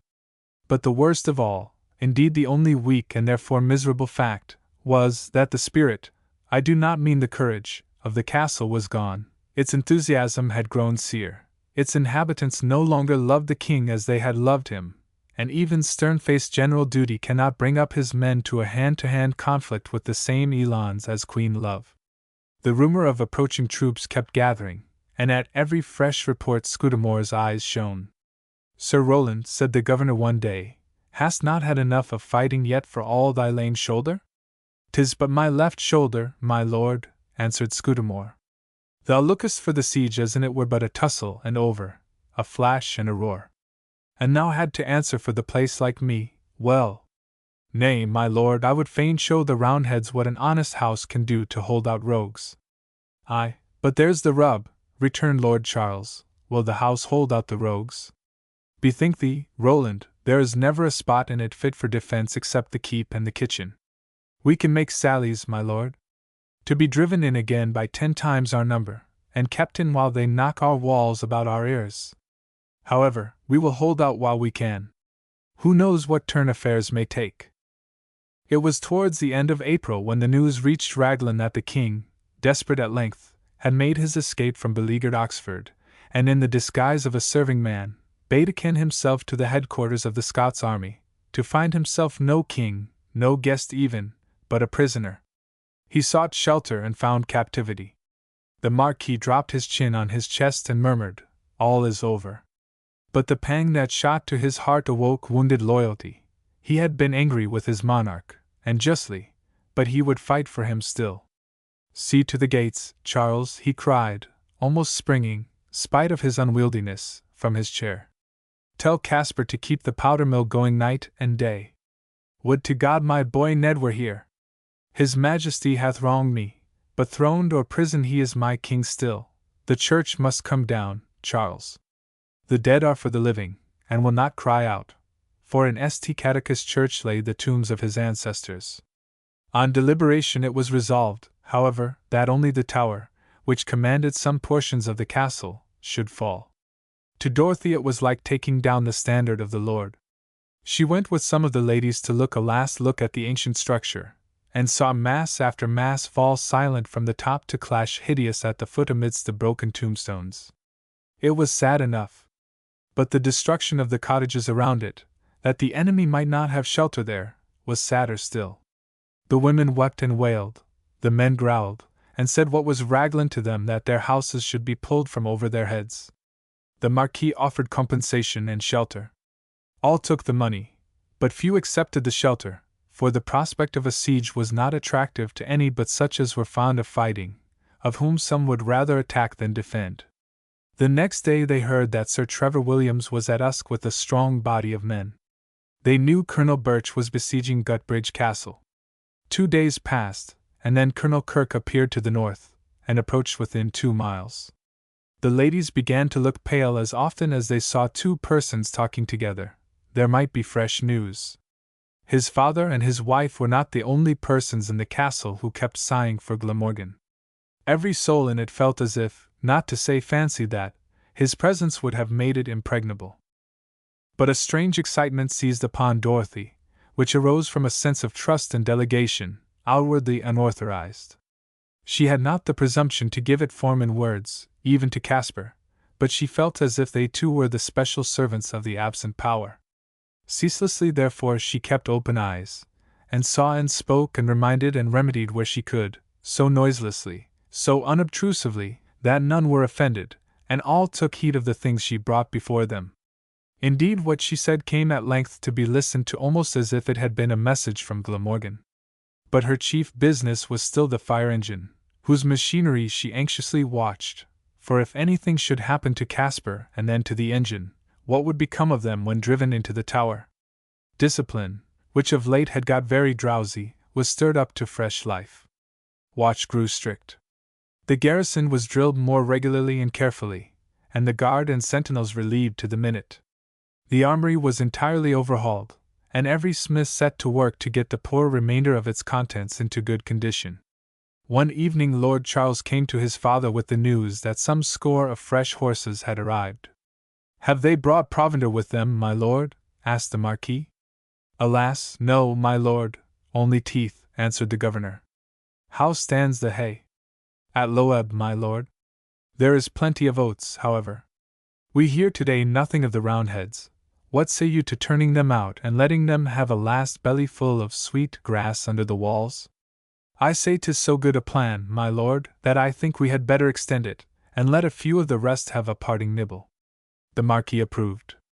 There was a postern in the outermost wall of the castle on the western side, seldom used, commanded by the guns of the tower, and opening upon a large field of grass, with nothing between but a ditch. It was just wide enough to let one horse through at a time, and by this the governor resolved to turn them out, and as soon as it was nearly dark, ordered a few thick oak planks to be laid across the ditch, one above another, for a bridge. The field was sufficiently fenced to keep them from straying, and with the first signs of dawn they would take them in again. Dorothy, leaving the tower for the night, had reached the archway, when to her surprise she saw the figure of a huge horse move across the mouth of it, followed by another and another. Except Richard's mare on that eventful night she had never seen horsekind there before. One after another, till she had counted some 25, she saw pass, then heard them cross the fountain court with heavy foot upon the tiles. At length, dark as it was, she recognized her own little Dick moving athwart the opening. She sprang forward, seized him by the halter, and drew him in beside her. On and on they came, till she had counted 80, and then the procession ceased. Presently she heard the voice of Lord Charles, as he crossed the hall and came out into the court, saying, "How many didst thou count, Shafto?" 79, my lord, answered the groom, coming from the direction of the gate. I counted 80 at the hall door as they went in. I am certain no more than 79 went through the gate, my lord. What can have become of the 80th? He must have gone into the chapel, or up the archway, or he may be still in the hall. Art sure he is not grazing on the turf? Certain sure, my lord, answered Shafto. I am the thief, my lord, said Dorothy, coming from the archway behind him, leading her little horse. Good, my lord, let me keep Dick. He is as useful as another, more useful than some. How, cousin? Cried Lord Charles, didst imagine I was sending off thy jennet to save the hay? No, no! And thou hadst looked well at the other horses, thou wouldst have seen they are such as we want for work, such as may indeed save the hay, but after another fashion. I but mean to do thy Dick a kindness, and give him a bite of grass with the rest. Then you are turning them out into the fields, my lord? Yes, at the little postern. Is it safe, my lord, with the enemy so near? It is my father's idea. I do not think there is any danger. There will be no moon tonight. May not the scouts ride the closer for that, my lord? Yes, but they will not see the better. I hope, my lord, you will not think me presumptuous, but please let me keep my Dick inside the walls. Do what thou wilt with thine own, cousin. I think thou art over fearful, but do as thou wilt, I say. Dorothy led Dick back to his stable, a little distressed that Lord Charles seemed to dislike her caution. But she had a strong feeling of the risk of the thing, and after she went to bed was so haunted by it that she could not sleep. After a while, however, her thoughts took another direction. Might not Richard come to the siege? What if they should meet, that his party had triumphed? No, it altered the rights of the matter, and she was sure it had not altered her feelings. Yet her feelings were altered. She was no longer so fiercely indignant against the Puritans as heretofore. Was she turning traitor? Or losing the government of herself? Or was the right triumphing in her against her will? Was it St. Michael for the truth conquering St. George for the old way of England?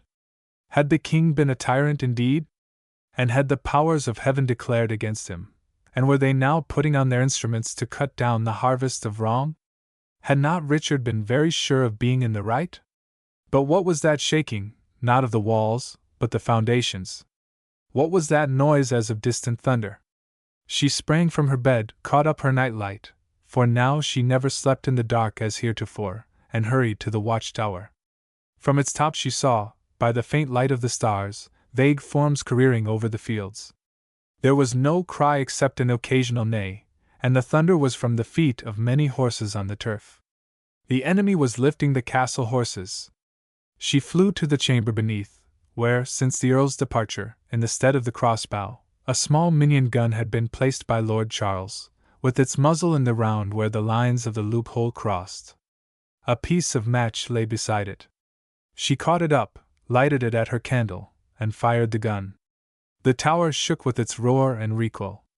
She had fired the first gun of the siege. Might it be a good omen? In an instant the castle was alive. Warders came running from the western gate. Dorothy had gone, and they could not tell who had fired the gun, but there were no occasion to ask why it had been fired, for where were the horses? They could hear, but no longer see them. There was mounting in hot haste, and a hurried sally. Lord Charles flung himself on little Dick's bare back, and flew to reconnoiter.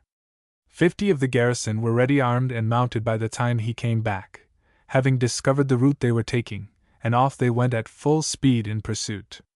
But, encumbered as they were at first with the driven horses, the 20 men who had carried them off had such a start of their pursuers that they reached the high road where they could not stray, and drove them right before them to Sir Trevor Williams at Usk.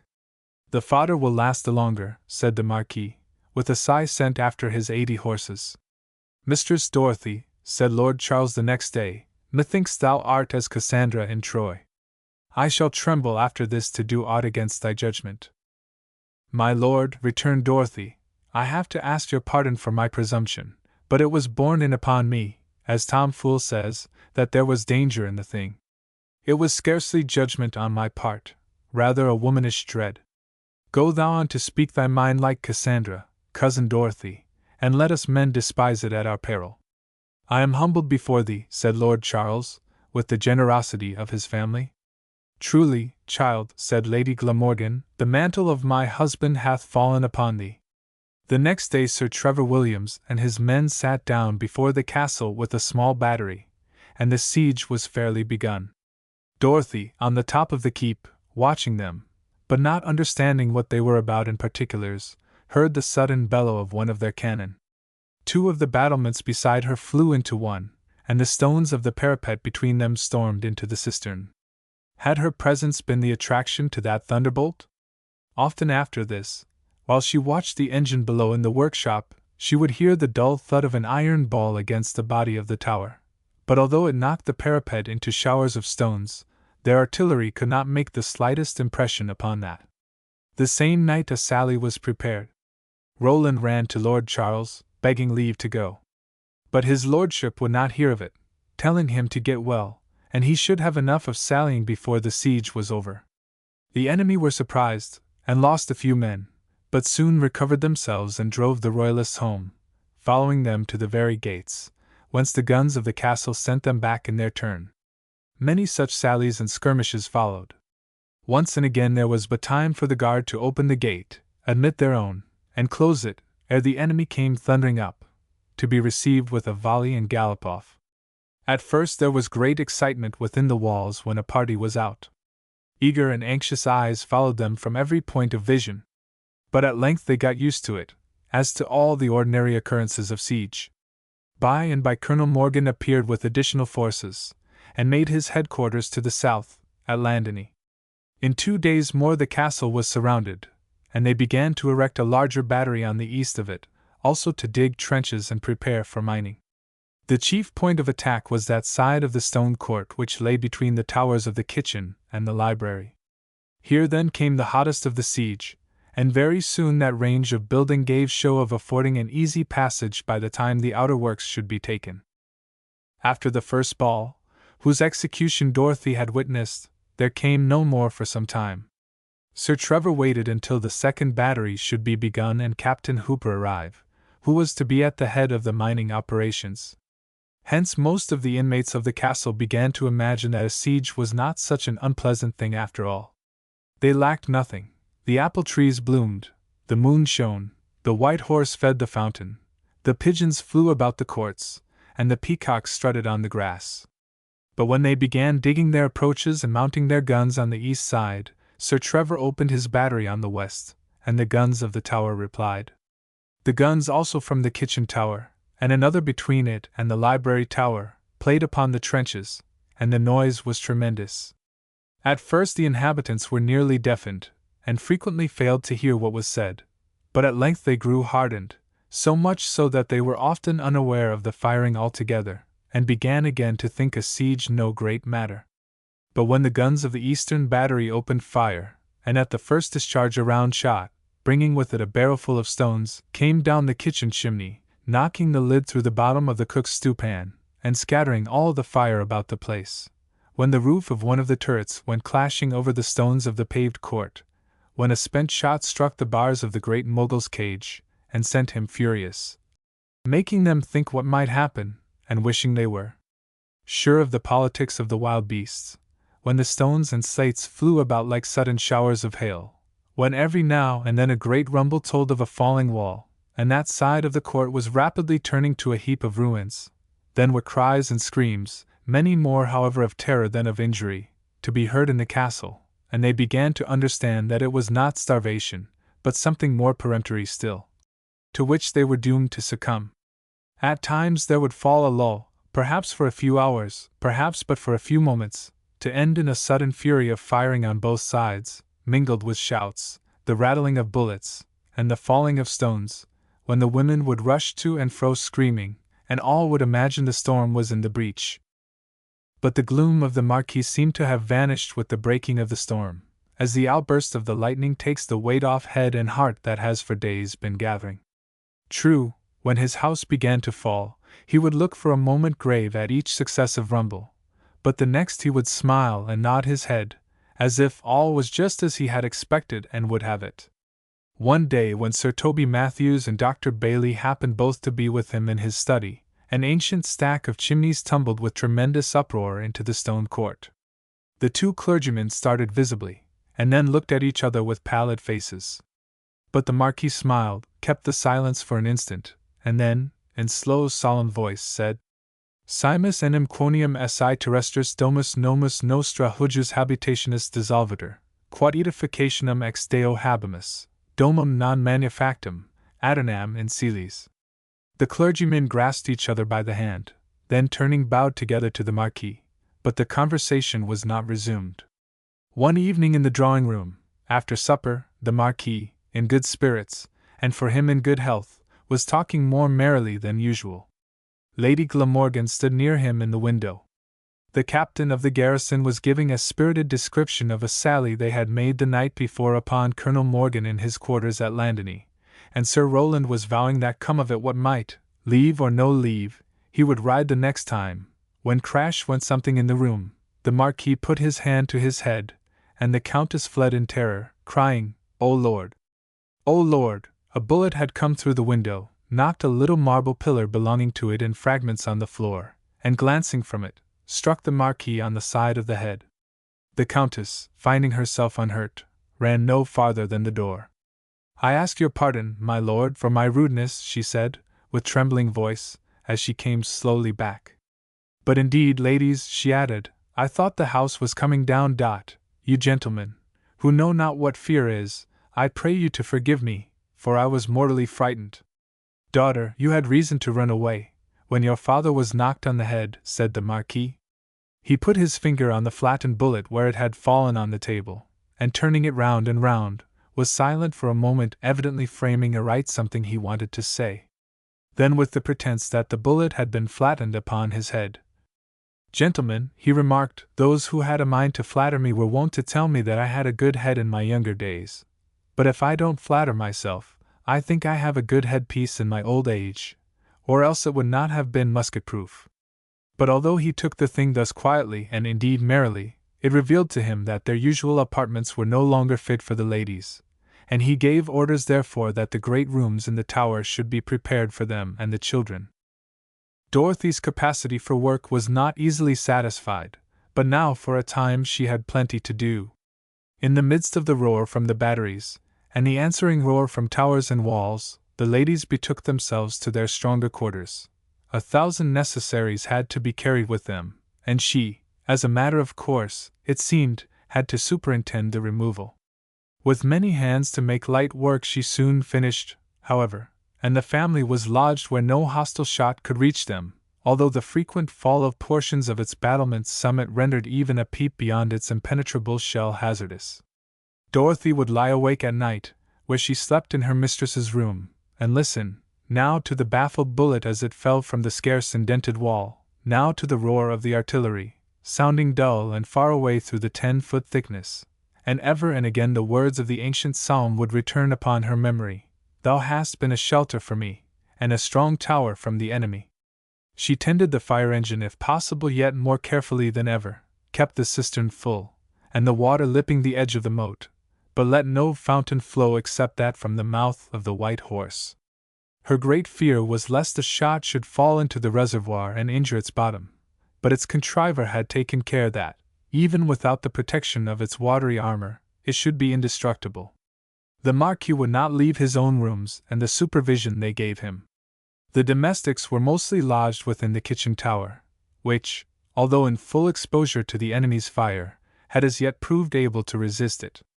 But all between that and the library tower was rapidly becoming a chaos of stones and timber. Lord Glamorgan's secret chamber was shot through and through, but Caspar, as soon as the direction and force of the battery were known, had carried off his books and instruments. Chapter 50. A Sally. Meantime Mr. Heywood had returned home to look after his affairs, and brought Richard with him. In the hope that peace was come they had laid down their commissions.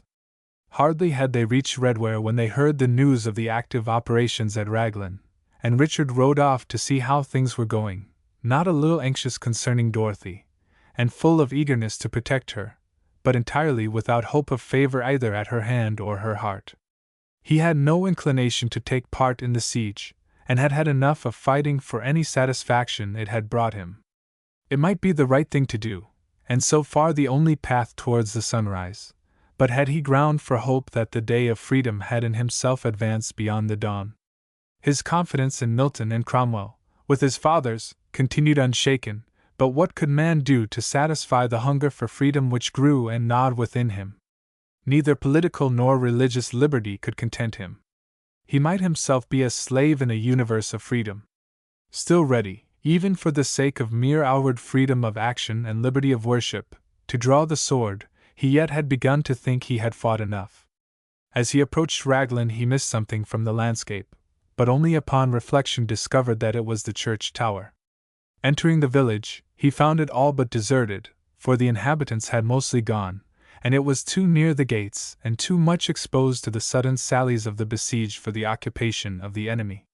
That day, however, a large reinforcement, sent from Oxford by Fairfax to strengthen Colonel Morgan, having arrived at Llandudno, some of its officers, riding over to inspect Captain Hooper's operations, had halted at the White Horse, where they were having a glass of ale when Richard rode up. He found them old acquaintances, and sat down with them. Almost evening when he arrived, it was quite dusk when they rose and called for their horses. They had placed a man to keep watch towards Raglan, while the rest of their attendants, who were but few, leaving their horses in the yard, were drinking their ale in the kitchen, but seeing no signs of peril, and growing weary of his own position and envious of that of his neighbors, the fellow had ventured, discipline being neither active nor severe, to rejoin his companions. The host, being a tenant of the Marquis, had decided royalist predilections, but whether what followed was of his contriving I cannot tell. News reached the castle somehow that a few parliamentary officers with their men were drinking at the White Horse. Roland was in the chapel, listening to the organ, having in his illness grown fond of hearing Delaware play. The brisker the cannonade, the blind youth always praised the louder, and had the main stops now in full blast. But through it all, Scudamore heard the sound of horses' feet on the stones, and running along the minstrel's gallery and out on the top of the porch, saw over 50 horsemen in the court, all but ready to start. He flew to his chamber, caught up his sword and pistols, and without waiting to put on any armor, hurried to the stables, laid hold of the first horse he came to, which was fortunately saddled and bridled, and was in time to follow the last man out of the court before the gate was closed behind the issuing troop. The parliamentary officers were just mounting, when their sentinel, who had run again into the road to listen, for it was now too dark to see further than a few yards, came running back with the alarm that he heard the feet of a considerable body of horse in the direction of the castle. Richard, whose mare stood unfastened at the door, was on her back in a moment. Being unarmed, save a brace of pistols in his holsters, he thought he could best serve them by galloping to Captain Hooper and bringing help, for the castle party would doubtless outnumber them. Scarcely was he gone, however, and half the troopers were not yet in their saddles, when the place was surrounded by 3 times their number. Those who were already mounted escaped and rode after Heywood. A few got into a field, where they hid themselves in the tall corn, and the rest barricaded the inn door and manned the windows. There they held out for some time, frequent pistol shots being interchanged without much injury to either side. At length, however, The Marquis's men had all but succeeded in forcing the door, when they were attacked in the rear by Richard with some 30 horse from the trenches, and the runaways of Colonel Morgan's men, who had met them and turned with them. A smart combat ensued, lasting half an hour, in which the Parliament men had the advantage. Those who had lost their horses recovered them, and a royalist was taken prisoner. From him Richard took his sword, and rode after the retreating cavaliers. One of their number, a little in the rear, supposing Richard to be one of themselves, allowed him to get ahead of him, and facing about, cut him off from his companions. It was the second time he had headed Scudamore, and again he did not know him, this time because it was dark. Roland, however, recognized his voice as he called him to surrender, and rushed fiercely at him. But scarcely had they met, when the cavalier, whose little strength had ere this all but given way to the unwonted fatigue, was suddenly overcome with faintness, and dropped from his horse. Richard got down, lifted him, laid him across the lady's shoulders, mounted, raised him into a better position, and leading the other horse, brought him back to the inn. There first he discovered that he was his prisoner whom he feared he had killed at Naseby. When Roland came to himself, "Are you able to ride a few miles, Mr. Scudamore?" asked Richard. At first Roland was too much chagrined, finding in whose power he was, to answer. "I am your prisoner," he said at length. "You are my evil genius, I think. I have no choice. Thy star is in the ascendant, and mine has been going down ever since first I met thee, Richard Haywood." Richard attempted no reply, but got Roland's horse, and assisted him to mount. "I want to do you a good turn, Mr. Scudamore," he said, after they had ridden a mile in silence. "I look for nothing good at thy hand," said Scudamore. "When thou findest what it is, I trust thou wilt change thy thought of me, Mr. Scudamore." "Sir Roland, an it please you," said the prisoner, his boyish vanity roused by misfortune, and passing itself upon him for dignity. "Mere ignorance must be pardoned, Sir Roland," returned Richard. "I was unaware of your dignity. But think you, Sir Roland, you do well to ride on such rough errands, while yet not recovered, as is but too plain to see, from former wounds? It seems not, Mr. Haywood, for I had not else been your prize, I trust. The wound I caught at Naseby has cost the king a soldier, I fear. I hope it will cost no more than is already paid. Men must fight, it seems, but I for one would gladly repair, and I might, what injuries I had been compelled to cause." "I cannot say the like on my part," returned Sir Roland. "I would I had slain thee. So would not I concerning thee, in proof whereof do I now lead thee to the best leech I know, one who brought me back from death's door, when through thee, if not by thy hand, I was sore wounded. With her, as my prisoner, I shall leave thee. Seek not to make thy escape, lest, being a witch, as they saw of her, she chain thee up in alabaster. When thou art restored, go thy way whither thou pleasest. It is no longer as it was with the cause of liberty. A soldier of hers may now afford to release an enemy for whom he has a friendship." "A friendship!" exclaimed Sir Roland. "And wherefore, prithee, Mr. Haywood? On what ground?" But they had reached the cottage, and Richard made no reply. Having helped his prisoner to dismount, led him through the garden, and knocked at the door. "Here, mother," he said as Mistress Rees opened it, "I have brought thee a king's man to cure this time." "Praise God," returned Mistress Rees, "not that a king's man was wounded, but that she had him to cure. She was an enthusiast in her art. Just as she had devoted herself to the Puritan, she now gave all her care and ministration to the Royalist. She got her bed ready for him, asked him a few questions, looked at his shoulder, not even yet quite healed, said it had not been well managed, and prepared a poultice, which smelled so vilely that Roland turned from it with disgust. But the old woman had a singular power of persuasion, and at length he yielded, and in a few moments was fast asleep. Calling the next morning, Richard found him very weak, partly from the unwonted fatigue of the previous day, and partly from the old woman's remedies, which were causing the wound to threaten suppuration. But somehow he had become well satisfied that she knew what she was about, and showed no inclination to rebel. For a week or so he did not seem to improve. Richard came often, sat by his bedside, and talked with him, but the moment he grew angry, called him names, or abused his party, would rise without a word, mount his mare, and ride home, to return the next morning as if nothing unpleasant had occurred. After about a week, the patient began to feel the benefit of the wise woman's treatment. The suppuration carried so much of an old ever-haunting pain with it, that he was now easier than he had ever been since his return to Raglan. But his behavior to Richard grew very strange, and the Roundhead failed to understand it. At one time it was so friendly as to be almost affectionate, at another he seemed bent on doing and saying everything he could to provoke a duel. For another whole week, aware of the benefit he was deriving from the witch, as he never scrupled to call her, nor in the least offended her thereby, apparently also at times fascinated in some sort by the visits of his enemy, as he persisted in calling Richard, he showed no anxiety to be gone. "Heywood," he said one morning suddenly, with quite a new familiarity, "dost thou consider I owe thee an apology for carrying off thy mare? Tell me what look the thing beareth to thee." "Put thy case, Scudamore," returned Richard. And Sir Rowland did put his case, starting from the rebel state of the owner, advancing to the natural outlawry that resulted, going on to the necessity of the king, and ending thus. "Now I know thou regardest neither king nor right, therefore I ask thee only to tell me how it seemeth to thee I ought on these grounds to judge myself, since for thy judgment in thy own person and on thy own grounds, or rather no grounds, I care not at all. Come, then, let it be but a question of casuistry. Yet I fear me it will be difficult to argue without breaking bounds.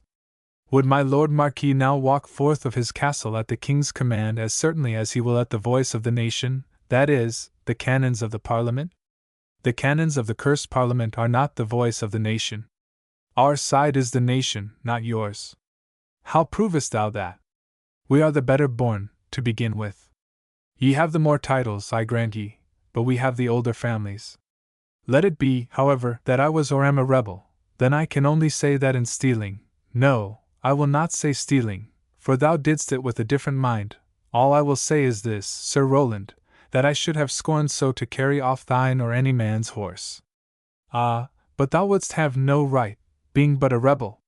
Bethink thee, thou must judge on my grounds when thou judgest me. True, then am I driven to say thou wast made of the better earth, curse thee! I am ashamed of having taken thy mare, only because it was in a half-friendly passage with thee I learned her worth. But, hang thee! It was not through thee I learned to know my cousin, Dorothy Vaughan. The recoiling blood stung Richard's heart like the blow of a whip, but he manned himself to answer with coolness. What then of her? He said. Hast thou been wooing her favor, Sir Rowland? Thou owest me nothing there, I admit, even had she not sent me from her. Besides, I am scarce one to be content with a mistress whose favor depended on the not coming between of some certain other, known or unknown. This I say not in pride, but because in such case I were not the right man for her, either she the woman for me. Then thou bearest me no grudge in that I have sought the prize of my cousin's heart? None, answered Richard, but could not bring himself to ask how he had sped. Then will I own to thee that I have gained as little. I will madden myself telling thee whom I hate, and to thy comfort, that she despises me like any Virginia slave. Nay, that I am sure she doth not. She can despise nothing that is honorable. Dost thou then count me honorable, Heywood? Said Scudamore, in a voice of surprise, putting forth a thin white hand, and placing it on Richard's where it lay huge and brown on the coverlid. Then honorable I will be. And in that resolve art, Sir Rowland. I will be honorable, repeated Scudamore, angrily, with flushing cheek, and hard yet flashing eye, because thou thinkest me such, although my hate would, and it might, damn thee to lowest hell. Nay, but thou wilt be honorable for honor's sake, said Richard. Bethink thee, when first we met, we were but boys, now are we men, and must put away boyish things. Dost call it a boyish thing to be madly in love with the fairest and noblest and bravest mistress that ever trod the earth, though she be half a Puritan, alack? She half a Puritan, exclaimed Heywood. She hates the very wind of the word. She may hate the word, but she is the thing. She hath read me such lessons as none but a Puritan could. Were they not then good lessons, that thou joinest with them a name hateful to thee? Ay, truly, much too good for mortal like me, or the other, Heywood.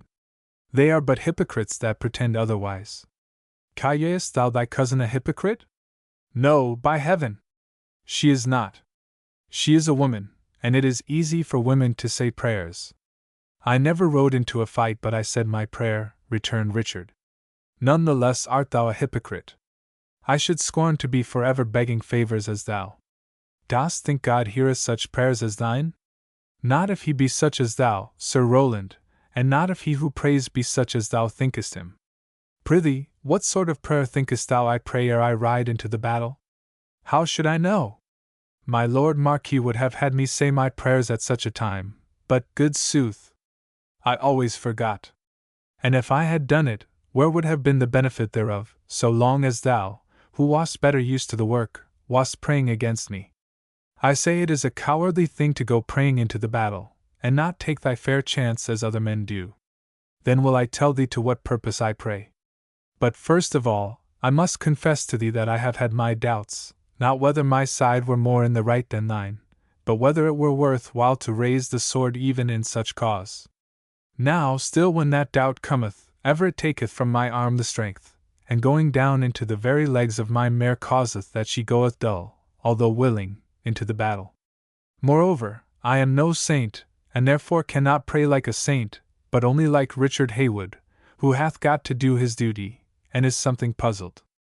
Therefore pray I thus, or to this effect: O God of battles! Who, thyself dwelling in peace, beholdest the strife, and workest thy will thereby, what that good and perfect will of thine is I know not clearly, but thou hast sent us to be doing, and thou hatest cowardice. Thou knowest I have sought to choose the best, so far as goeth my poor ken, and to this battle I am pledged. Give me grace to fight like a soldier of thine, without wrath and without fear. Give me to do my duty, but give the victory where thou pleasest. Let me live if so thou wilt, let me die if so thou wilt, only let me die in honor with thee. Let the truth be victorious, if not now, yet when it shall please thee, and oh! I pray, let no deed of mine delay its coming. Let my work fail, if it be unto evil, but save my soul in truth. And in truth, Sir Rowland, it seemeth to me then as if the God of truth heard me. Then say I to my mare, Come, lady, all is well now. Let us go. And good will come of it to thee also, for how should the Father think of his sparrows and forget his mares? Doubtless there are of thy kind in heaven, else how should the apostle have seen them there? And if any, surely thou, my lady. So ride we to the battle, merry and strong, and calm, as if we were but riding to the rampart of the celestial city. Roland lay gazing at Richard for a few moments, then said, By heaven, but it were a pity you should not come together. Surely the same spirit dwelleth in you both. For me, I should show but as the shadow cast from her brightness. But I tell thee, Roundhead, I love her better than ever Roundhead could. I know not, Scudamore. Nor do I mean to judge thee when I say that no man who loves not the truth can love a woman in the grand way a woman ought to be loved. Tell me not I do not love her, or I will rise and kill thee. I love her even to doing what my soul hateth for her sake. Damned Roundhead, she loves thee. The last words came from him almost in a shriek, and he fell back panting. Richard sat silent for a few moments, his heart surging and sinking. Then he said quietly, It may be so, Sir Rowland. We were boy and girl together, fed rabbits, flew kites, planted weeds to make flowers of them, played at marbles. She may love me a little, Roundhead as I am. By heaven, I will try her once more. Who knows the heart of a woman? Said Roland through his teeth. If thou should gain her, Scudamore, and afterward she should find thee unworthy? She would love me still, and break her heart for thee, and leave thee young to marry another, while I... He laughed a low, strangely musical laugh, and ceased, then resumed. But what if, instead of dying, she should learn to despise thee, finding thou hadst not only deceived her, but deceived thy better self, and should turn from thee with loathing, while thou didst love her still, as well as thy nature could? What then, Sir Rowland? Then I should kill her. And thou lovest her better than any Roundhead could. I will find thee man after man from amongst Ireton's or Cromwell's horse. I know not the foot so well, fanatic enough they are, God knows, and many of them fools enough to boot, but I will find thee man after man who is fanatic or fool enough, which thou wilt, to love better than thou poor atom of solitary selfishness. Roland half flung himself from the bed, seized Richard by the throat, and with all the strength he could summon did his best to strangle him. For a time Richard allowed him to spend his rage, then removed his grasp as gently as he could, and holding both his wrists in his left hand, rose and stood over him. Sir Roland, he said, I am not angry with thee that thou art weak and passionate. But bethink thee, thou liest in God's hands 1,000-fold more helpless than now thou liest in mine, and like Saul of Tarsus thou wilt find it hard to kick against the pricks. For the maiden, do as thou wilt, for thou canst not do other than the will of God. But I thank thee for what thou hast told me, though I doubt it meaneth little better for me than for thee. Thou hast a kind heart. I almost love thee, and will when I can. He let go his hands and walked from the room.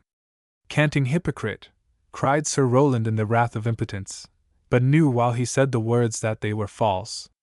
And with the words the bitterness of life seized his heart, and his despair shrouded the world in the blackness of darkness. There was nothing more to live for, and he turned his face to the wall. Chapter 51. Under the Moat. It was some time ere they discovered that Scudamore was missing from the castle, but there was the hope that he had been taken prisoner, and things were growing so bad within the walls that there was little leisure for lamentation over individual misfortunes.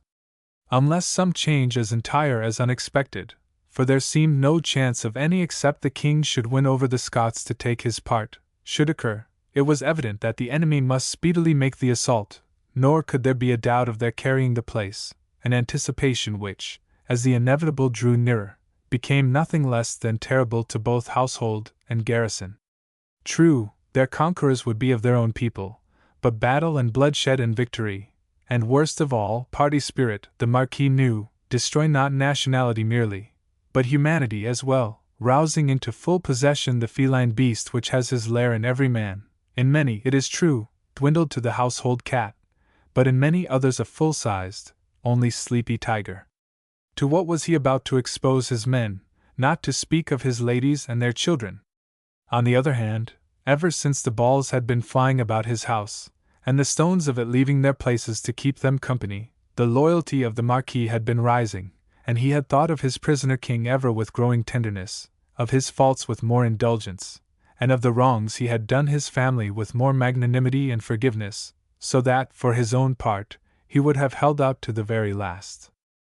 And truly were it not better to be well buried under the ruins, he would say to himself, looking down with a sigh at his great bulk, which added so much to the dismalness of the prospect of being, in his 70th year, a prisoner or a wanderer, the latter a worse fate even than the former. To be no longer the master of his own great house, of many willing servants, of all ready appliances for liberty and comfort, while the weight of his clumsy person must still hang about him, and his unfitness to carry the same go on increasing with the bulk to be carried, such a prospect required something more than loyalty to meet it with equanimity. To the young and strong, adventure ought always to be more attractive than ease, but none save those who are themselves within sight of old age can truly imagine what an utter horror the breach of old habits and loss of old comforts is to the aged. But to the good Marquis it was consolation enough to repeat to himself the text from his precious Vulgate, Simus enim, for we know that if our earthly house of this tabernacle were dissolved, we have a building of God, an house not made with hands, eternal in the heavens. For the ladies, so long as their father chief was with them, they were at least not too anxious. Whatever was done must be the right thing, and in the midst of tumult and threat they were content. If only their Edward had been with them too! But surrender, even when the iron shot was driving his stately house into showers of dirt, the Marquis found it hard indeed to contemplate. The eastern side of the stone court was now little better than a heap of rubbish, and the hour of assault could not be far off, although as yet there had been no second summons. But he could not forget that, though the castle was his, it was not for himself but for his king he held it garrisoned, and how could he yield it without the approval of his sovereign? The governor shared in the same chivalry with his father, and was equally anxious for a word from the king. But that king was a prisoner in the hands of a hostile nation, and how was he to receive message or return answer? Nay, how were they to send message or receive answer, not even knowing with certainty where his Majesty was, and but presuming that he was still at Newcastle? And not to mention difficulties at every step of the way, their house itself was so beset that no one could issue from its gates without risk of being stopped, searched, detained until it should have fallen. For the besiegers knew well enough that Lord Glamorgan was still in Ireland, straining his utmost on behalf of the king, and what more likely than that he should, with the men he was still raising in Ireland, make some desperate attempt to turn the scales of war, striking first, it might well be, for the relief of his father's castle. These things were all pretty freely spoken of in the family, and Dorothy understood the position of affairs as well as anyone. And now at length it seemed to her that the hour had arrived for attempting some return for Raglan's hospitality. No service she had hitherto stumbled upon had any magnitude in her eyes, but now, to be the bearer of dispatches to the king! It would suffice at least, even if it turned out a failure, to prove her not ungrateful. But she too had her confidant, and in the absence of Lord Glamorgan would consult with Caspar. Meantime the Marquis had made matters worse by sending a request to Colonel Morgan that he would grant safe passage for a messenger to the king, without whose command he was not at liberty to surrender the place.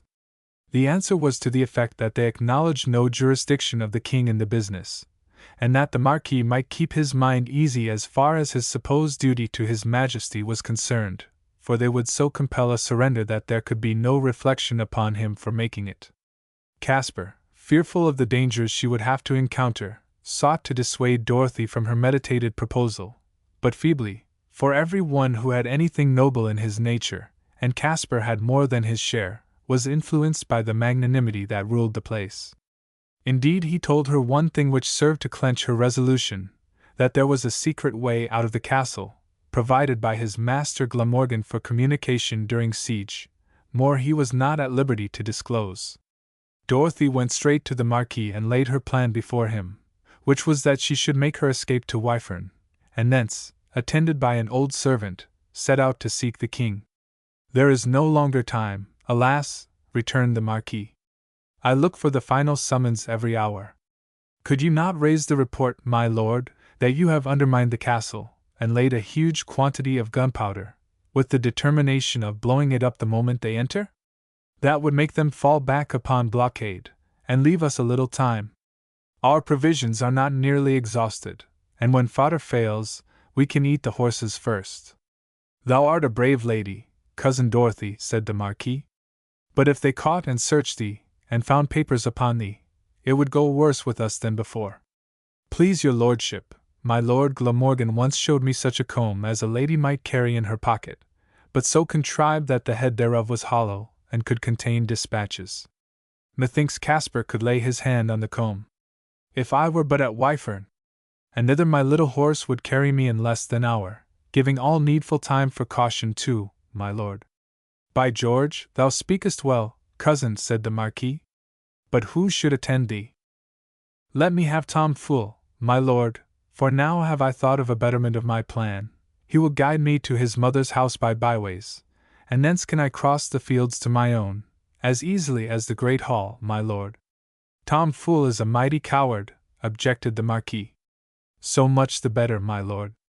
He will not get me into trouble through displaying his manhood before me. He hath besides a face long enough for 3 Roundheads, and a tongue that can utter glibly enough what soundeth very like their jargon. Tom is the right fool to attend me, my lord.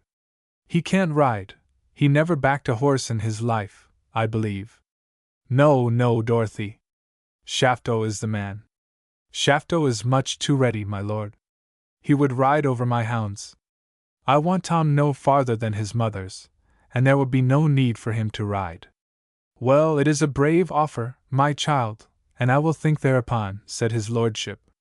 All the rest of the day the Marquis and Lord Charles, with 2 or 3 of the principal officers of house and garrison, were in conference, and letters were written both to His Majesty and Lord Glamorgan. Before they were finally written out in cipher, Kaltoff was sent for, the comb found, its contents gauged, and the paper cut to suit. About an hour after midnight Dorothy, Lord Charles, and Caspar stood together in the workshop, waiting for Tom Fool, who had gone to fetch Dick from the stables. Dorothy had the comb in her pocket. She looked pale, but her gray eyes shone with courage and determination. She carried nothing but a whip. A keen little lamp borne by Caspar was all their light. Presently they heard the sound of Dick's hoofs on the bridge. A moment more and Tom led him in, both man and horse looking somewhat scared at the strangeness of the midnight proceeding. But Tom was, notwithstanding, glad of the office, and ready to risk a good deal in order to get out of the castle, where he expected nothing milder at last than a general massacre. Lord Charles himself lifted foot after foot of the little horse to be satisfied that his shoes were sound, then made a sign to Caspar, and gave his hand to Dorothy. Caspar took Dick by the bridle, and led him up to the wall near the door. Lord Charles and Dorothy followed. But Tom, observing that they placed themselves within a chalk-drawn circle, hung back in terror. He fancied Caspar was going to raise the devil. Yet he knew that within the circle was the only safety. A word from Dorothy turned the scale, and he stood trembling by her side.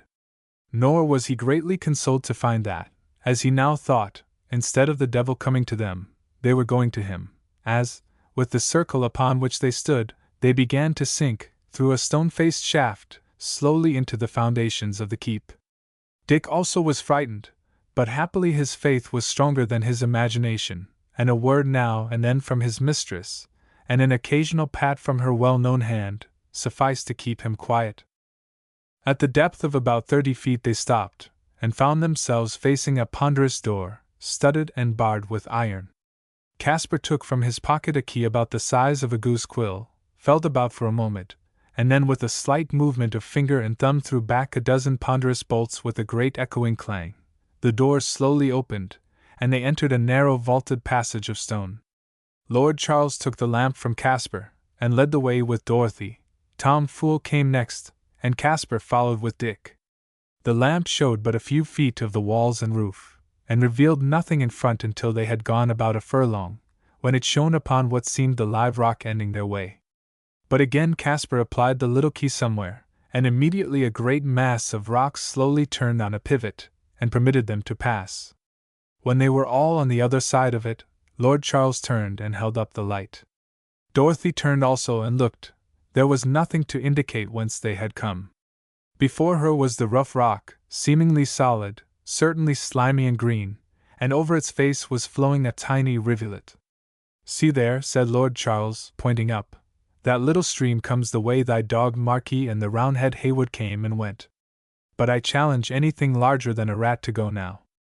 Dorothy made no answer, and they went on again for some distance in a passage like the former, but soon arrived at the open quarry, whence Tom knew the way across the fields to the high road as well, he said, as the line of life on his own palm. Lord Charles lifted Dorothy to the saddle, said good luck and good-bye, and stood with Caspar watching as she rode up the steep ascent, until for an instant her form stood out dark against the sky, then vanished, when they turned and re-entered the castle. Chapter 52. The Untoothsome Plum. It was a starry night, with a threatening of moonrise, and Dorothy was anxious to reach the cottage before it grew lighter. But they must not get into the high road at any nearer point than the last practicable, for then they would be more likely to meet soldiers, and Dick's feet to betray their approach.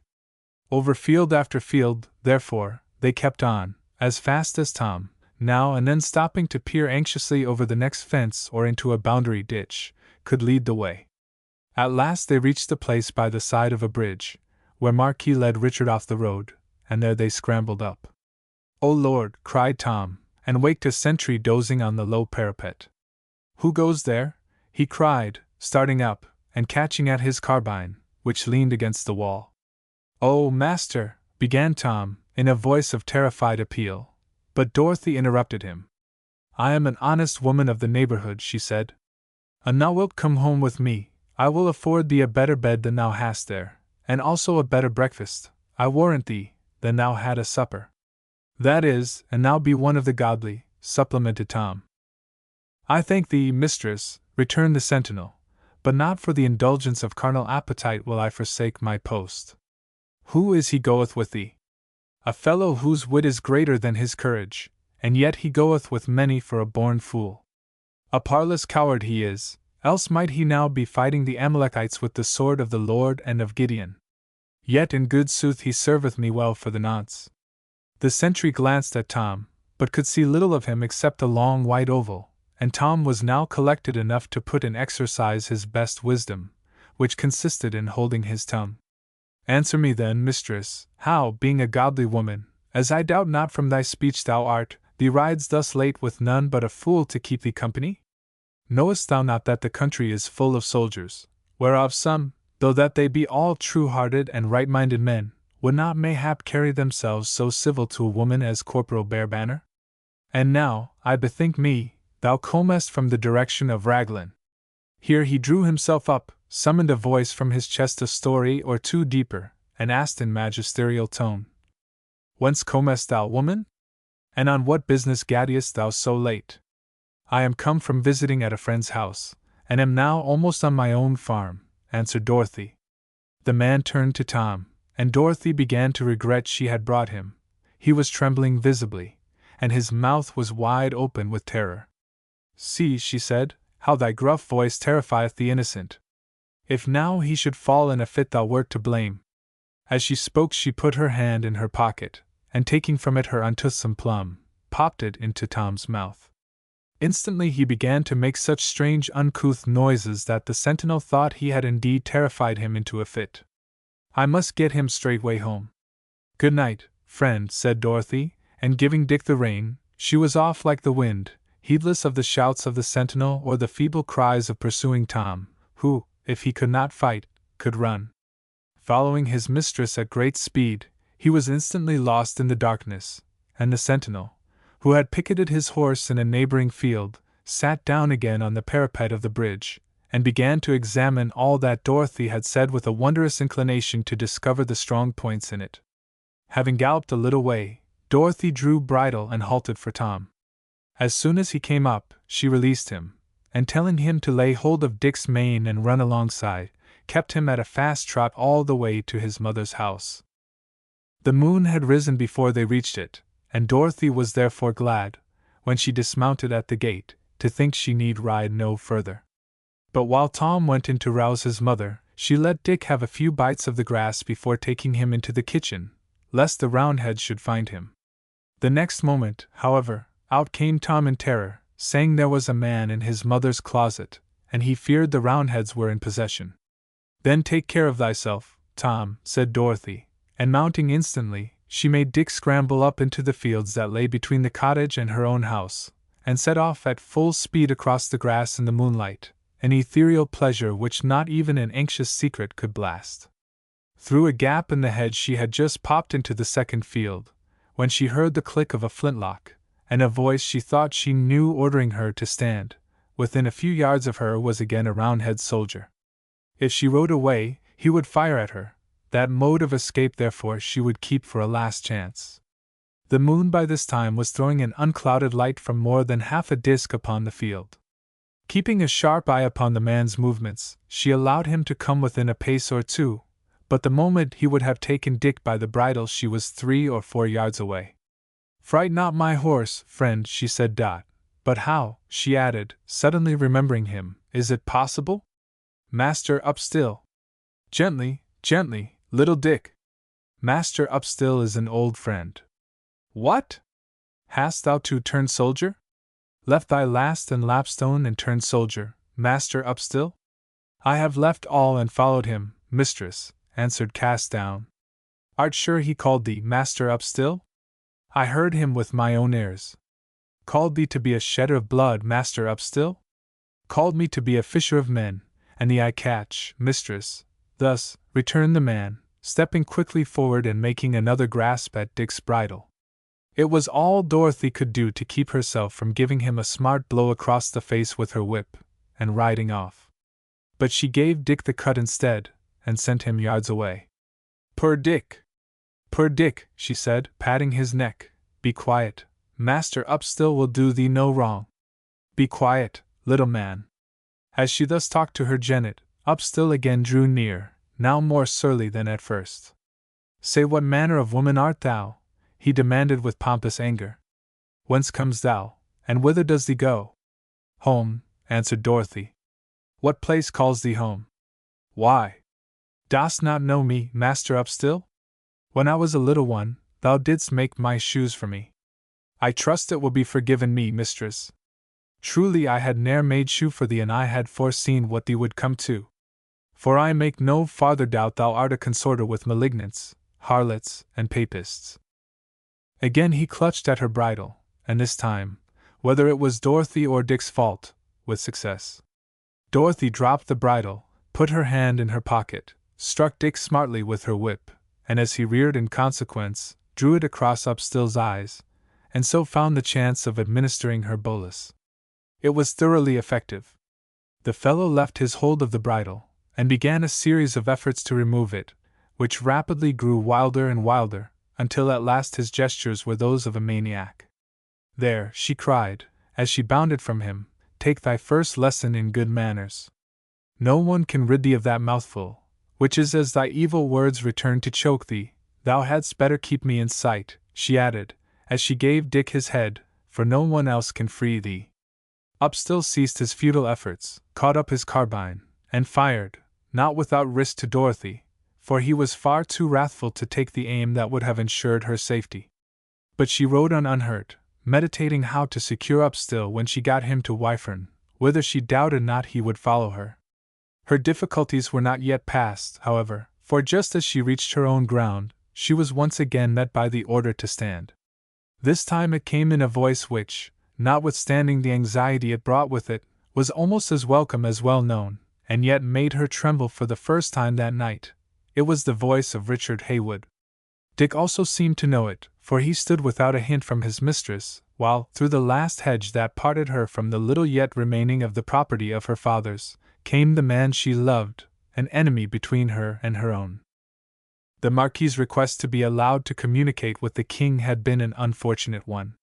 It increased suspicion of all kinds, rendered the various reports of the landing of the Irish army under Lord Glamorgan more credible, roused the resolution to render all communication impossible, and led to the drawing of a cordon around the place that not a soul should pass unquestioned.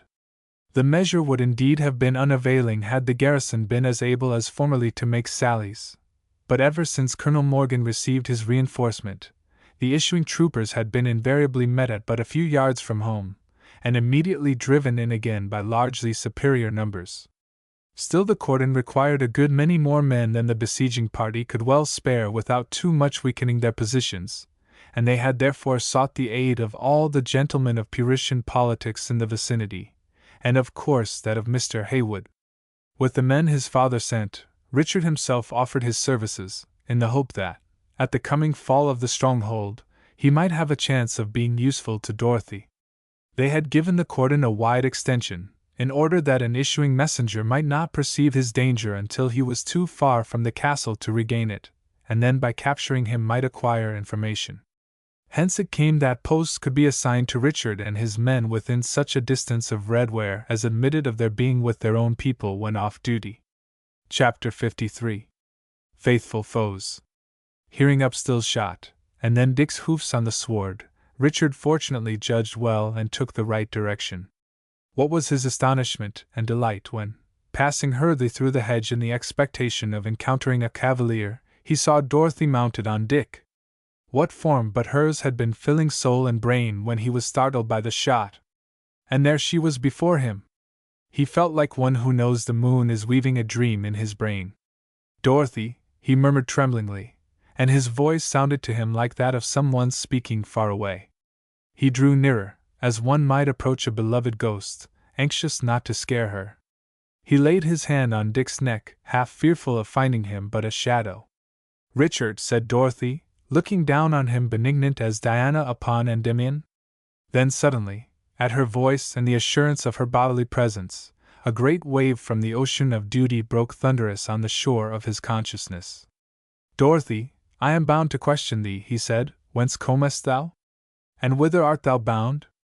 "If I should refuse to answer thee, Richard," returned Dorothy with a smile, "then must I take thee to headquarters. And bethink thee, Dorothy, how that would cut me to the heart." The moon shone full upon his face, and Dorothy saw the end of a great scar that came from under his hat down on to his forehead. "Then will I answer thee," Richard, she said, with a strange trembling in her voice. I come from Raglan. And whither art going, Dorothy? To Wyfern. On what business? Were it then so wonderful, Richard, if I should desire to be at home, seeing Wyfern is now safer than Raglan? It was for safety I went thither, thou knowest. It might not be wonderful in another, Dorothy, but in thee it were truly wonderful, for now are they of Raglan thy friends, and thou art a brave woman, and lovest thy friends. I would not believe it of thee even from the mouth of thy mother. Confess, thou bearest about thee that thou wouldst not willingly show me. Dorothy, as if in embarrassment, drew from her pocket her handkerchief, and with it a comb, which fell on the ground. Prithee, Richard, pick me up my comb, she said, then, answering his question, continued, No, I have nothing about me I would not show thee, Richard, wilt thou take my word for it? When she had spoken, she held out her hand, and receiving from him the comb, replaced it in her pocket. But a keen pang of remorse went through her heart. I am a man under authority, said Richard, and my orders will not allow me. Besides, thou knowest, Dorothy, although it involves such questions in casuistry as I cannot meet, men say thou art not bound to tell the truth to thine enemy. And thou be mine enemy, Richard, then must thou satisfy thyself, said Dorothy, trying to speak in a tone of offense. But while she sat there looking at him, it seemed as if her heart were floating on the top of a great wave out somewhere in the moonlight. Yet the conscience dog was awake in his kennel. Richard stood for a moment in silent perplexity. Wilt thou swear to me, Dorothy, he said at length, that thou hast no papers about thee, either art the bearer of news or request or signed to any of the king's party? Richard, returned Dorothy, thou hast thyself taken from my words the credit. I say to thee again, satisfy thyself. Dorothy, what am I to do? He cried. Thy duty, Richard, she answered. My duty is to search thee, he said. Dorothy was silent. Her heart was beating terribly, but she would see the end of the path she had taken ere she would think of turning. And she would trust Richard. Would she then have him fail of his duty? Would she have the straight-going Richard swerve? Even in the face of her maidenly fears, she would encounter anything rather than Richard should for her sake be false. But Richard would not turn aside. Neither would he shame her. He would find some way. Do then thy duty, Richard, she said, and sliding from her saddle, she stood before him, one hand grasping Dick's mane. There was no defiance in her tone. She was but submitting, assured of deliverance. What was Richard to do? Never man was more perplexed. He dared not let her pass. He dared no more touch her than if she had been Luna herself standing there. He would not had he dared, and yet he must. She was silent, seemed to herself cruel, and began bitterly to accuse herself. She saw his hazel eyes slowly darken, then began to glitter. Was it with gathering tears? The glitter grew and overflowed. The man was weeping. The tenderness of their common childhood rushed back upon her in a great wave out of the past, ran into the rising billow of present passion, and swelled it up till it towered and broke. She threw her arm round his neck and kissed him. He stood in a dumb ecstasy. Then terror lest he should think she was tempting him to brave his conscience overpowered her. Richard, do thy duty. Regard not me, she cried in anguish. Richard gave a strange laugh as he answered. There was a time when I had doubted the sun in heaven as soon as thy word, Dorothy. This is surely an evil time. Tell me, yea or nay, hast thou missives to the king or any of his people? Palter not with me. But such an appeal was what Dorothy would least willingly encounter. The necessity yet difficulty of escaping it stimulated the wits that had been overclouded by feeling. A light appeared. She broke into a real merry laugh. What a pair of fools we are, Richard, she said. Is there never an honest woman of thy persuasion near, one who would show me no favor? Let such an one search me, and tell thee the truth. Doubtless, answered Richard, laughing very differently now at his stupidity, yet immediately committing a blunder. There is Mother Rees. What a baby thou art, Richard, rejoined Dorothy. She is as good a friend of mine as of thine, and would doubtless favor the wiles of a woman. True, true. Thou wast always the keener of wit, Dorothy, as becometh a woman. What sayst thou then to Dame Upstill? She is even now at the farm there, when she watches over her husband while he watches over Raglan. Will she answer thy turn? She will, replied Dorothy. And that she may show me no favor, here comes her husband, who shall bear a witness against me, shall rouse in her all the malice of vengeance for her injured spouse, whom for his evil language, as thou shalt see, I have so silenced as neither thou nor any man can restore him to speech.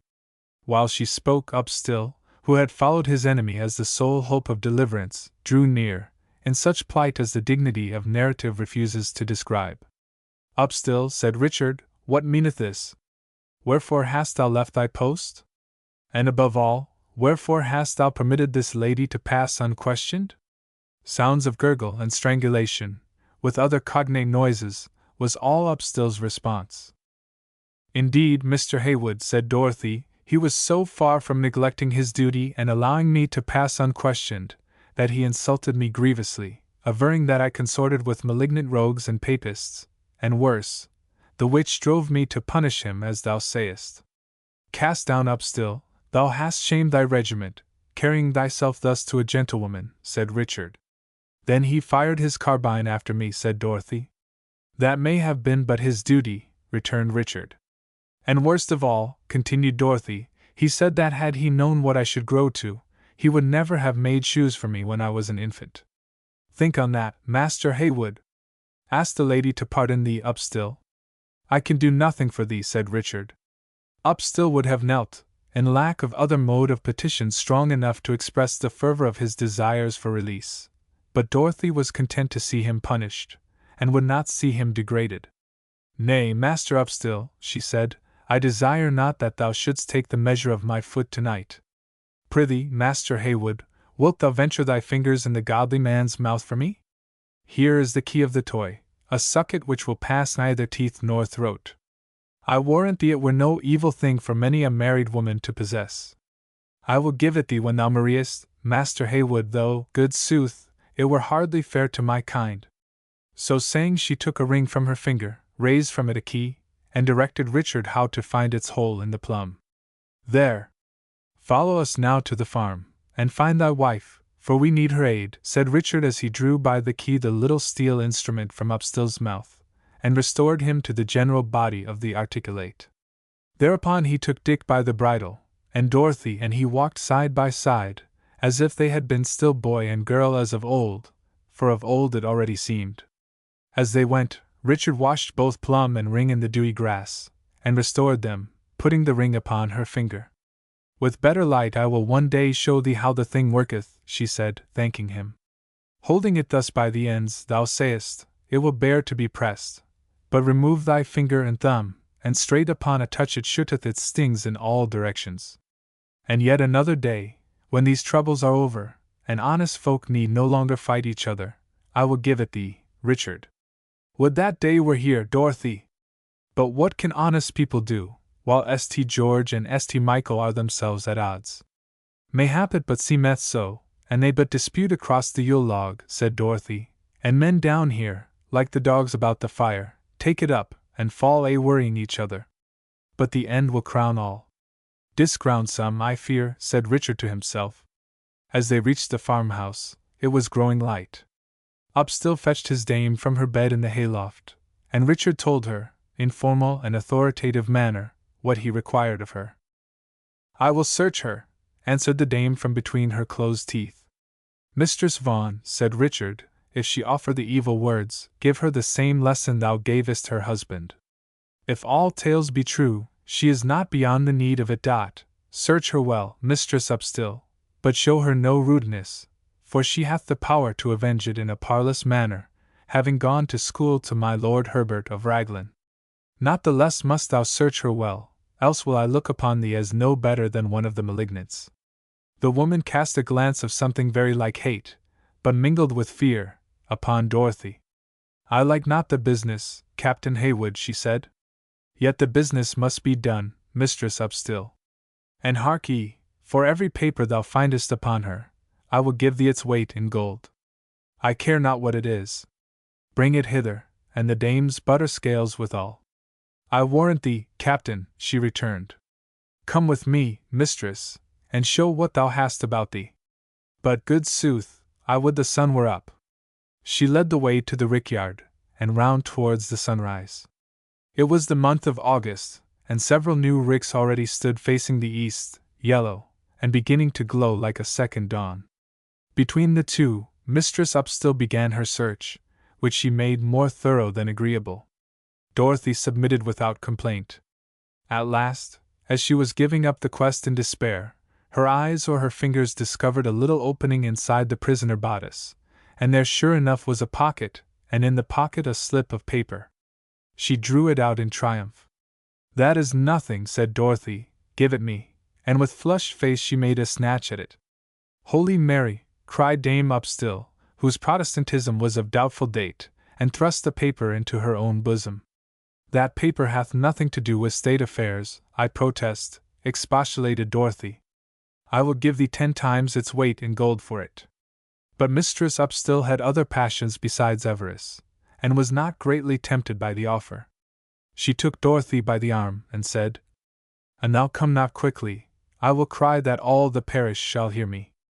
I tell thee, Mistress Upstill, on the oath of a Christian woman, it is but a private letter of mine own, and beareth nothing upon affairs.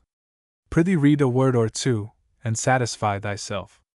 "Nay, mistress, truly I will pry into no secrets that belong not to me," said the searcher, who could read no word of writing or print either.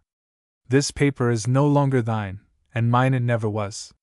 It belongeth to the High Court of Parliament, and goeth straight to Captain Haywood, whom I will inform concerning the bribe wherewith thou didst seek to corrupt the conscience of a godly woman." Dorothy saw there was no help, and yielded to the grasp of the dame, who led her like a culprit, with burning cheek, back to her judge. When Richard saw them his heart sank within him. "What hast thou found?" he asked gruffly. "I have found that which young mistress here would have had me cover with a bribe of 10 times that your honor promised me for it," answered the woman. She had it in her bosom, hid in a pocket little bigger than a crown piece, inside her bodice. "Ha, Mistress Dorothy! Is this true?" asked Richard, turning on her a face of distress. "It is true," answered Dorothy, with downcast eyes, far more ashamed, however, of that which had not been discovered, and which might have justified Richard's look, than of that which he now held in his hand. "Prithee," she added, "do not read it till I am gone." "That may hardly be," returned Richard, almost sullenly. "Upon this paper it may depend whether thou go at all." "Believe me, Richard, it hath no importance," she said, and her blushes deepened. "I would thou wouldst believe me." But as she said it, her conscience smote her. Richard returned no answer, either did he open the paper, but stood with his eyes fixed on the ground. Dorothy meantime strove to quiet her conscience, saying to herself, "It matters not. I must marry him one day, and he will now have me. Hath not the woman told him where the silly paper was hid? And when I am married to him, then will I tell him all, and doubtless he will forgive me. Nay, nay, I must tell him first, for he might not then wish to have me. Lord! Lord! What a time of lying it is! Sure for myself I am no better than one of the wicked." But now Richard, slowly, reluctantly, with eyes averted, opened the paper, stood for an instant motionless, then suddenly raised it, and looked at it. His face changed at once from midnight to morning, and the sunrise was red. He put the paper to his lips, and thrust it inside his doublet. It was his own letter to her by Marquis. She had not thought to remove it from the place where she had carried it ever since receiving it. "And now, Master Haywood, I may go where I will," said Dorothy, venturing a half-roguish, but wholly shamefaced glance at him. But Dame Upstill was looking on, and Richard therefore brought as much of the midnight as would obey orders, back over his countenance as he answered, "Nay, mistress. And we had found aught upon thee of greater consequence it might have made a question. But this hardly accounts for thy mission. Doubtless thou bearest thy message in thy mind." "What? Thou wilt not let me go to Wyfern, to my own house, Master Haywood," said Dorothy in a tone of disappointment, for her heart now at length began to fail her. "Not until Raglan is ours," answered Richard. "Then shalt thou go where thou wilt. And go where thou wilt, there will I follow thee, Dorothy."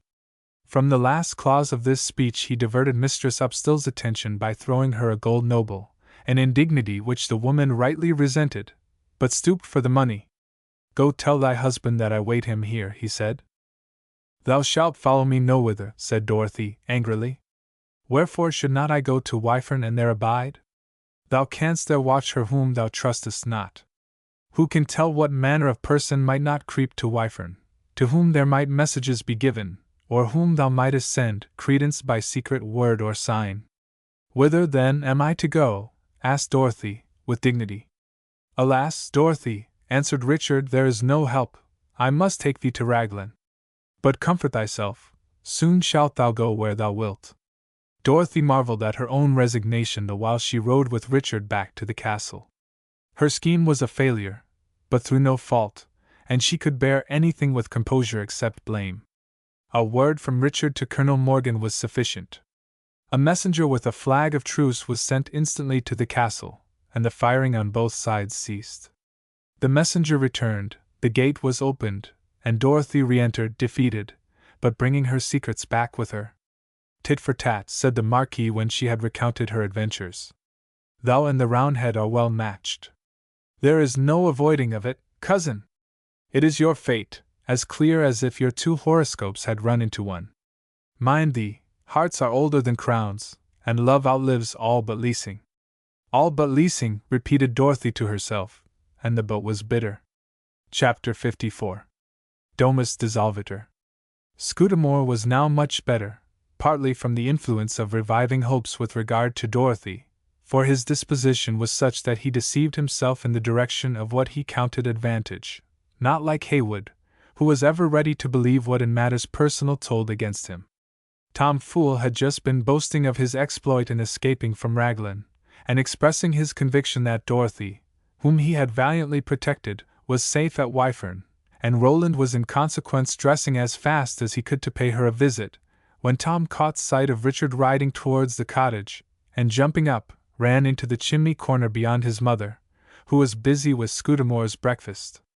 She looked from the window, and spied the cause of his terror. Silly Tom, she said, for she still treated him like a child, notwithstanding her boastful belief in his high position and merits, he will not harm thee. There never was hurt in a Haywood. Treason, flat treason, which, cried the voice of Scudamore from the closet. Thee of all men, Sir Roland, has no cause to say so, returned Mistress Rees.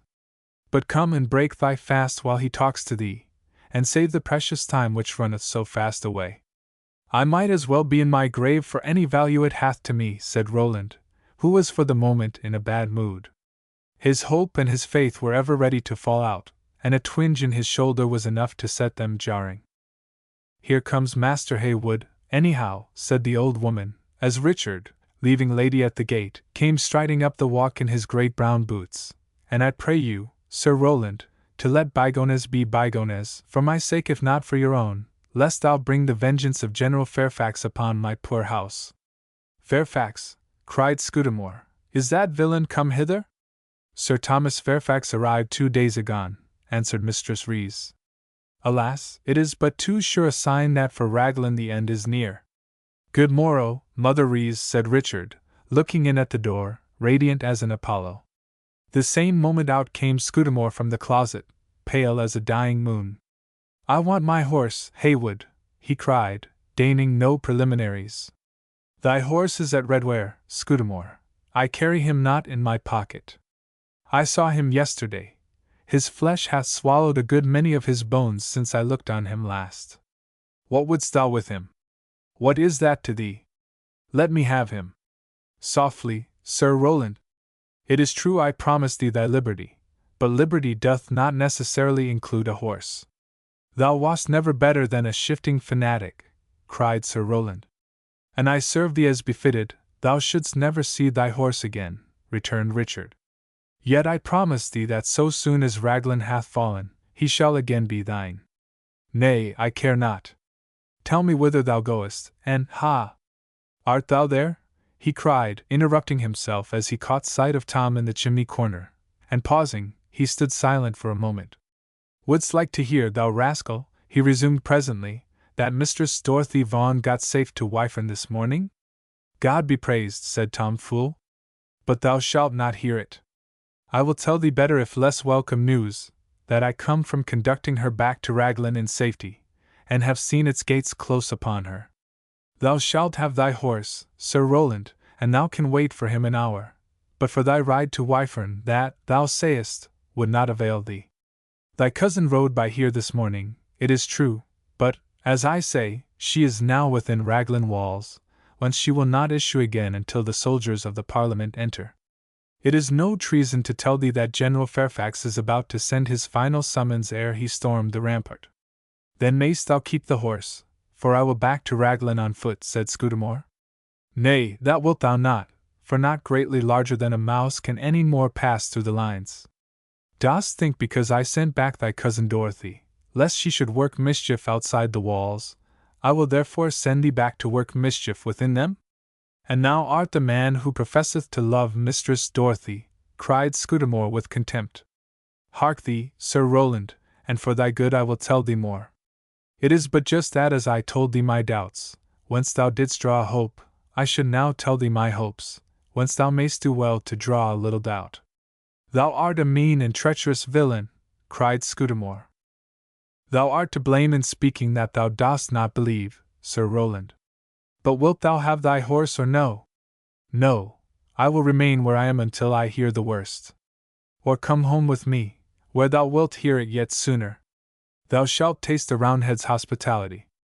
I scorn thee and thy false friendship, cried Roland, and turning again into the closet, he bolted the door. That same morning a great iron ball struck the marble horse on his proud head, and flung it in fragments over the court. From his neck the water bubbled up bright and clear, like the life-blood of the wounded whiteness. Poor Molly, said the Marquis, when he looked from his study window, then smiled at his pity. Lord Charles entered. A messenger had come from General Fairfax, demanding a surrender in the name of the Parliament. If they had but gone on a little longer, Charles, they might have saved us the trouble, said his lordship, for there would have been nothing left to surrender. But I will consider the proposal, he added. Pray tell Sir Thomas that whatever I do, I look first to have it approved of the king. But there was no longer the shadow of a question as to submission. All that was left was but the arrangement of conditions. The Marquis was aware that Captain Hooper's trenches were rapidly approaching the rampart, that 6 great mortars for throwing shells had been got into position, and that resistance would be the merest folly. Various meetings, therefore, of commissioners appointed on both sides for the settling of the terms of submission took place, and at last, on the 15th of August, they were finally arranged, and the surrender fixed for the 17th. The interval was a sad time. All day long tears were flowing, the ladies doing their best to conceal, the servants to display them. Every one was busy gathering together what personal effects might be carried away. It was especially a sad time for Lord Glamorgan's children, for they were old enough not merely to love the place, but to know that they loved it, and the thought that the sacred things of their home were about to pass into other hands, roused in them wrath and indignation as well as grief, for the sense of property is, in the minds of children who have been born and brought up in the midst of family possessions, perhaps stronger than in the minds of their elders. As the sun was going down on the evening of the 16th, Dorothy, who had been helping now one and now another of the ladies all day long, having, indeed, little of her own to demand her attention, Dick and Marquis being almost her sole valuables, came from the keep, and was crossing the fountain court to her old room on its western side. Every one was busy indoors, and the place appeared deserted. There was a stillness in the air that sounded awful. For so many weeks it had been shattered with roar upon roar, and now the guns had ceased to bellow, leaving a sense of vacancy and doubt, an oppression of silence. The hum that came from the lions outside seemed but to enhance the stillness within. But the sunlight lived on sweet and calm, as if all was well. It seemed to promise that wrath and ruin would pass, and leave no lasting desolation behind them. Yet she could not help heaving a great sigh, and the tears came streaming down her cheeks. Tut, tut, cousin! Wipe thine eyes. The dreary old house is not worth such bright tears. Dorothy turned, and saw the Marquis seated on the edge of the marble basin, under the headless horse, whose blood seemed still to well from his truncated form. She saw also that, although his words were cheerful, his lip quivered. It was some little time before she could compose herself sufficiently to speak. "I marvel your lordship is so calm," she said. "Come hither, Dorothy," he returned kindly, "and sit thee down by my side. Thou wast right good to my little Molly. Thou hast been a ministering angel to Raglan and its people. I did thee wrong, and thou forgavest me with a whole heart. Thou hast returned me good for evil tenfold, and for all this I love thee, and therefore will I now tell thee what mocketh me quiet at heart, for I am as thou sayest me, and my heart is as my countenance. I have lived my life, and have now but to die my death. I am thankful to have lived, and I hope to live hereafter. Goodness and mercy went before my birth, and goodness and mercy will follow my death. For the ills of this life, if there was no silence there would be no music. Ignorance is a spur to knowledge. Darkness is a pavilion for the Almighty, a foil to the painter to make his shadows. So are afflictions good for our instruction, and adversities for our amendment. As for the article of death, shall I shun to meet what she who lay in my bosom hath passed through? And look you, fair damsel, thou whose body is sweet, and comely to behold, wherefore should I not rejoice to depart? When I see my house lying in ruins about me, I look down upon this ugly overgrown body of mine, the very foundations whereof crumble from beneath me, and I thank God it is but a tent, and no enduring house even like this house of Raglan, which yet will ere long be a dwelling of owls and foxes. Very soon will death pull out the tent pins and let me fly, and therefore am I glad, for, fair damsel Dorothy, although it may be hard for thee, beholding me as I am, to comprehend it, I like to be old and ugly as little as wouldst thou, and my heart, I verily think, is little older than thine own. One day, please God, I shall yet be clothed upon with a house that is from heaven, nor shall I hobble with gouty feet over the golden pavement, if so be that my sins overpass not mercy. Pray for me, Dorothy, my daughter, for my end is nigh, that I find at length the bosom of Father Abraham. As he ended, a slow flower of music bloomed out upon the silence from under the fingers of the blind youth hid in the stony shell of the chapel, and doubtful at first, its fragrance filled at length the whole sunset air. It was the music of a Nunc Dimittis of Palestrina. Dorothy knelt and kissed the old man's hand, then rose and went weeping to her chamber, leaving him still seated by the broken yet flowing fountain. Of all who prepared to depart, Caspar Kaltoff was the busiest. What best things of his master's he could carry with him, he took, but a multitude he left to a more convenient opportunity, in the hope of which, alone and unaided, he sunk his precious cabinet, and a chest besides, filled with curious inventions and favorite tools, in the secret shaft. But the most valued of all, the fire engine, he could not take and would not leave. He stopped the fountain of the White Horse, once more set the water-commanding slave to work, and filled the cistern until he heard it roar in the waste pipe. Then he extinguished the fire and let the furnace cool, and when Dorothy entered the workshop for the last time to take her mournful leave of the place, there lay the bones of the mighty creature scattered over the floor, here a pipe, there a valve, here a piston, and there a cock. Nothing stood but the furnace and the great pipes that ran up the grooves in the wall outside, between which there was scarce a hint of connection to be perceived. "Mistress Dorothy," he said, "my master is the greatest man in Christendom, but the world is stupid, and will forget him because it never knew him. Amongst her treasures, chief of them all, even before the gifts of her husband, Lady Glamorgan carried with her the last garments, from sleeve ribbons to dainty little shoes and rosettes, worn by her Molly. Dr. Bailey carried a bag of papers and sermons, with his doctor's gown and hood, and his best suit of clothes. The Marquis with his own hand put up his Vulgate, and left his Gower behind. Ever since the painful proofs of its failure with the king, he had felt if not a dislike yet a painful repugnance to the volume, and had never opened it. It was a troubled night, the last they spent in the castle. Not many slept. But the lord of it had long understood that what could cease to be his never had been his, and slept like a child. Dr. Bailey, who in his loving anxiety had managed to get hold of his key, crept in at midnight, and found him fast asleep, and again in the morning, and found him not yet waked. When breakfast was over, proclamation was made that at 9 o'clock there would be prayers in the chapel for the last time, and that the Marquis desired all to be present. When the hour arrived, he entered leaning on the arm of Dr. Bailey. Dorothy followed with the ladies of the family. Young Delaware was in his place, and with organ voice and voice of psalms, praise and prayer arose for the last time from the house of Raglan. All were in tears save the Marquis. A smile played about his lips, and he looked like a child giving away his toy. Sir Toby Matthews tried hard to speak to his flock, but broke down, and had to yield the attempt. When the services were over, the Marquis rose and said, Master Delaware, once more play thy Nunc Dimittis, and so meet me every one in the hall. Thither the Marquis himself walked first, and on the dais seated himself in his chair of state, with his family and friends around him, and the officers of his household waiting. On one side of him stood Sir Ralph Blackstone, with a bag of gold, and on the other Mr. George Wharton, the clerk of the accounts, with a larger bag of silver. Then each of the servants, in turn according to position, was called before him by name, and with his own hand the Marquis, dipping now into one bag, now into the other, gave to each a small present in view of coming necessities. They had the day before received their wages. To each he wished a kind farewell, to some adding a word of advice or comfort.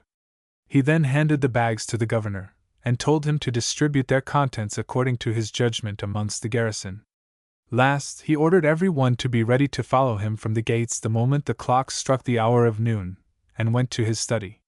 When Lord Charles came to tell him that all were marshalled, and everything ready for departure, he found him kneeling, but he rose with more of agility than he had for a long time been able to show, and followed his son.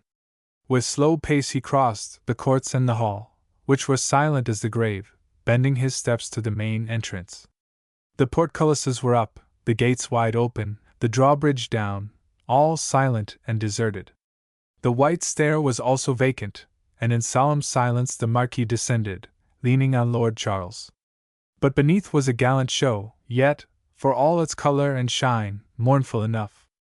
At the foot of the stair stood 4 carriages, each with 6 horses in glittering harness, and behind them all the officers of the household and all the guests on horseback. Next came the garrison music of drums and trumpets, then the men servants on foot, and the women, some on foot and some in wagons with the children. After them came the wagons loaded with such things as they were permitted to carry with them. These were followed by the principal officers of the garrison, colonels and captains, accompanied by their troops, consisting mostly of squires and gentlemen, to the number of about 200, on horseback.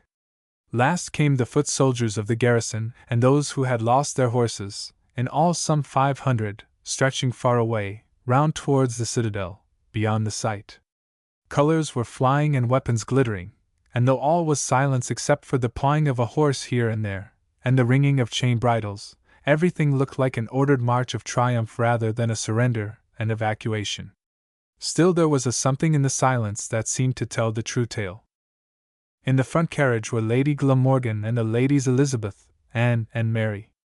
In the carriages behind came their gentlewomen and their lady visitors, with their immediate attendants. Dorothy, mounted on Dick, with Marquis's chain fastened to the pommel of her saddle, followed the last carriage. Beside her rode young Delaware, and his father, the master of the horse. "Open the white gate," said the Marquis from the stair as he descended. The great clock of the castle struck, and with the last stroke of the 12 came the blast of a trumpet from below. "Answer, trumpets," cried the Marquis. The governor repeated the order, and a tremendous blare followed, in which the drums unbidden joined. This was the signal to the warders at the brick gate, and they flung its 2 leaves wide apart. Another blast from below, and in marched on horseback General Fairfax with his staff, followed by 300 foot. The latter drew up on each side of the brick gate, while the general and his staff went on to the marble gate. As soon as they appeared within it, the Marquis, who had halted in the midst of his descent, came down to meet them. He bowed to the general, and said, "I would it were as a guest I received you, Sir Thomas, for then might I honestly bid you welcome. But that I cannot do when you so shake my poor nest that you shake the birds out of it. But though I cannot bid you welcome, I will notwithstanding heartily bid you farewell, Sir Thomas, and I thank you for your courtesy to me and mine. This nut of Raglan was, I believe, the last you had to crack. Amen. God's will be done." The general returned civil answer, and the Marquis, again bowing graciously, advanced to the foremost carriage, the door of which was held for him by Sir Ralph, the steward, while Lord Charles stood by to assist his father.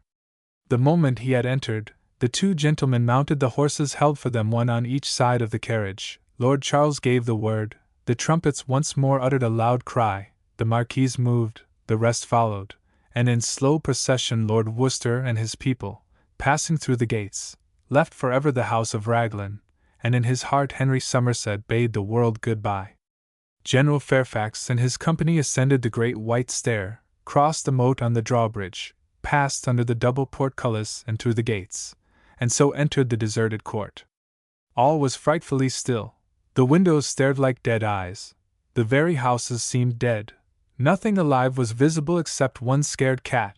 The cannonade had driven away all the pigeons, and a tile had killed the patriarch of the peacocks. They entered the great hall and admired its goodly proportions, while not a few expressions of regret at the destruction of such a magnificent house escaped them. Then as soldiers they proceeded to examine the ruins, and distinguish the results wrought by the different batteries. "Gentlemen," said Sir Thomas, "had the walls been as strong as the towers, we should have been still sitting in yonder field." In the meantime the Army Commissioner, Thomas Herbert by name, was busy securing with the help of his men the papers and valuables, and making an inventory of such goods as he considered worth removing for sale in London. Having satisfied his curiosity with a survey of the place, and left a guard to receive orders from Mr. Herbert, the General mounted again and rode to Chepstow, where there was a grand entertainment that evening to celebrate the fall of Raglan, the last of the strongholds of the King. Chapter 55. R.I.P. As the sad, shining company of the Marquis went from the gates, running at full speed to overtake the rear ere it should have passed through, came Caspar, and mounting a horse led for him, rode near Dorothy. As they left the brick gate, a horseman joined the procession from outside. Pale and worn, with bent head and sad face, Sir Rowland Scudamore fell into the ranks amongst his friends of the garrison, and with them rode in silence. Many a look did Dorothy cast around her as she rode, but only once, on the crest of a grassy hill that rose abrupt from the highway a few miles from Raglan, did she catch sight of Richard mounted on Lady. All her life after, as often as trouble came, that figure rose against the sky of her inner world, and was to her a type of the sleepless watch of the universe. Soon, from flank and rear, in this direction and that, each to some haven or home, servants and soldiers began to drop away. Before they reached the forest of Dean, the cortege had greatly dwindled, for many belonged to villages, small towns, and farms on the way, and their orders had been to go home and wait better times. When he reached London, except the chief officers of his household, one of his own pages, and some of his daughter's gentlewomen and menials, the Marquis had few attendants left beyond Caspar and Shafto. It was a long and weary journey for him, occupying a whole week. One evening he was so tired and unwell that they were forced to put up with what quarters they could find in a very poor little town. Early in the morning, however, they were up and away. When they had gone some 10 miles, Lord Charles was riding beside the coach and chatting with his sisters. A remark was made not complimentary to their accommodation of the previous night. "True," said Lord Charles, "it was a very scurvy inn, but we must not forget that the reckoning was cheap." While he spoke, one of the household had approached the Marquis, who sat on the other side of the carriage, and said something in a low voice. "Say'st thou so?" returned his lordship. "Hear'st thou, my Lord Charles? Thou talkest of a cheap reckoning. I never paid so dear for a lodging in my life. Here is Master Wharton hath just told me that they have left £1,000 under a bench in the chamber we broke our fast in. Truly they are overpaid for what we had."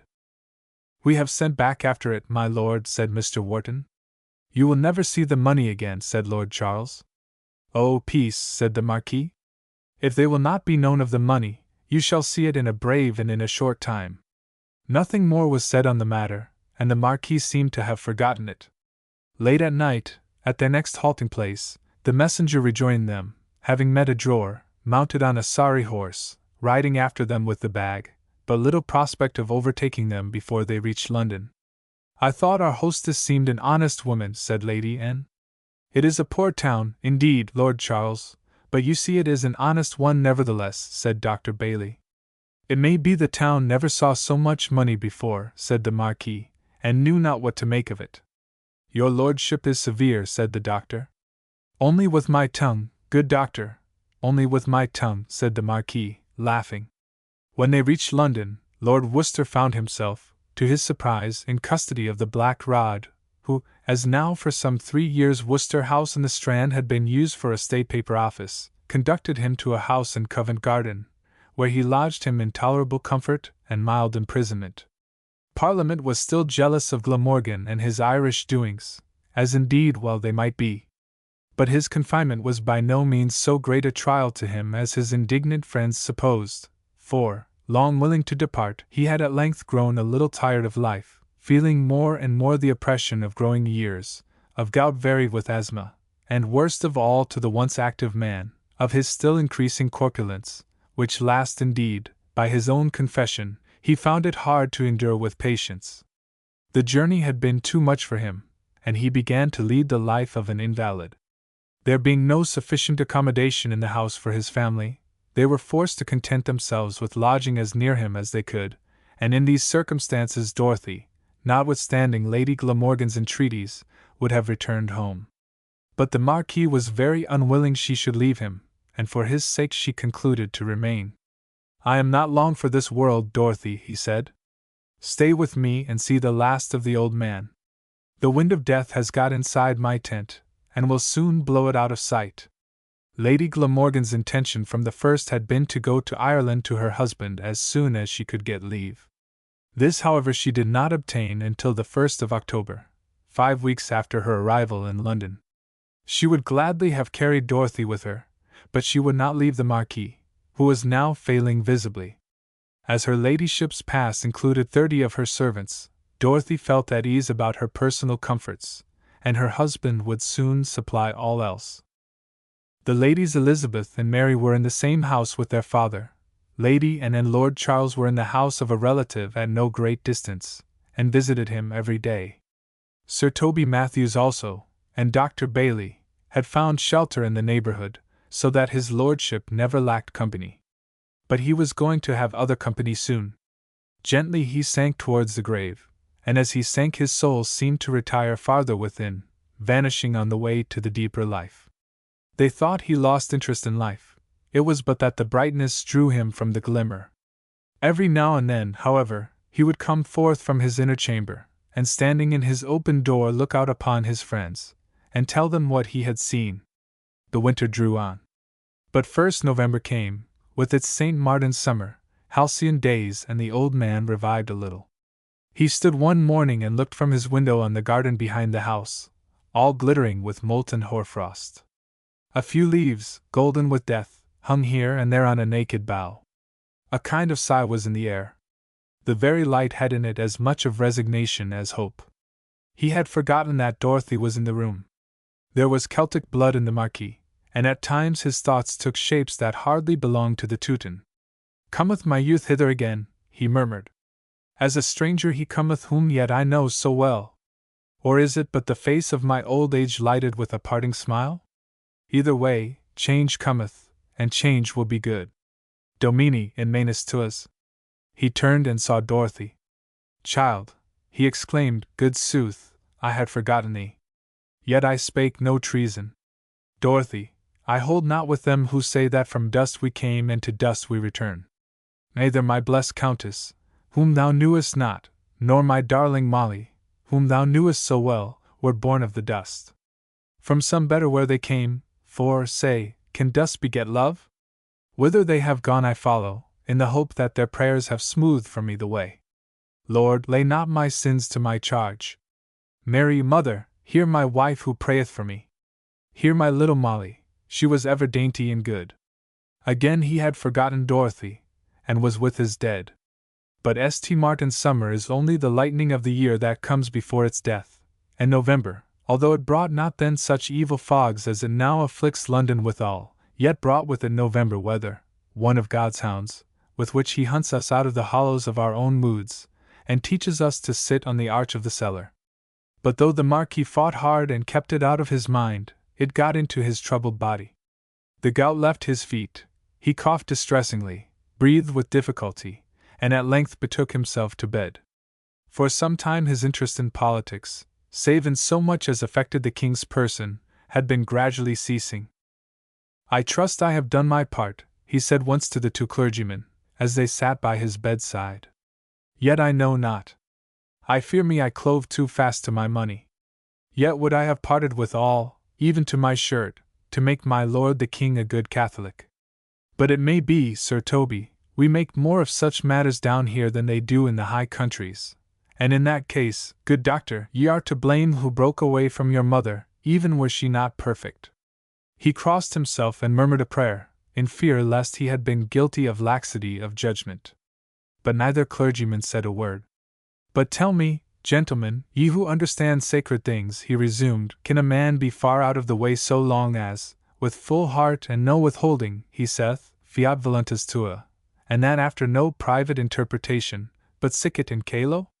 "That, my lord, I also strive to say with all my heart," said Dr. Bailey. "Mayhap, doctor," returned the Marquis, "when thou art as old as I, and hast learned to see how good it is, how all good, thou wilt be able to say it without any striving. There was a time in my life when I too had to strive, for the thought that he was a hard master would come, and come again. But now that I have learned a little more of what he meaneth with me, what he would have of me and do for me, how he would make me pure of sin, clean from the very bottom of my heart to the crest of my soul, from spur to plume a stainless knight, verily I am no more content to submit to his will. I cry in the night time, Thy will be done, Lord, let it be done, I entreat thee. And in the daytime I cry, Thy kingdom come, Lord, let it come, I pray thee. He lay silent. The clergyman left the room, and Lord Charles came in, and sat down by his bedside. The Marquis looked at him, and said kindly, "Ah, son Charles! Art thou there? I came to tell you, my lord, the rumor goeth that the king hath consented to establish the Presbyterian heresy in the land," said Lord Charles. "Believe it not, my lord. A man ought not to believe ill of another so long as there is space enough for a doubt to perch. Yet, alas! What shall be hoped of him who will yield nothing to prayers, and everything to compulsion? Had his Majesty been a true prince, he had ere now set his foot on the neck of his enemies, or else ascended to heaven a blessed martyr. Protestant, sayst thou? In good sooth, I force not. What is he now but a football for the sectaries to kick to and fro? But I shall pray for him whither I go, if indeed the prayers of such as I may be heard in that country. God be with his Majesty. I can do no more. There are other realms than England, and I go to another king. Yet will I pray for England, for she is dear to my heart. God grant the evil time may pass, ere Englishmen yet again grow humble and obedient." He closed his eyes, and his face grew so still that, notwithstanding the labor of his breathing, he would have seemed asleep, but that his lips moved a little now and then, giving a flutter of shape to the eternal prayer within him. Again he opened his eyes, and saw Sir Toby, who had re-entered silent as a ghost, and said, feebly holding out his hand, "I am dying, Sir Toby, where will this swollen hulk of mine be hid?" "That, my lord," returned Sir Toby, "hath been already spoken of in Parliament, and it hath been wrung from them, heretics and fanatics as they are, that your lordship's mortal remains shall lie in Windsor Castle, by the side of Earl William, the first of the Earls of Worcester." "God bless us all!" cried the Marquis, almost merrily, for he was pleased, and with the pleasure the old humour came back for a moment. "They will give me a better castle when I am dead than they took from me when I was alive. Yet is it a small matter to him who inherits such a house as awaiteth my lord, domum non manufactum, in caelis aeternam," said Sir Toby. "I thank thee, Sir Toby, for recalling me. Truly for a moment I was uplifted somewhat. That I should still play the fool, and the old fool, in the very face of death. But, thank God, at thy word the world hath again dwindled, and my heavenly house drawn the nearer. Domini, nunc dimittis. Let me, so soon as you judge fit, Sir Toby, have the consolations of the dying." When the last rites, wherein the Church yields all hold save that of prayer, had been administered, and his daughters with Dorothy and Lord Charles stood around his bed. "Now have I taken my staff to be gone," he said cheerfully, like a peasant who hath visited his friends, "and will now return, and they will see him as far upon the road as they may. I tremble a little, but I bethink me of him that made me and died for me, and now calleth me, and my heart revives within me. Then he seemed to fall half asleep, and his soul went wandering in dreams that were not all asleep, just as it had been with little Molly when her end drew near. How sweet is the grass for me to lie in, and for thee to eat! Eat, eat, old ploughman. It was a favorite horse of which he dreamed, one which in old days he had named after Piers Plowman, the vision concerning whom, notwithstanding its severity on Catholic abuses, he had at one time read much. After a pause he went on. Alack, they have shot off his head. What shall I do without my ploughman? My body groweth so large and heavy. Hark, I hear Molly. Spout, horse, she crieth. See, it is his lifeblood he spouteth. O Lord, what shall I do, for I am heavy, and my body keepeth down my soul. Hark! Who calleth me? It is Molly. No, no! It is the master. Lord, I cannot rise and come to thee. Here have I lain for ages, and my spirit groaneth. Reach forth thy hand, Lord, and raise me. Thanks, Lord, thanks. And with the word he was neither old man nor marquis any more.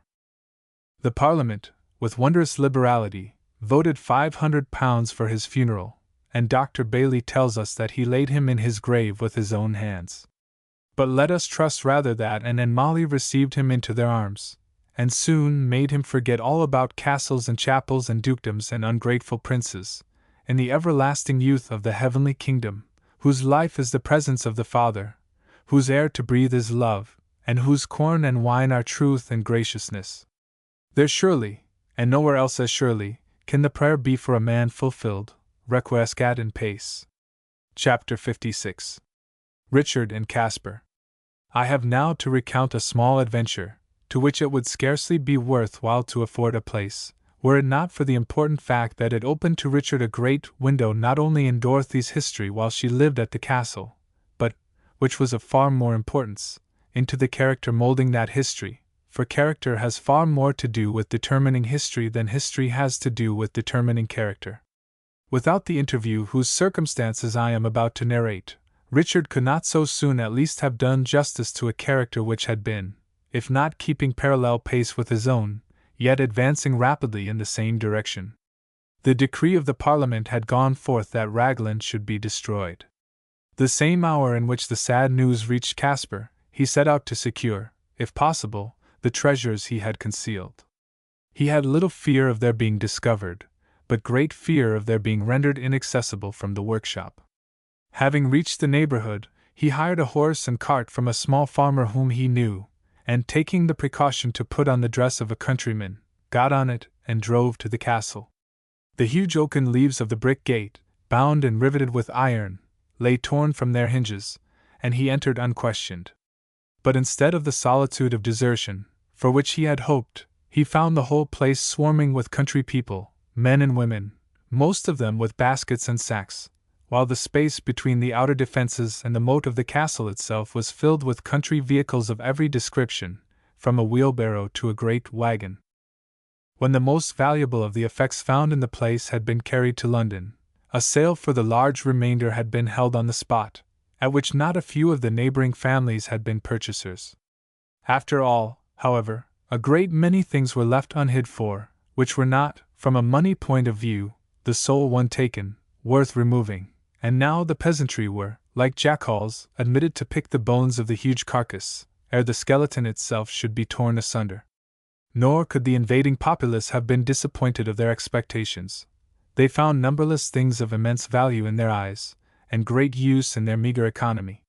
For years, I might say centuries after, pieces of furniture and panels of carved oak, bits of tapestry, antique sconces and candlesticks of brass, ancient horse furniture, and 1,000 things besides of endless interest, were to be found scattered in farmhouses and cottages all over Monmouth and neighboring shires.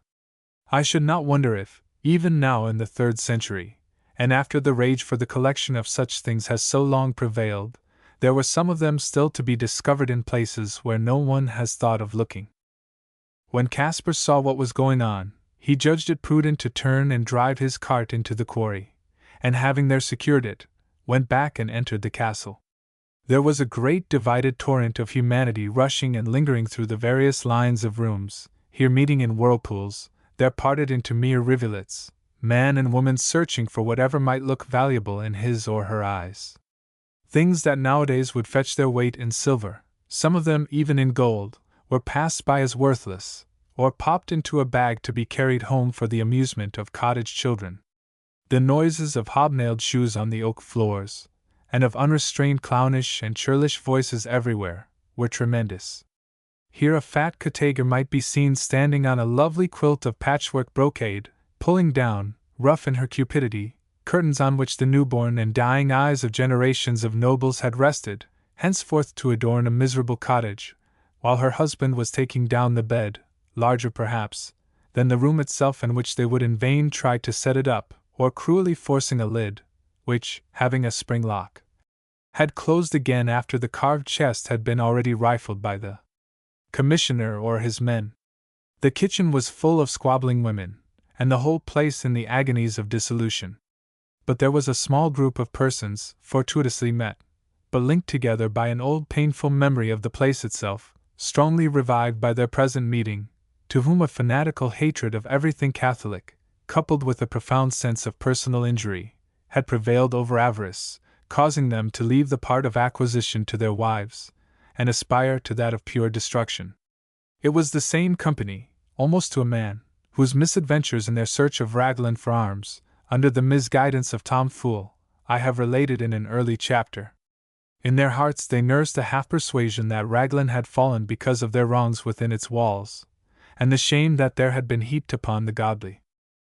These men, happening to meet, as I say, in the midst of the surrounding tumult, had fallen into a conversation chiefly occupied with reminiscences of that awful experience, whose terrors now looked like an evil dream, and in a place thus crowded with men and women, buzzing with voices, and resounding with feet, as little likely to return as a vanished thundercloud. In the course of their conversation, therefore, they grew valiant, grew conscious next of a high calling, and resolved therewith to take to themselves the honor of giving the first sweep of the besom of destruction to Raglan Castle. Satisfying themselves first therefore that their wives were doing their duty for their household, Mistress Upstill was as good as 2 men at least at appropriation, they set out, Cast Down taking the lead, Master Sycamore, John Croning, and the rest following, armed with crowbars, for the top of the great tower, ambitious to commence the overthrow by attacking the very summit, the high places of wickedness, the crown of pride. And after some devious wandering, at length found the way to the stair. When Caspar Kaltoff entered the castle, he made straight for the keep, and to his delight found no one in the lower part. To make certain, however, that he was alone in the place, ere he secured himself from intrusion, he ran up the stair, gave a glance at the doors as he ran, and reached the top just as Upstill in fierce discrowning pride was heaving the first capstone from between 2 battlements. Caspar was close by the cocks. Instantly he turned one, and as the dislodged stone struck the water of the moat, a sudden hollow roaring invaded their ears, and while they stood aghast at the well-remembered sound, and ere yet the marrow had time to freeze in their stupid bones, the very moat itself into which they had cast the insulted stone, storming and spouting, seemed to come rushing up to avenge it upon them where they stood. The moment he turned the cock, Caspar shot halfway down the stair, but as quietly as he could, and into a little chamber in the wall, where stood 2 great vessels through which the pipes of the fire engine inside had communicated with the pipes in the wall outside. There he waited until the steps which, long before he reached his refuge, he heard come thundering down the stairs after him, had passed in headlong haste, when he sprang up again to save the water for another end, and to attach the drawbridge to the sluice, so that it would raise it to its full height. Then he hurried down to the water trap under the bridge and set it, after which he could hardly help wasting a little of his precious time, lurking in a convenient corner to watch the result. He had not to wait long. The shrieks of the yokels as they ran, and their looks of horror when they appeared, quickly gathered around them a gaping crowd to hear their tale, the more foolhardy in which, partly doubting their word, for the fountains no longer played, and partly ambitious of showing their superior courage, rushed to the Gothic bridge. Down came the drawbridge with a clang, and with it in sheer descent a torrent of water fit to sweep a regiment away, which shot along the stone bridge and dashed them from it bruised and bleeding, and half drowned with the water which in their terror and surprise found easy way into their bodies. Caspar withdrew satisfied, for he now felt sure of all the time he required to get some other things he had thought of saving down into the shaft with the cabinet and chest. Having effected this, and with much labor and difficulty, aided by rollers, got all into the quarry and then into the cart, he did not resist the temptation to go again amongst the crowd, and enjoy listening to the various remarks and conjectures and terrors to which doubtless his trick had given rise. He therefore got a great armful of trampled corn from the field above, and laid it before his patient horse, then ran round and re-entered the castle by the main gate. He had not been in the crowd many minutes, however, when he saw indications of suspicion ripening to conviction.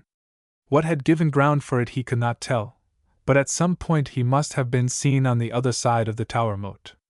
All this time Upstill and his party had been recounting with various embellishment their adventures both former and latter, and when Kalthoff was recognized, or at least suspected in the crowd, the rumor presently arose and spread that he was either the devil himself, or an accredited agent of that potentate. Be it then the old Satan himself? Caspar heard a man say anxiously to his neighbor, as he tried to get a look at his feet, which was not easy in such a press.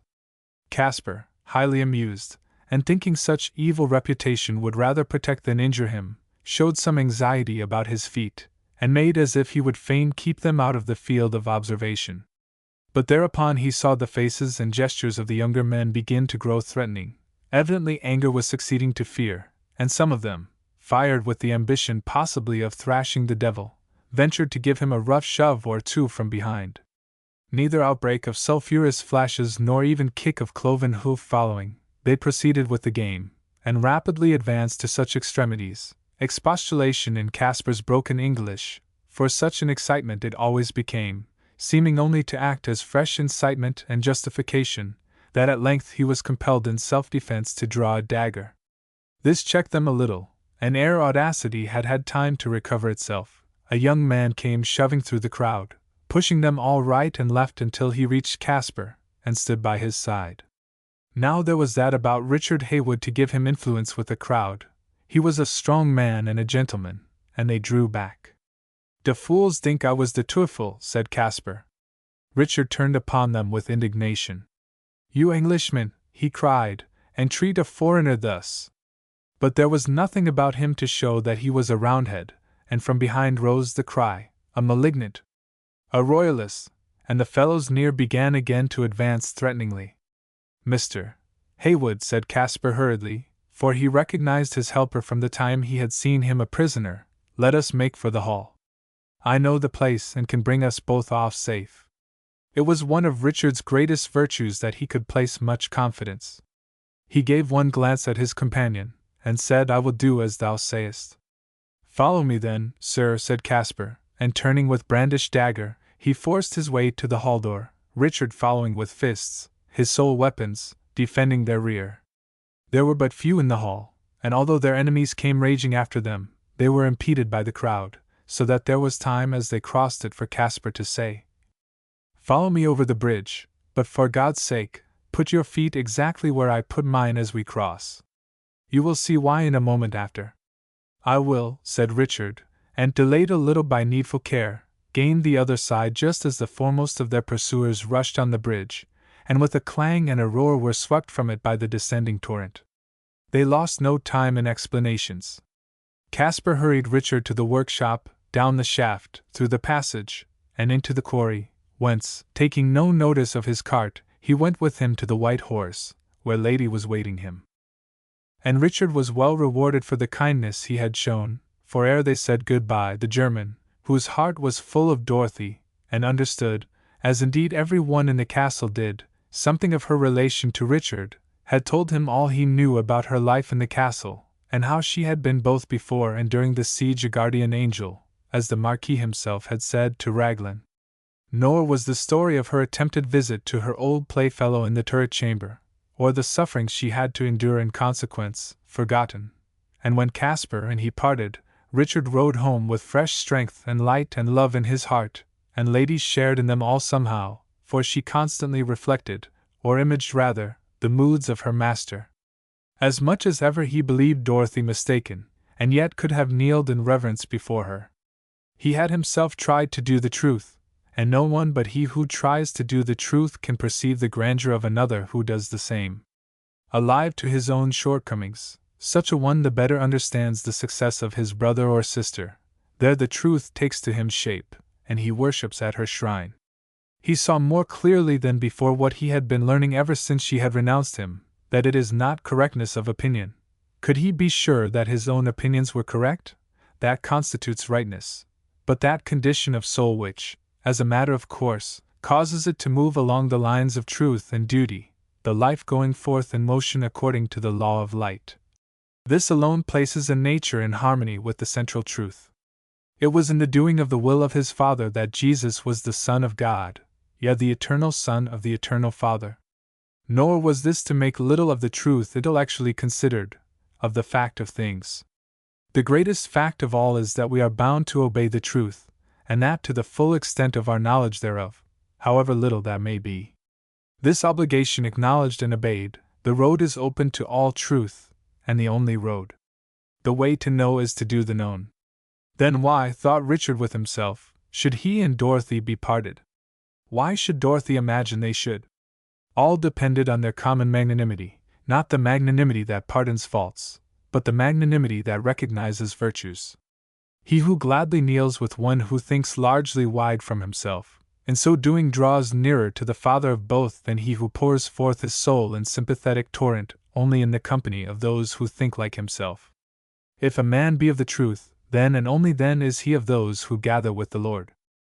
In forms natural to the age and his individual thought, if not altogether in such as I have here put down, Richard thus fashioned his insights as he sauntered home upon Lady, his head above the clouds, and his heart higher than his head, as it ought to be once or twice a day at least.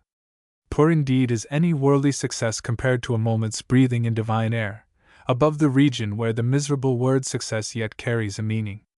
Chapter 57. The Skeleton. The death of the Marquis took place in December, long before which time the second Marquis of Worcester, ever busy in the King's affairs, and unable to show himself with safety in England, or there be useful, had gone from Ireland to Paris. As the country was now a good deal quieter, and there was nothing to detain her in London, and much to draw her to Wyfern, Dorothy resolved to go home, and there, if possible, remain. Indeed, there was now nothing else she could well do, except visit Mr. Herbert at Languedoc. But much as she revered and loved the old man, and would have enjoyed his company, she felt now such a longing for activity, that she must go and look after her affairs. What with the words of the good Marquis and her own late experiences and conflicts, Dorothy had gained much enlightenment. She had learned that well-being is a condition of inward calm, resting upon yet deeper harmonies of being, and resulting in serene activity, the prevention of which natural result reacts in perturbation and confusion of thought and feeling. But for many sakes the thought of home was in itself precious and enticing to her. It was full of clear memories of her mother, and vague memories of her father, not to mention memories of the childhood Richard and she had spent together, from which the late mists had begun to rise, and reveal them sparkling with dew and sunshine.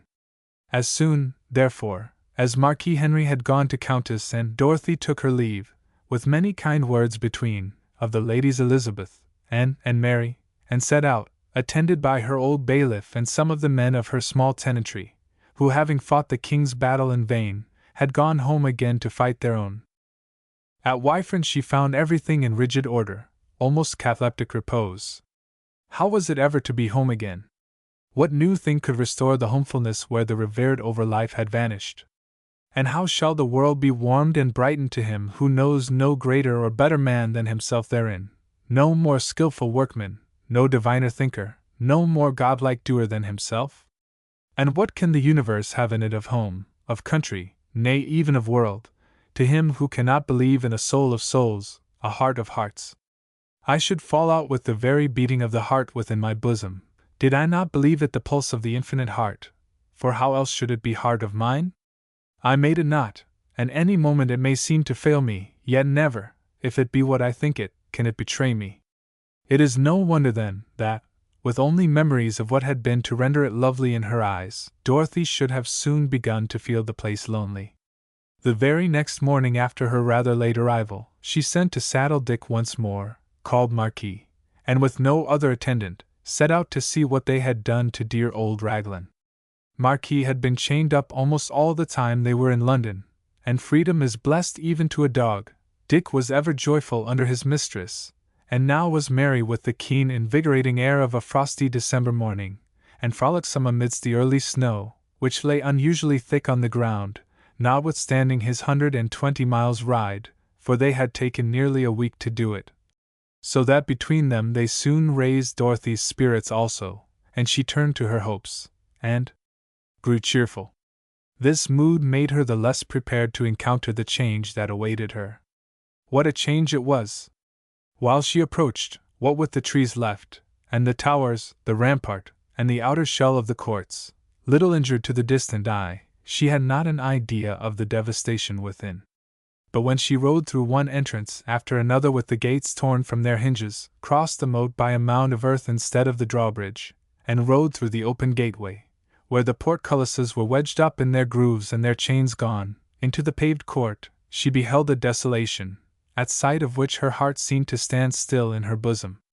The rugged horror of the heaps of ruins was indeed softly covered with snow, but what this took from the desolation in harshness, it added in coldness and desertion and hopelessness. She felt like one who looks for the corpse of his friend, and finds but his skeleton.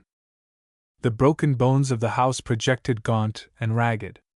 Its eyes returned no shine, they did not even stare, for not a pane of glass was left in a window, they were but eye-holes, black and blank with shadow and no-ness.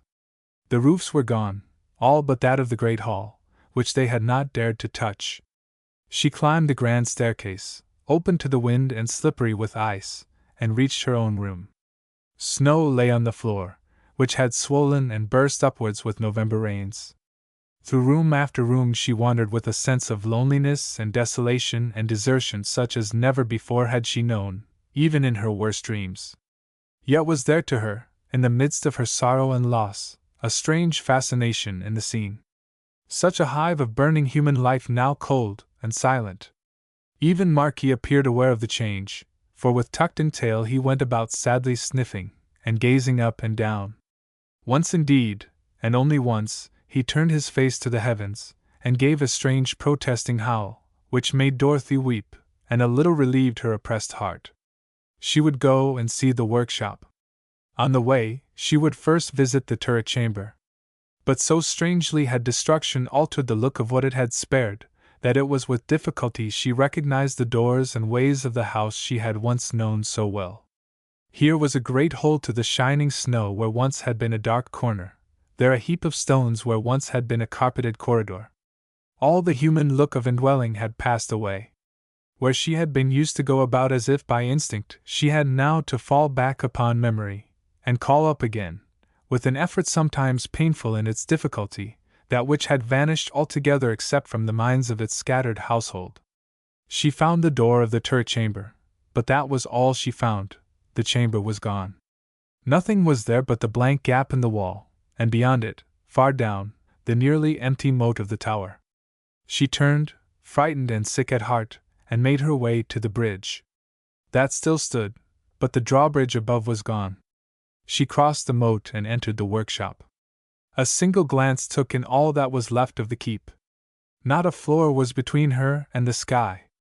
The reservoir, great as a little mountain tarn, had vanished utterly. All was cleared out, and the white wintry clouds were sailing over her head. Nearly a third part of the walls had been brought within a few feet of the ground. The furnace was gone, all but its mason work. It was like the change of centuries rather than months. The castle had half melted away. Its idea was blotted out, save from the human spirit. She turned from the workshop, in positive pain of body at the sight, and wandered she hardly knew whither, till she found herself in Lady Glamorgan's parlor. There was left a single broken chair. She sat down on it, closed her eyes, and laid back her head. She opened them with a slight start. There stood Richard a yard or two away. He had heard of her return, and gone at once to Wyfern.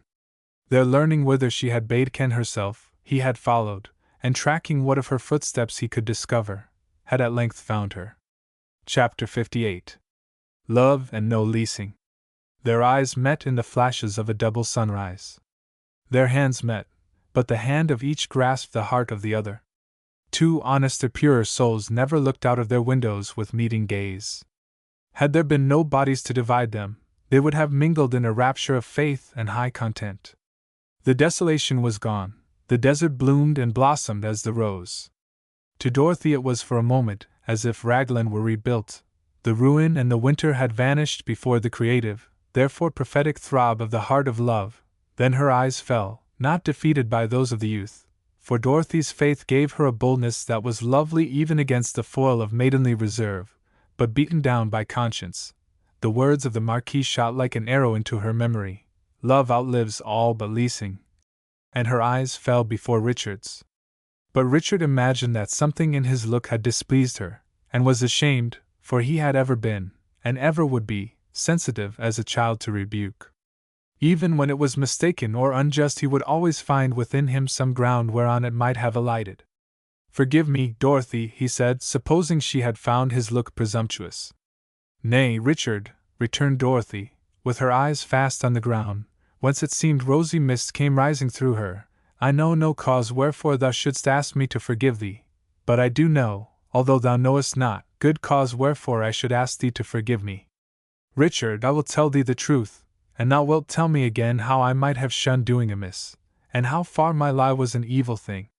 "Lie, Dorothy! Thou hast never lied.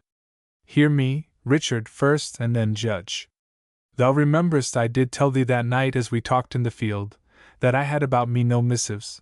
The word was true, but its purport was false. When I said that, thou didst hold in thy hand my comb, wherein were concealed certain papers in cipher." "O thou cunning one!" cried Richard, half reproachfully, half humorously, but the amusement overtopped the seriousness. "My heart did reproach me, but Richard, what was I to do?" "Wherefore did thy heart reproach thee, Dorothy?" "That I told a falsehood, that I told thee a falsehood, Richard." "Then had it been up still, thou wouldst not have minded." "Up still? I would never have told up still a falsehood. I would have beaten him first." "Then thou didst think it better to tell a falsehood to me than to up still." "I would rather sin against thee, and it were a sin, Richard. Were it wrong to think I would rather be in thy hands, sin or none, or sin and all, than in those of a mean-spirited knave whom I despised? Besides, I might one day, somehow or other, make it up to thee, but I could not to him." "But was it sin, Richard? Tell me that. I have thought and thought over the matter until my mind is maze. Thou sayest it was my Lord Marquis's business, not mine, and thou hadst no right in the matter. Prithee, Dorothy, ask not me to judge. Art thou then so angry with me that thou wilt not help me to judge myself aright? Not so, Dorothy, but there is one command in the New Testament for the which I am often more thankful than for any other." "What is that, Richard?" "Judge not. Prithee, between whom lieth the quarrel, Dorothy? Bethink thee. Between thee and me, Richard." "No, verily, Dorothy. I accuse thee not." Dorothy was silent for a moment, thinking. "I see, Richard," she said. "It lieth between me and my own conscience." "Then who am I, Dorothy, that I should dare step betwixt thee and thy conscience?" "God forbid. That were a presumption deserving indeed the pains of hell. But if my conscience, and I seek a day's man betwixt us? Mortal man can never be that day's man, Dorothy. Nay, thou need an umpire, thou must seek to him who brought thee and thy conscience together, and told thee to agree. Let God, over all and in all, tell thee whether or no thou wert wrong. For me, I dare not. Believe me, Dorothy, it is sheer presumption for one man to intermeddle with the things that belong to the spirit of another man." "But these are only the things of a woman," said Dorothy, in pure childish humility born of love. "Sure, Dorothy, thou wouldst not jest in such sober matters." "God forbid, Richard! I but spoke that which was in me. I see now it was foolishness. All a man can do in this matter of judgment," said Richard, "is to lead his fellow man, if so be he can, up to the judgment of God. He must never dare judge him for himself." and thou cannot tell whether thou did well or ill in what thou didst, thou shouldst not vex thy soul. God is thy refuge, even from the wrongs of thine own judgment. Pray to him to let thee know the truth, that if needful thou mayst repent. Be patient and not sorrowful until he show thee. Nor fear that he will judge thee harshly because he must judge thee truly. That were to wrong God. Trust in him even when thou fearest wrong in thyself, for he will deliver thee therefrom. Ah! How good and kind art thou, Richard! How should I be other to thee, beloved Dorothy? Thou art not then angry with me that I did deceive thee? If thou didst right, wherefore should I be angry? If thou didst wrong, I am well content to know that thou wilt be sorry therefore as soon as thou sayest it, and before that thou canst not, thou must not, be sorry. I am sure that what thou knowest to be right that thou wilt do, and it seemeth as if God himself were content with that for the time. What the very right thing is, concerning which we may now differ, we must come to see together one day, the same, and not another, to both, and this doing of what we see, is to each of us the path thither. Let God judge us, Dorothy, for his judgment is light in the inward parts, showing the truth and enabling us to judge ourselves. For me to judge thee and thee me, Dorothy, would with it bear no light. Why, Dorothy, knowest thou not, yet how shouldst thou know?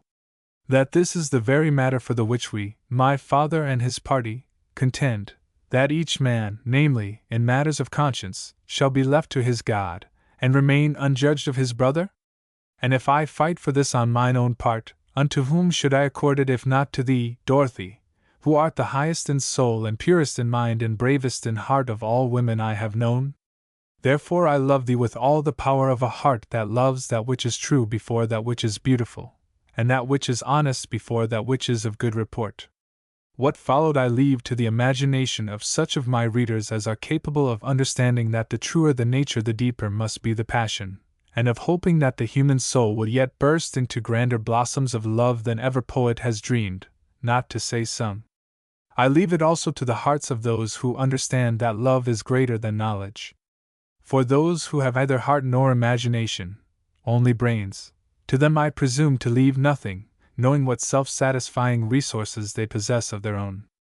The pair wandered all over the ruins together, and Dorothy had 100 places to take Richard to, and tell him what they had been, and how they had looked in their wholeness and use, amongst the rest her own chamber, whither Marquis had brought her the letter which Mistress Upstill had found so badly concealed.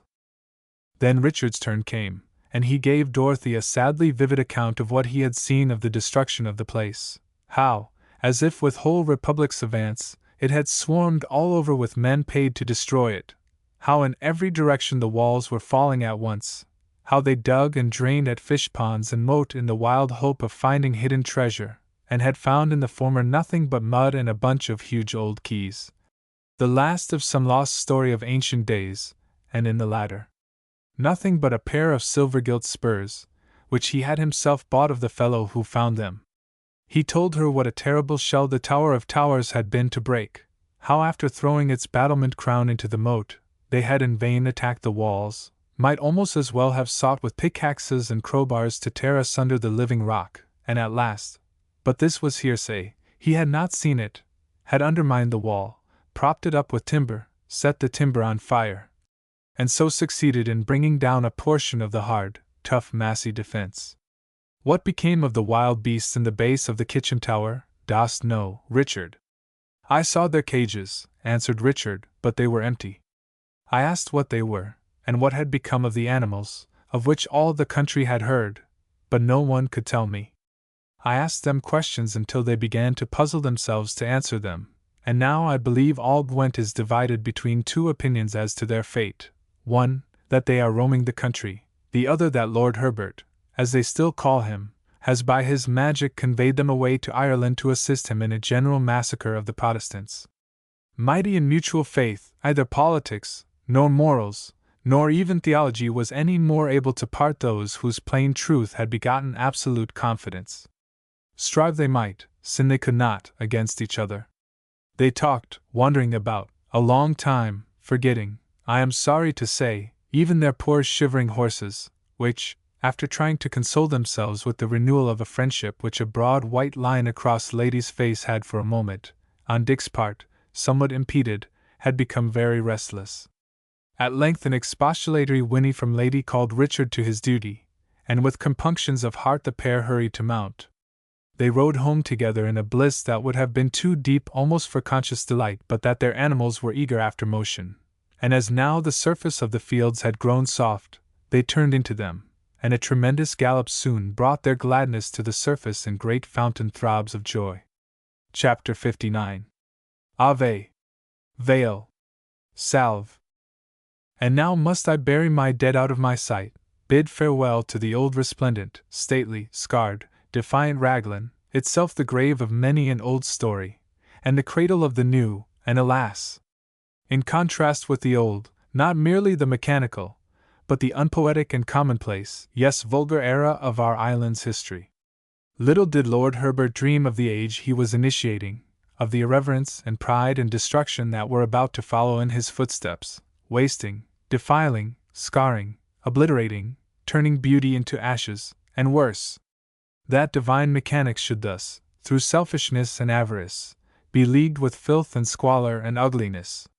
When one looks upon Raglan, indignation rises, not at the storm of iron which battered its walls to powder, hardly even at the decree to level them with the dust, but at the later destroyer who could desecrate the beauty yet left by wrath and fear, who with the stones of my lady's chamber would build a kennel, or with the carved stones of chapel or hall a barn or cowhouse. What would the inventor of the water-commanding engine have said to the pollution of our waters, the destruction of the very landmarks of our history, the desecration of ruins that ought to be venerated for their loveliness as well as their story? Would he not have broken it to pieces, that the ruin it must occasion might not be laid to his charge? May all such men as for the sake of money constitute themselves the creators of ugliness, not to speak of far worse evils in the land, live, or die, I care not which, to know in their own selves what a lovely human psyche lies hid even in the chrysalis of a railway director, and to loathe their past selves as an abomination, incredible but that it had been. He who calls such a wish a curse, must undergo it ere his being can be other than a blot. But this era too will pass, and truth come forth in forms new and more lovely still. The living Raglan has gone from me, and before me rise the broken, mouldering walls which are the monument of their own past. My heart swells as I think of them, lonely in the deepening twilight, when the ivy which has flung itself like a garment about the bareness of their looped and windowed raggedness is but as darker streaks of the all-prevailing dusk, and the moon is gathering in the east. Fain would the soul forsake the fettersome body for a season, to go flitting hither and thither, alighting and flitting, like a bat or a bird, now drawing itself slow along a moulding to taste its curve and flow, now creeping into a cranny, and brooding and thinking back till the fancy feels the tremble of an ancient kiss yet softly rippling the air, or descries the dim stain which no tempest can wash away. Ah, here is a stair! True, there are but 3 steps, a broken one and a fragment. What said I? See how the phantom steps continue it, winding up and up to the door of my lady's chamber. See its polished floor, black as night, its walls rich with tapestry, lovelily old, and harmoniously withered, for the ancient time had its ancient times, and its things that had come down from solemn antiquity. See the silver sconces, the tall mirrors, the part-open window, long, low, carved lattice, and filled with lozenge panes of the softest yellow-green, in a multitude of shades. There stands my lady herself, leaning from it, looking down into the court. Ah, lovely lady! Is not thy heart as the heart of my mother, my wife, my daughters? Thou hast had thy troubles. I trust they are over now, and that thou art satisfied with God for making thee. The vision fades, and the old walls rise like a broken cenotaph. But the same sky, with its clouds never the same, hangs over them. The same moon will fold them all night in a doubtful radiance, befitting the things that dwell alone, and are all of other times, for she too is but a ghost, a thing of the past, and her light is but the light of memory. Into the empty crannies blow the same winds that once refreshed the souls of maiden and man-at-arms. Only the yellow flower that grew in its gardens now grows upon its walls. And however the mind, or even the spirit of man may change, the heart remains the same, and an effort to read the hearts of our forefathers will help us to know the heart of our neighbor. Whoever cares to distinguish the bones of fact from the drapery of invention in the foregone tale, will find them all in the late Mr. Dooke's Life of the Marquis of Worcester, and the Sermon Religiosum and Golden Apothegms of Dr. Bailey. The end.